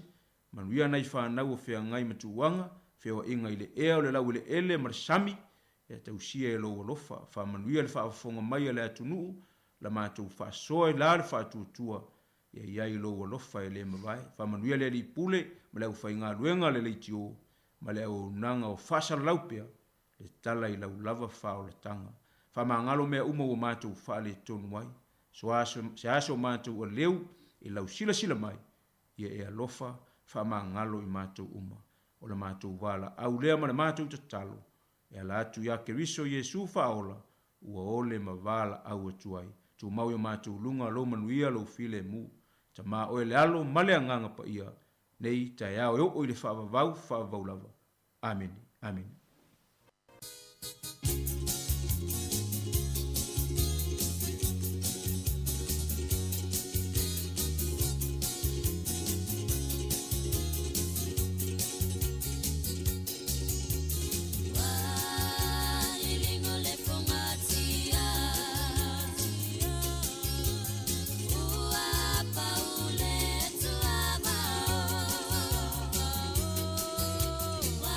Elema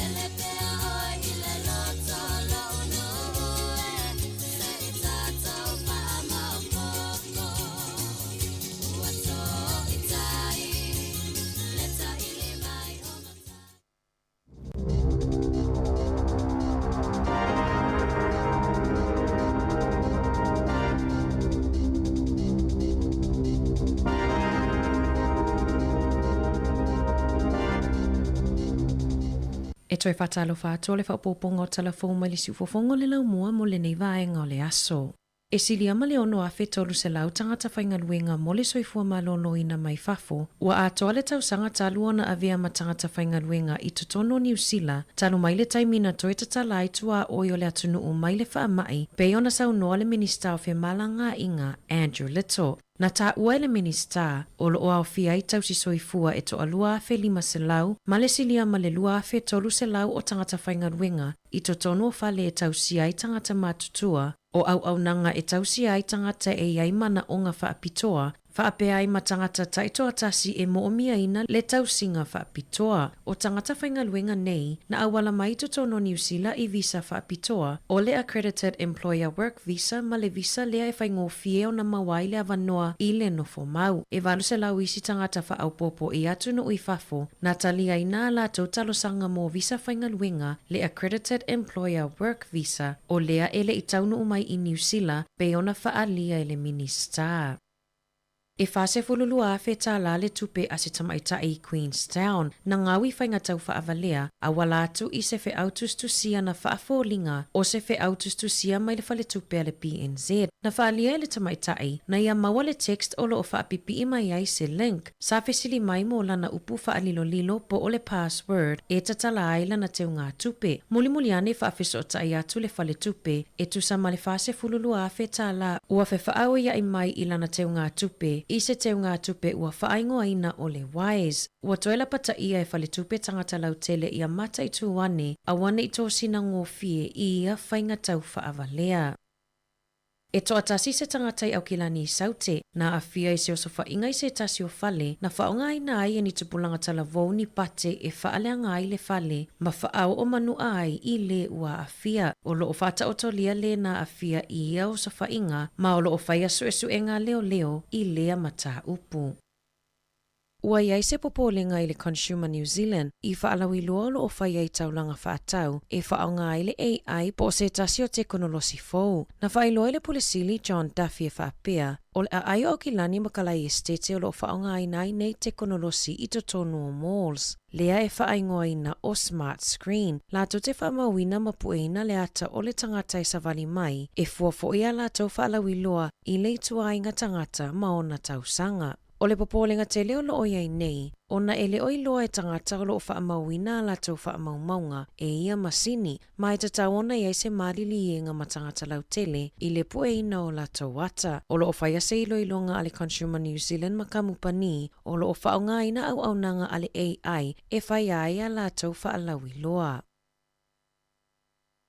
E silia ma le valu afe fōmai ua whaaititi ai le numera o fōmai i au nanga whaasoifua maloloina, ma e silia ma le afe ono se lau fōmai e mo o mia awale tausanga fō, pe ona whaalawi loa le minista o soifua maloloina Asia Vero i le aso ana nafi. Na whaalawi loa le aso ana nafi se polo kalame ua whaatatia mai, awale whaamautuina ma le tauta o fiofi mai ai o tangata New Zealand i le tu ua o le atunuu, mo atunuu i whafo mo ngaruenga e ai au Satalia. O lea porkalame ua awhia i lalo le whaamautinoina le lei i tangata o loo au o ngā whaafomai ma fomai tau ao, e maua le tau mawhafua i le whale mai mo i lātou, e ngalu lua i le sifi pō. E te lele vai ngā tupe ale mālo mai le pākete o le tausanga nei, sa whaaso atu i le matanga luenga o le soifua maloloina, peitai o loo wheanga i pia whale mai ma le whaafita auli, o le si itia inunga o le numera o tangata ngase ai toa i titi le au whainga luenga.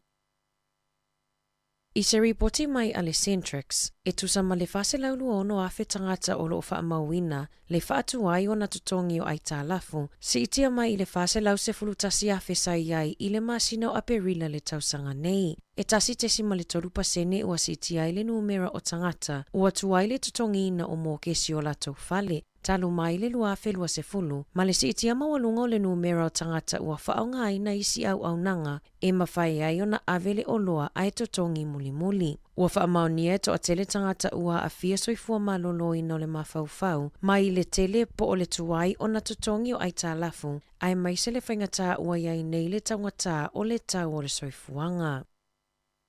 Ua ripotia le to a tele o ainga i New Zealand, o loo whea ngai mawhaingata i le tau wha mawhanawhana i no whale. I se whamatalanga se tasi o tina ina nofo malona to o lua malana tā malua tausanga.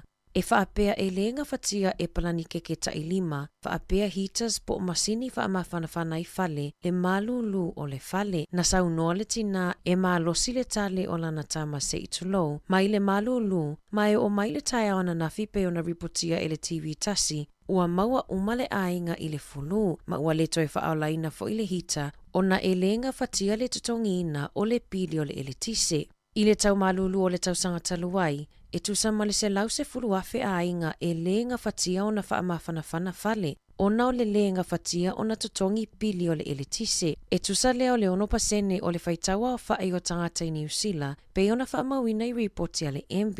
I lea fwai numera e au fia i le 25% o ainga i whale whaatau, ma le se fulu 25% o ainga e nonofo i whale nofo mautotongi. O le taiminei e se fulu 2% o ainga Maori, ma le se fulu 4% o ainga Pasifika pei o na maua i suesuenga e le onga whatia le whaamawhanawhanaina o whale. Whaatusa i le 5% o le whaitaua o whae i totono New Zealand.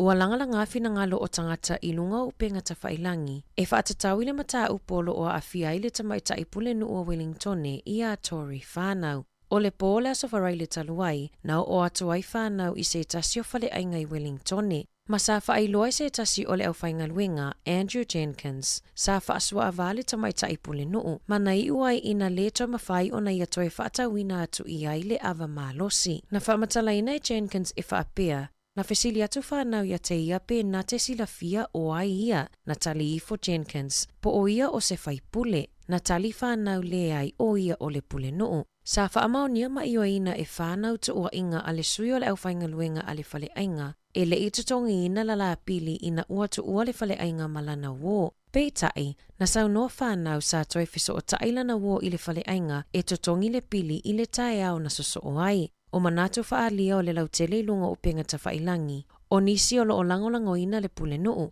ma o lo o whaitio ina le whale ainga, ona o lea ua tau whaatau waaina i le pule nuu o le ai o Wellingtone i lunga o ala atau whaasala launga. Peita ai o nisi o lo o whaitio ina whanau i lana ngai o inga na whaia. E siliama le se fulutasi miliona tā la o le atoi tutongi atu pe whaafoi e le whale tupe o le Cookman i tangata e whaonga aina la lato au nanga. O le whale tupelata mailea ua maua le mulimuli ta ia o tuutuunga matu la fono o pasene tului mono no ngā tupe. O whale tupe al ANZ, ASB, BNZ, HSBC, Westpac ma le Kiwi Bank sa toi whaafoi tupe a tangata o nao le mafua angalava lea e tasi.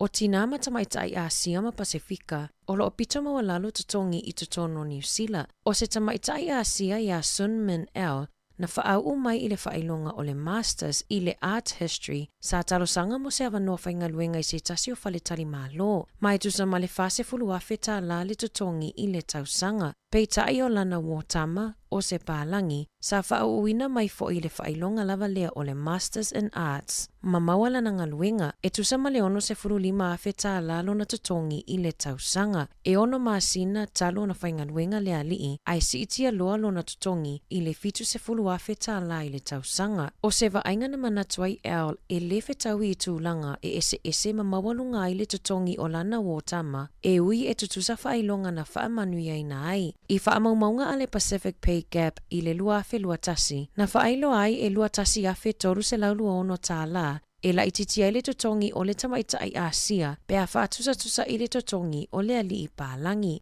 E luas fulfa afe ono se lau fitu tasi tā la, e whaititia i le totongi o le tamaita i Pasifika, mai le totongi o se ali i pālangi. I se whaamatalanga a El, na ia whaamanino sa whaingaluenga i le University, ma se tasi o tamaita i Pasifika, ma na ia whaamaonia, e wha afe tā la e sili atu ai lona totongi, na i lo o le tamaita i Pasifika. Talafowia ma le sifofongo le lau mua mo le neiva ainga o le awa uli.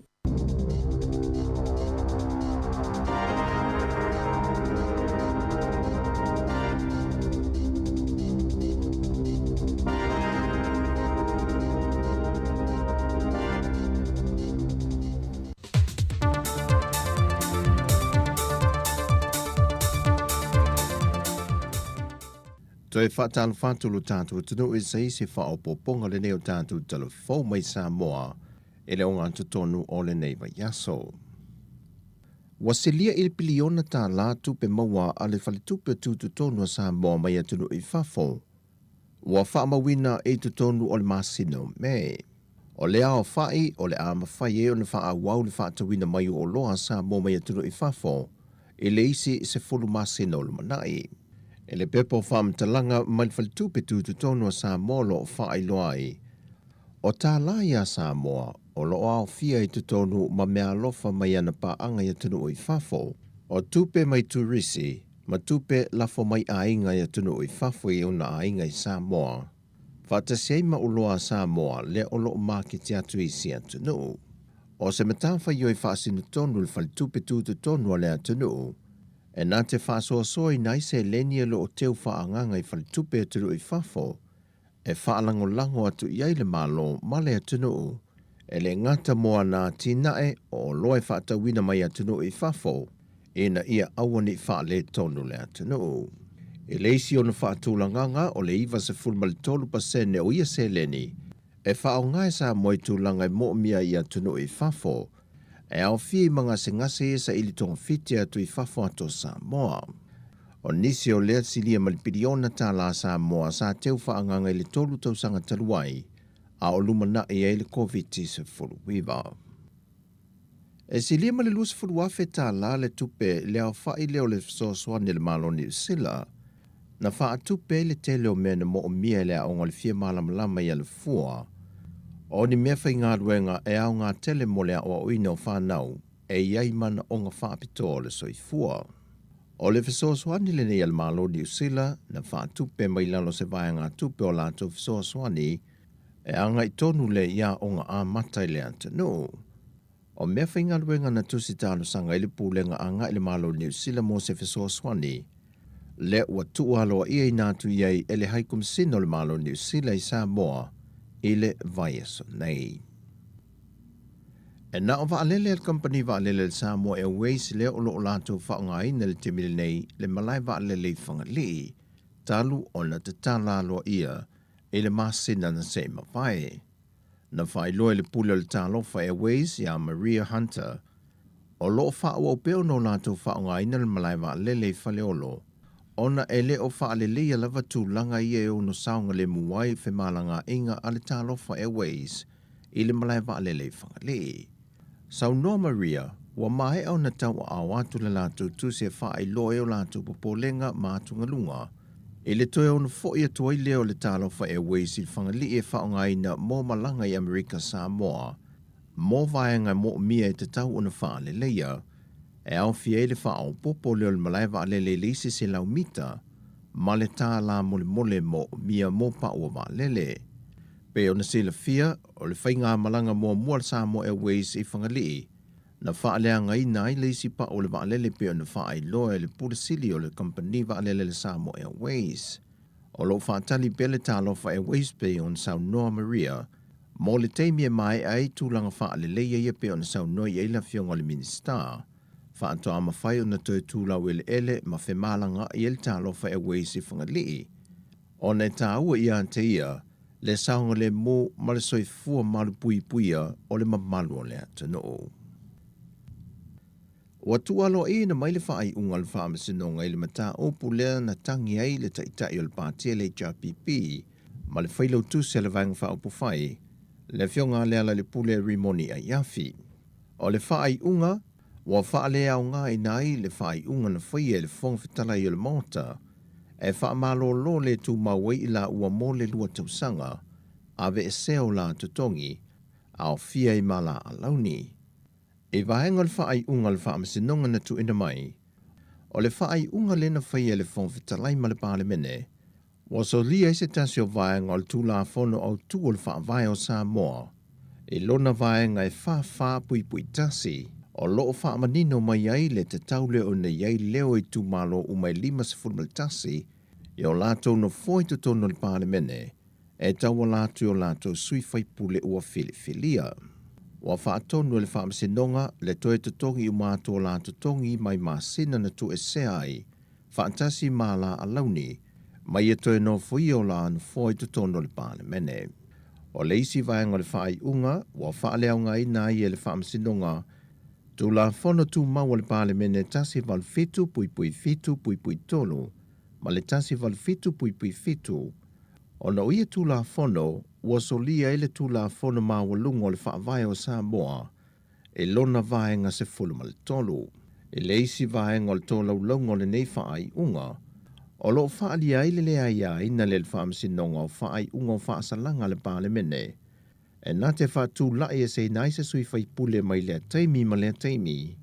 E le te tau na whaia ni whaai unga po ni whaasalanga, e a whia i whainga whaavai whaatem karase, pe tāo whia i leo i tūmalo i te tono le pāle mene.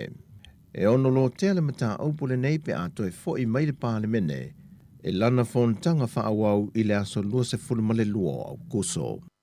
O tala fowia, Manuel ni yaso ya Samoa, whaasai foia.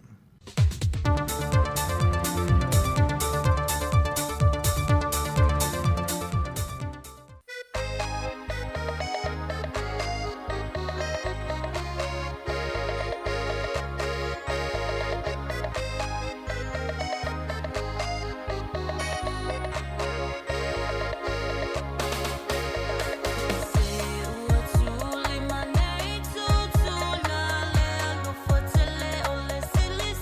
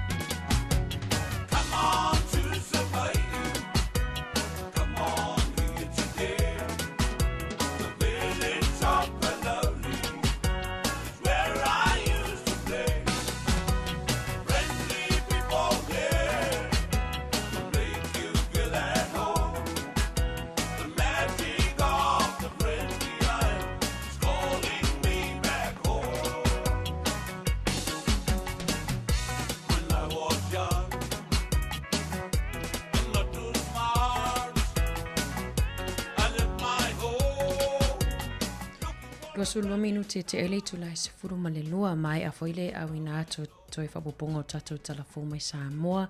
Pa pe tatou talafo i New Zealand nei. Roe mafuta mai pel tautua si ufonga lau mua. O le a wina ato fo i whaafifianga so i whiwhiloi i hawa foile taito lua foi ma oe au whianga i fo i mtama whatanga. Wha malu sino wha pia mal whainga malononga o le awa uli.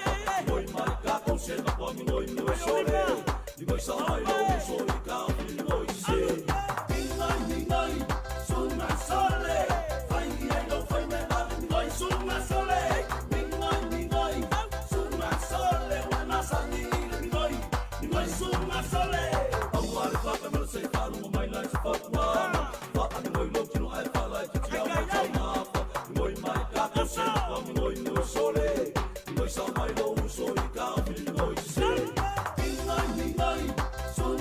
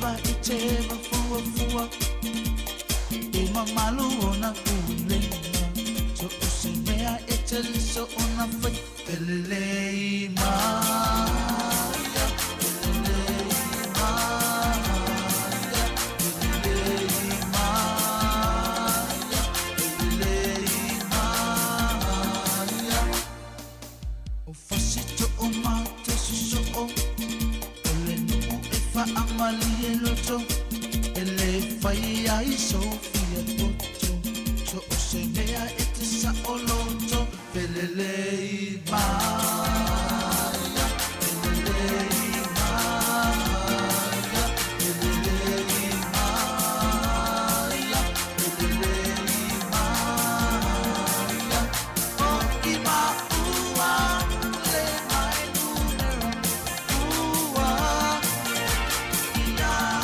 ana leitu malo le ua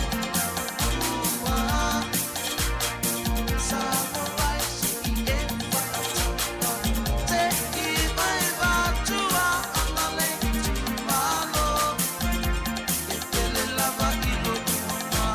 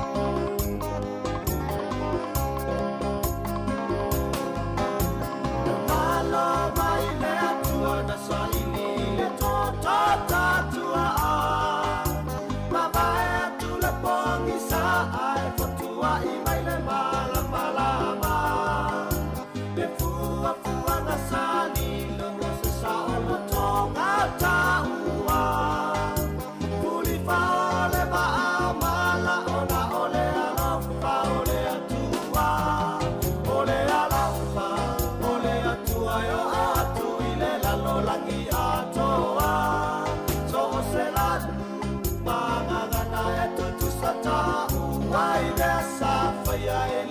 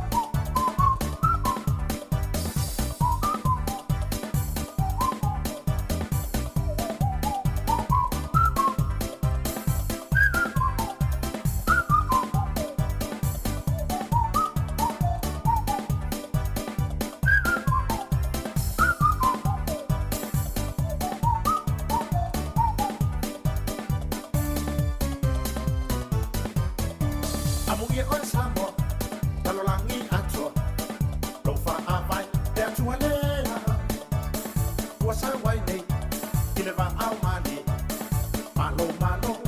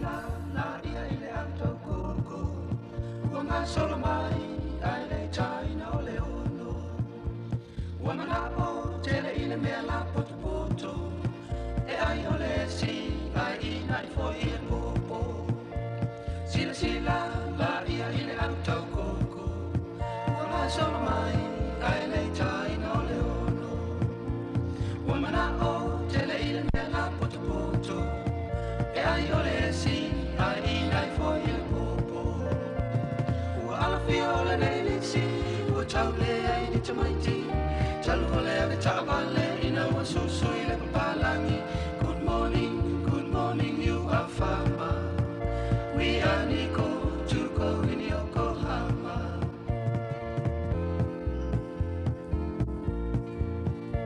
Ole ali I le na le fai fato anga O tamaurina mai o Yokohama Ua leipa I le tutongi fato waa Oishi o fasi pai, a oishi ai kukama O le aliti, le na le fai fatoanga O tamaurina, mai o Yokohama Ua leipa, I le tutongi fatawa Oishi o fasi pai, a oishi ai kukama Ua alawhia o le nei le si, ua tau le ai ni te maiti Talu o le ave ta'avale, ina ua tusu I le papalangi Good morning, you are fama We are Nico to go in Yokohama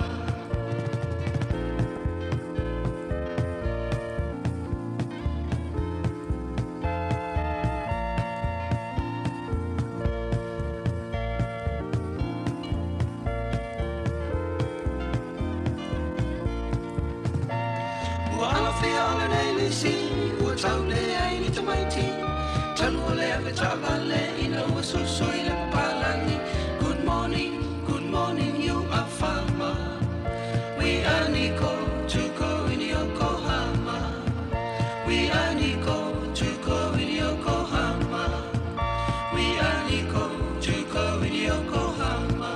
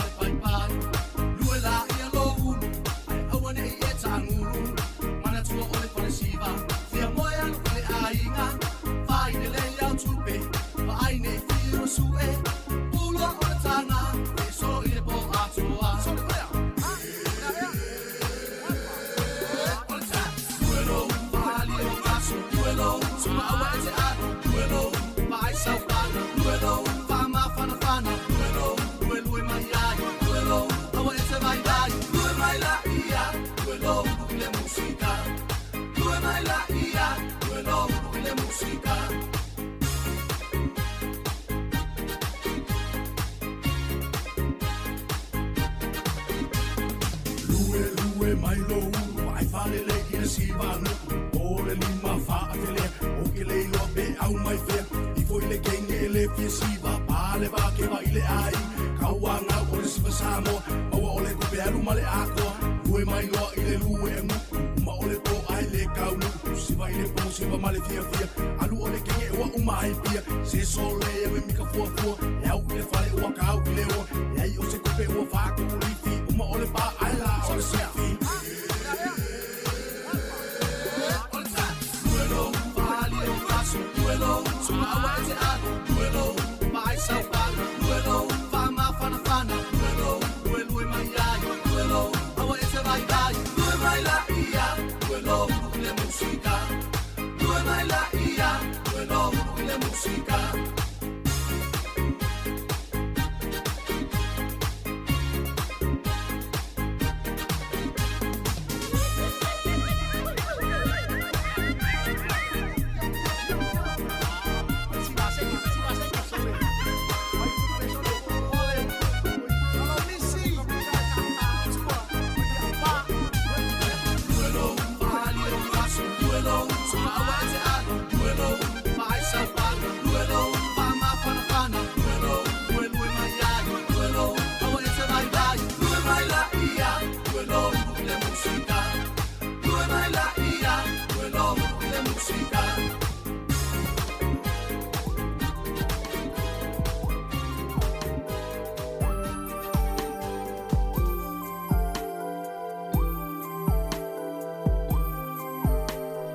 No for mama fau fau Leu le tau lau Lili o le vau O oe o lo au Valasi manu lele o le vau Pete talia si o umanao Ina tatala mai alo fatu Na oya mai lasi O te pavasi ulangi O te fola fetalai Pe atafa fesangai E te alofa moni ia te au Ina tatala mai alo fatu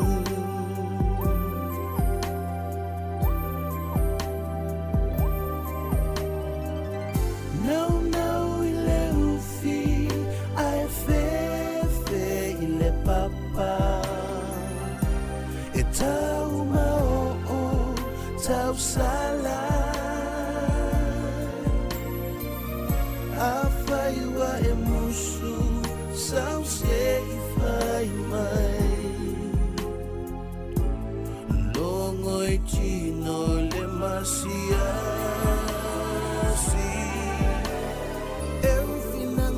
Tau sala wata upu fai mangana Tele manava ai leva ve atamai Ai fai pea ia tali tawane ai Fai va utamali io le fetalai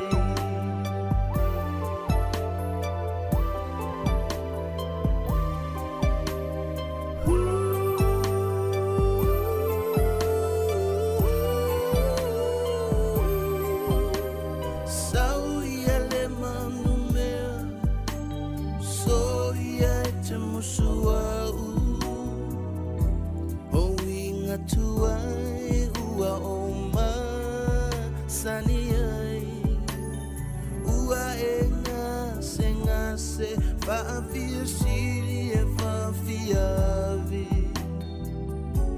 Olo umana ole atoa Mae tau anga fau Tau pe malafo atu Ne I e pe mai ua ole ma fau fau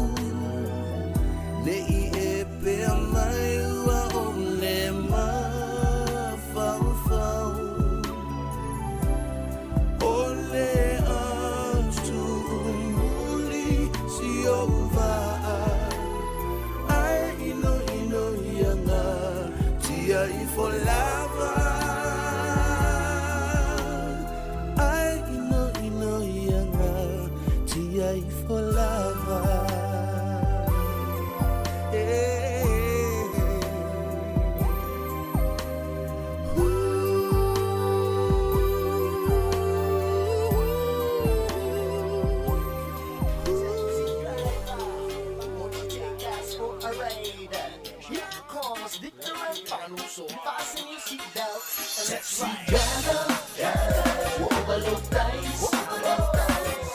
Ay, sinamalo, low man, ay so go by. Taxi driver, we'll overload dice. Take it easy, have it honest, low, nigga, ko ay suppose. Woman, pagkala, wala ang may leonga. Wasuwe sa nga taxi, aluay. Suwa, wala awat, you always twist my ear. Lenge, taxi, kukuha, le, aw, nakapi. I wake up, feel like, woke up, le, fa, lave, lave. Wapa, foi, le, va, fia, lui, le, fale. Woki, fa, chi, o, ki, fa, my life. Isabali, shalo, taxi, stand, in the market. Taxi, gather, overload dice. I see the man on low man, I so go by. Taxi driver, overload dice.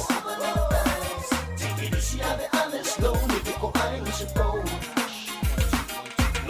Taxi driver awa ete ona le so ifua o tangata ua yo lima se tuulo mimita bero ma se tene epa icy file le le fatali mai le fale awar so on si ele ta o al passe se ne ite iwa e so atia e ta vale ma pa I love you o cause fatinga talinga with the beep beep and the boo boo. Taxi driver, overload dice. I see the man on low man, I so go by. Taxi driver, overload dice. Take it easy, have it honest, low, nigga, ko I'm supposed. Yo, on the phone, what's the total? Rule out transportation, what's it? I tour on the young figuration. Drop or ta ile, rolling my emo, I knew it out, so I knew it out. Yeah, one more secret before I built a city, and what it is a sour for figuration. Like Alice Sabrina, no fight, I'm a people to my wallow. Well, I need your need for. Overload dice. I see the man on low man, I so go by. Taxi driver, overload dice. Take it easy, have it honest, low, nigga, ko I'm supposed. Taxi driver, take me for a ride. You better move your finger, sing me a lover. You better check your pockets, ain't no stopper. Taxi driver, take me for a ride. If you're there, you get my life, I lele. My family more like I was on my bus. Overload dice. I see the man on low man, I so go by. Taxi driver, overload dice. Take it easy, have it honest, low, nigga, ko I'm supposed. Taxi driver, overload dice. I see the man on low man, I so go by. Taxi driver, overload dice. Take it easy, have it honest, low, nigga, ko I'm supposed. Taxi driver, overload dice. I see the man on low man, I so go by.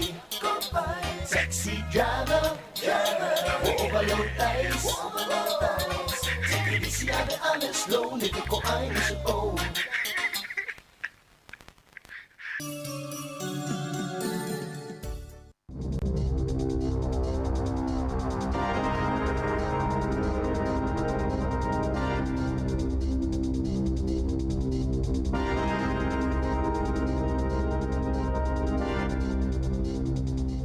E toi whatalo whātua le whapoponga o talafonga mai le siufofonga le lau mua mo le nei vaenga o le aso.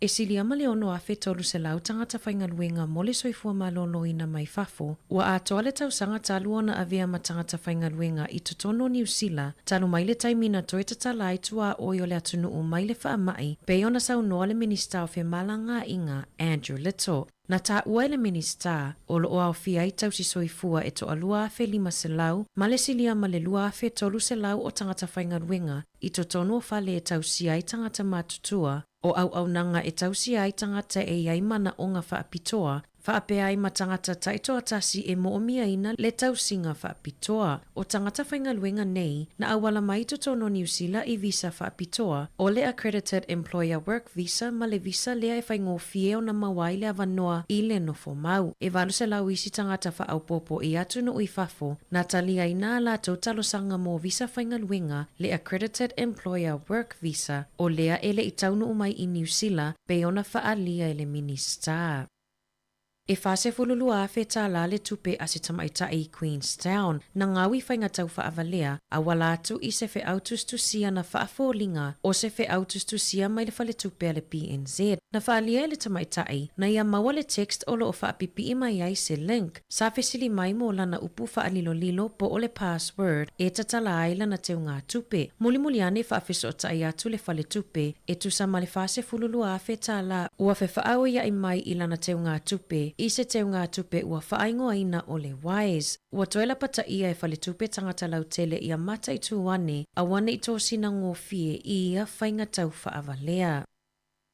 E toa tasi se tangatai au kilani i saute, na a fia i se osofa inga i se tasi o fale, na whaonga ina ai ni tupulanga tala vau ni pate e whaaleanga ai le fale, ma whaau o manu ai i le ua a fia. O lo o whata o tolia le na a fia i ia osofa inga, ma o lo o whaia su enga leo i lea mata upu. Ua iai se popolenga i le Consumer New Zealand, i whaalawi loa lo o whaia i taulanga whaatau, e whaonga ai le AI po se tasi o teknolosi fōu. Na whailoa le pulisili John Duffy e whaapea, o le ai o kilani makalai estete o lo o whaonga ai nai nei teknolosi i totonu o malls. Lea e whaingoa ina o smart screen, la to te whamawina mapueina le ata o le tangata i savali mai, e fuafo ia la tau whaalawi loa i le tua inga tangata maona tausanga. O le popolenga te leo lo oia i nei, ona ele oi loa e tangata o lo o whaamauina la tau whaamaumaunga e ia masini, mai ta taona iai se marili i nga matangata lau tele i le pueina o la tau wata. O lo o whaia se ilo ilonga ale Consumer New Zealand makamupani, o lo o whaonga ina au nanga ale AI e whaia ia la tau whaalawi loa. E silia ma le walu afe fō mai ua whaititi ai le numera o fō mai i au nanga whasoi fō maloloina. Ma e silia ma le afe ono se lau fō mai e mo o mia awale tausanga fō, pe ona whaalawi loa le minista o soi fō maloloina Asia Vero i le aso ananafi. Na whaalawi loa le aso ananafi se polo kalame ua whaatatia mai, awale whaamautuina ma le tauta o fiofi mai ai o tangata New Zealand i le tu ua o le atunuu, mo atunuu i whafo mo ngaruenga e ai au se tālia. O lea porkalame ua o fia i lalo le whaamautino ina le lei i tangata o lo oa o nga whafo mai, ma fo mai tau ao, e maua le tau mawhafua i le whale mai mo i lātou, e ngalu lua i le sifi pō. E te lele vai ngā tupe ale malo mai le pakete o le tausanga nei, sa whaaso atu i le matanga luenga o le soifua malolo ina, peitai, o lo o whea ngai pēr whale mai ma le whaafi tāuli, o le si itia inunga o le numera o tangata ngase ai toa i titi le au whainga luenga. I se ripoti mai a le Centrix, e tusa ma le whase laulu ono a whe tangata o lo o whaamauina, le whaatu ai o na tutongi o ai tālafu, si itia mai i le whase lau se fulutasi a whe sai ai i le masina o aperila le tausanga nei. E tasi tesi ma le tolupa sene ua si itia i le numera o tangata, ua tuai le tutongi ina o mō kesi o latou whale. Talu mai le lua whelua se fulu, ma le si itia mawalunga o le numera o tangata ua whaonga aina isi au nanga, e mawhai ai o na avele o loa ai totongi muli. Ua whaamaunia to a tele tangata ua a fia soifua malolo ina o le mawhauwhau, mai le tele po o le tuai o na totongi o ai tālafu, ai mai se le whaingata ua iai nei le taungata o le tau o le soifuanga. Ua ripotia le to a tele o ainga i New Zealand, o lo o whea ngai mawhaingata i le tau whaamawhanawhana i no whale. I se whaamatalanga se tasio tina ina nofo malona to o lua, malana tā malua tausanga. E whaapea e leenga whatia e palani keke ta i lima, whaapea heaters po masini whaamawhanawhana i whale, le malulu o le whale. Na saunoa le tina e malosi le tale o lana tama se itulou, mai le malulu, mai o mai le tai awana na whipe o na ripotia e le TV tasi, ua maua umale ainga i le fulu, ma ua le toi whaalaina fo i le hita, o na e leenga whatia le tutongi ina o le pili o le eletise. I le tau malulu o le tau sanga taluai, e tusa ma le se lau se fulu afe ainga e leenga whatia o na whaamawhanawhana whale, ona o le lenga fatia ona totongi pili o le eletise. E tusa leo le ono pasene o le faitawa o fai o tangata i New Zealand, pe ona whaamawina i reporti a le MB.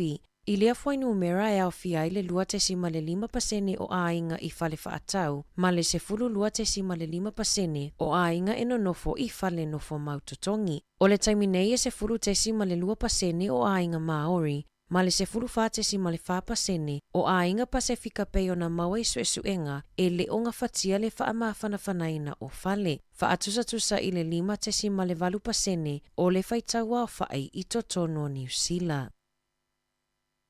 Ua langalanga whina ngalo o tangata i lunga upenga ta whailangi, e whaatatau i le mataa upolo o a whia i le tamaita i pule nu o Wellingtone i a Tory whanau. O le pōle aso wharai le taluai, na o atuai whanau i se tasi o whale ainga i Wellingtone. Ma sa whaailoa i se tasi o le au whaingaluenga, Andrew Jenkins, sa whaasua a vale tamaita i pule nuu, ma na i uai ina le to mawhai o na ia toi whaatawina atu i ai le ava malosi. Na whaamatalaina i Jenkins e whaapea, na fesili atu whanau ia te ia pe na te sila fia o ai ia, na tali i for Jenkins, po o ia o se whai pule, na tali whanau le ai o ia o le pule nuu. Sa whaamaonia ma i o ina e whanau tu ua inga a le sui o le au whaingaluenga a le whale ainga, e le i tutongi ina la la pili ina ua tu ua le whale ainga malana wō. Pei tai, na sau noa whanau sa toi fiso o tailana wō i le whale ainga e tutongi le pili i le tae au na soso o ai. O manatu whaalia o le lautele ilunga o penga ta whailangi, o nisi o lo o langolango ina le pule nuu,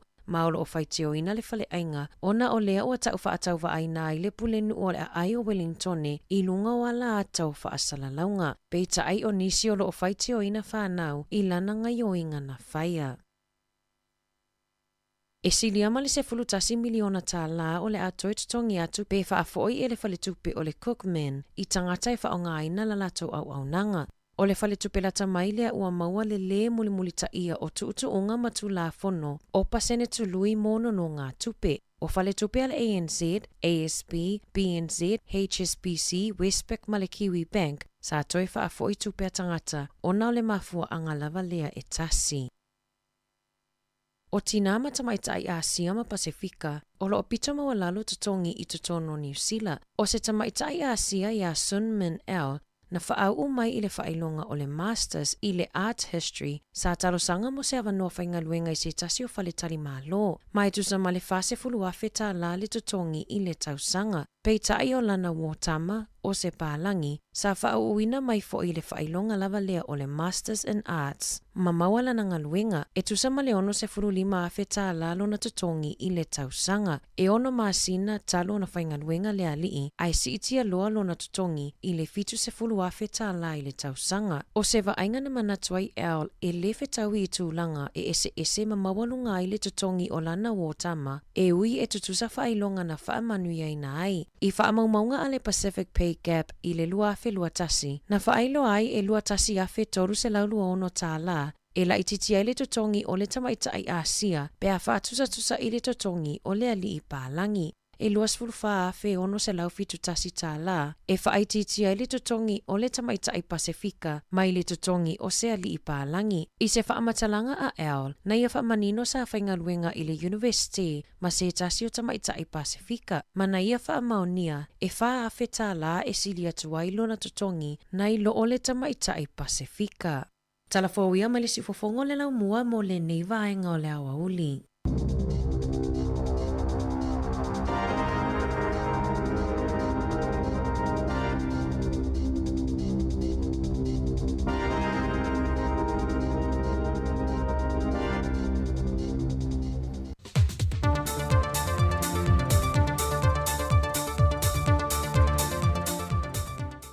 Toi whaatalo whaatulu tātou tunu e sei se whaopoponga le neo tātou telefou mai Samoa e le onga antutonu o le neiva yaso.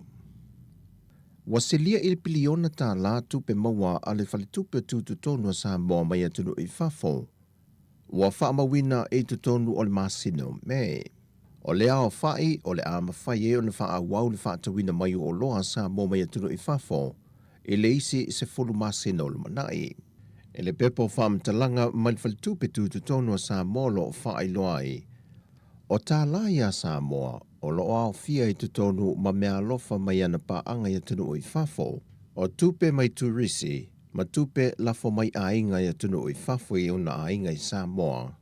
Whatasei ma uloa Samoa le o loo maki te atu I si atunu. O se matawha i oi whaasinu tonu le whali tupe tūtu tonu a le atunu, e nā te whaasoa soi nai se lenia lo o teu whaanganga I whali tupe atunu I fafo, e whaalango lango atu I aile malo ma le atunu, e le ngata moa nā tinae o loe whaatawina mai atunu I fafo, e na ia awani whaale tonu le atunu. E leisi o na whaatulanganga o le iwa se fulmali tolu pasene o ia se leni, e whao ngai sa moi tūlanga I mo mia I atunu I fafo, e au fii mga se ngase esa ili tonga fiti atu I fafo ato Samoa. O nisi o lea silia malipiriona tā la Samoa sa teu whaanganga ili tolu tausanga taluai, a o lumana I ele COVID-19 fulu wiwa. E silia mali lusa fulu wafe tā la le tupe lea whai leo le soaswani le maloni usila, na wha tupe le tele o mea na mo o mia lea o ngali fia malamalama I ale fua, o ni mea whai ngā ruenga e au ngā tele mo lea o oina o whanau, e iai mana o ngā whaapito le soifua. O le fesoaswani le nei al maloni usila, na wha tupe mai lalo se vai ngā tupe o lato fesoaswani, e anga I tonu le ia o ngā āmatai le antanu.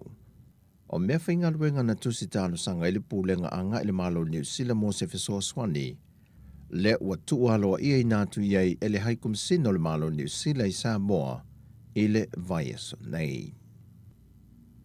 E na o vaalele al company vaalele al Samoa Airways le o lo lato whaongai na le temile nei le malai vaalele I whangali, talu o na te tālalo ia ele masina na se mawai.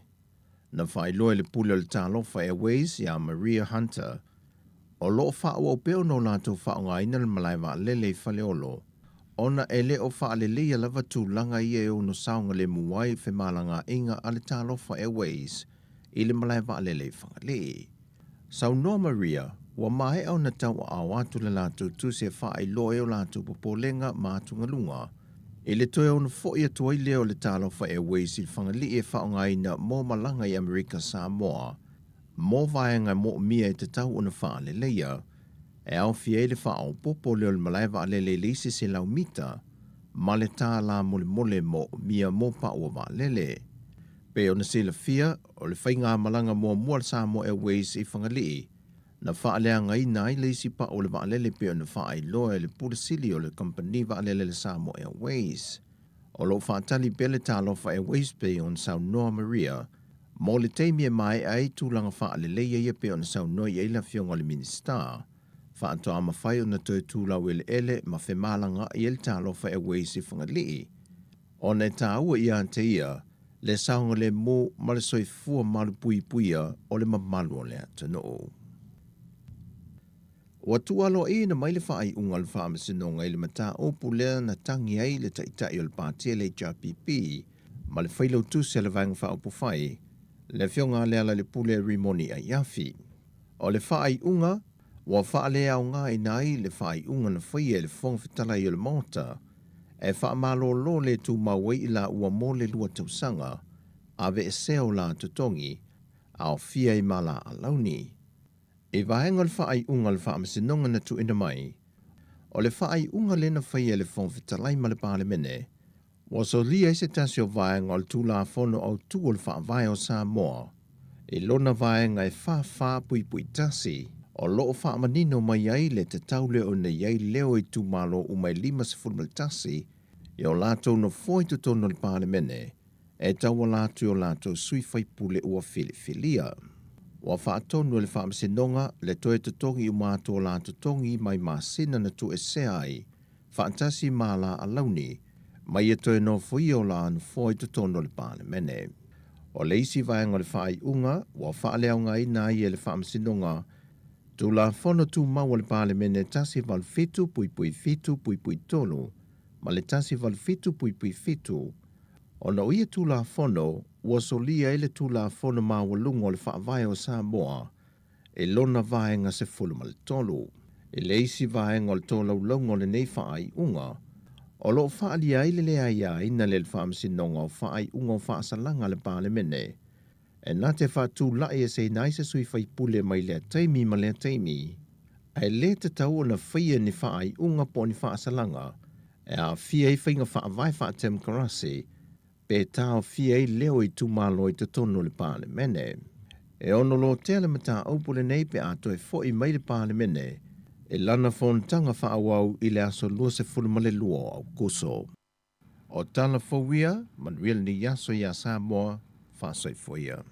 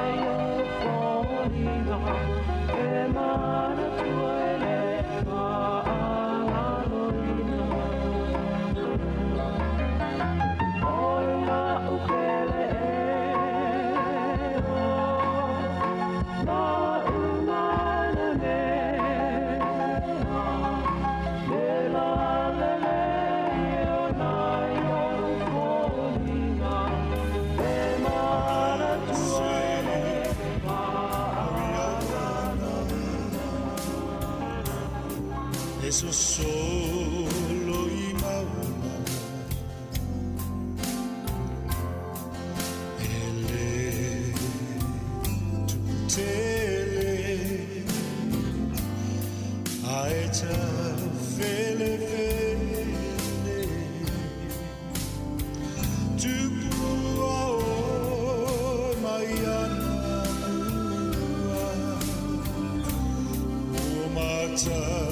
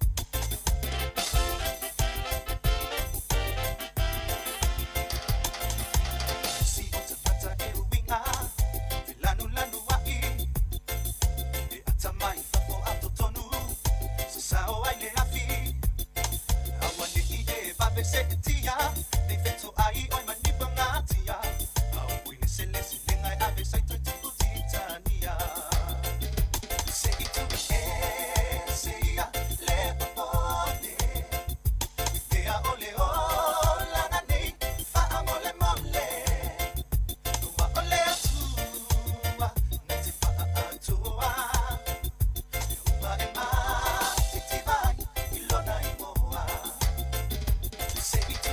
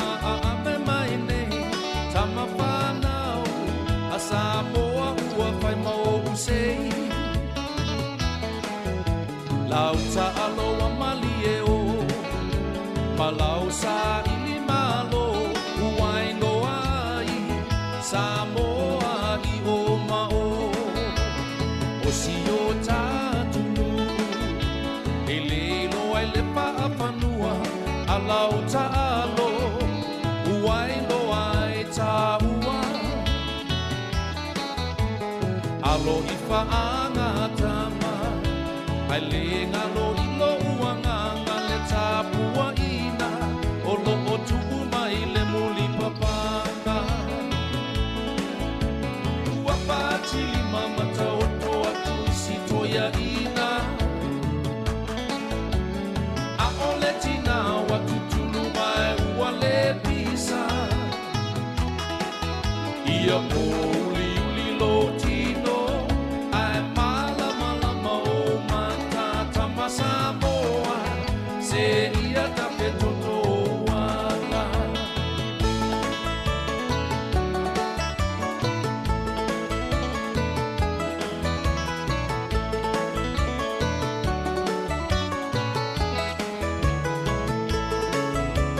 Samoa tula i mai e molia le papetai au lau ta'alo se wamali e mata i vai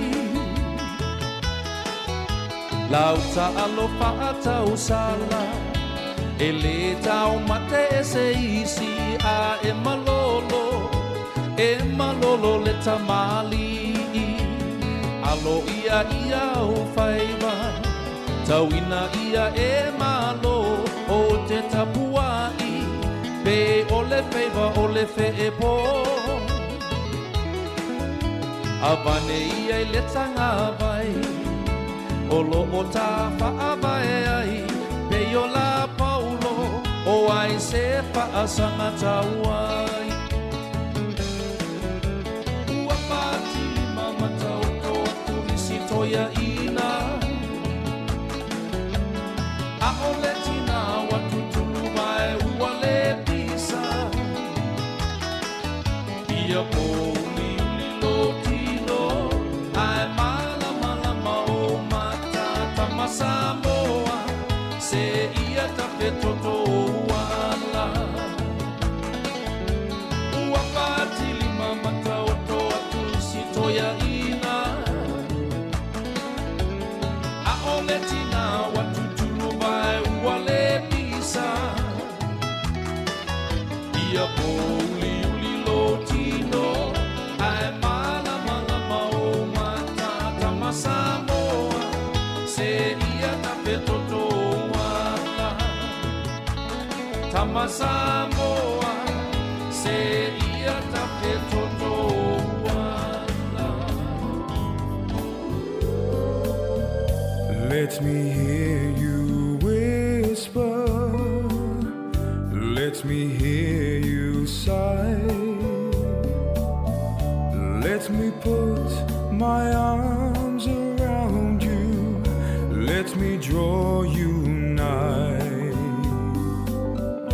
to Umaya Lolima, Tautala my dear Poua, Tawina Eiloa, Olo Alo Falena.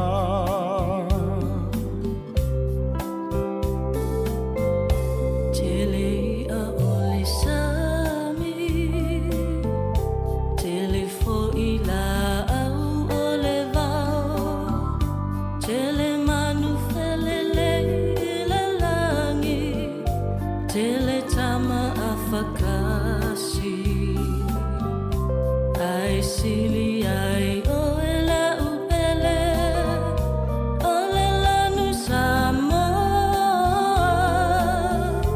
mate mai ala tua, e te lo leingoa.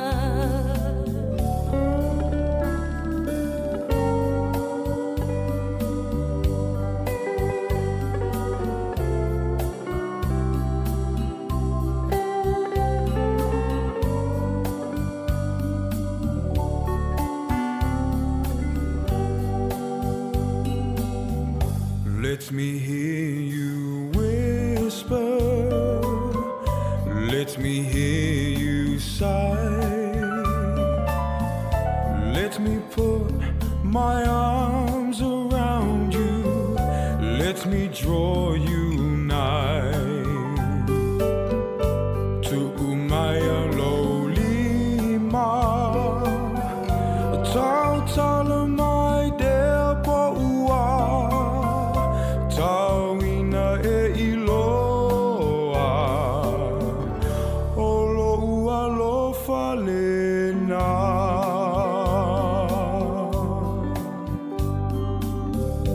Tele I a ole sami. Tele I a ole sami. Tele I a ole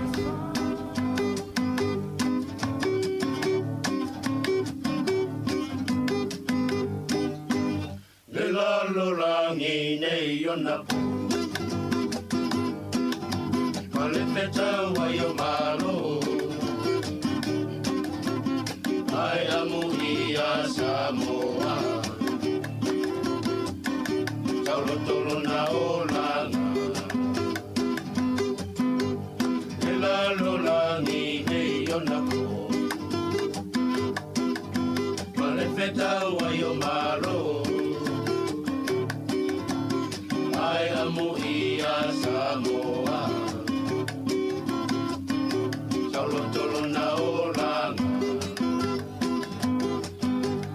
Whawhetai te leile atua. Lola alofa tu noa. Na te le tu la foa ina. I tato ia souma. Whawhetai te leile atua. Lona alofa tu noa. Na te le tu la foa ina. I tato ia souma.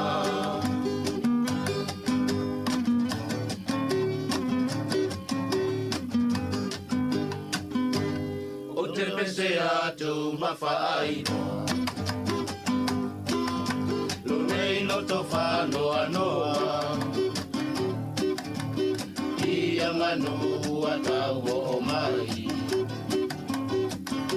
Tato tele masani ai. O te pese atu mawhaainoa. Lo nei loto whanoa noa. Ia manu atau o mai. Tato tele masani ai.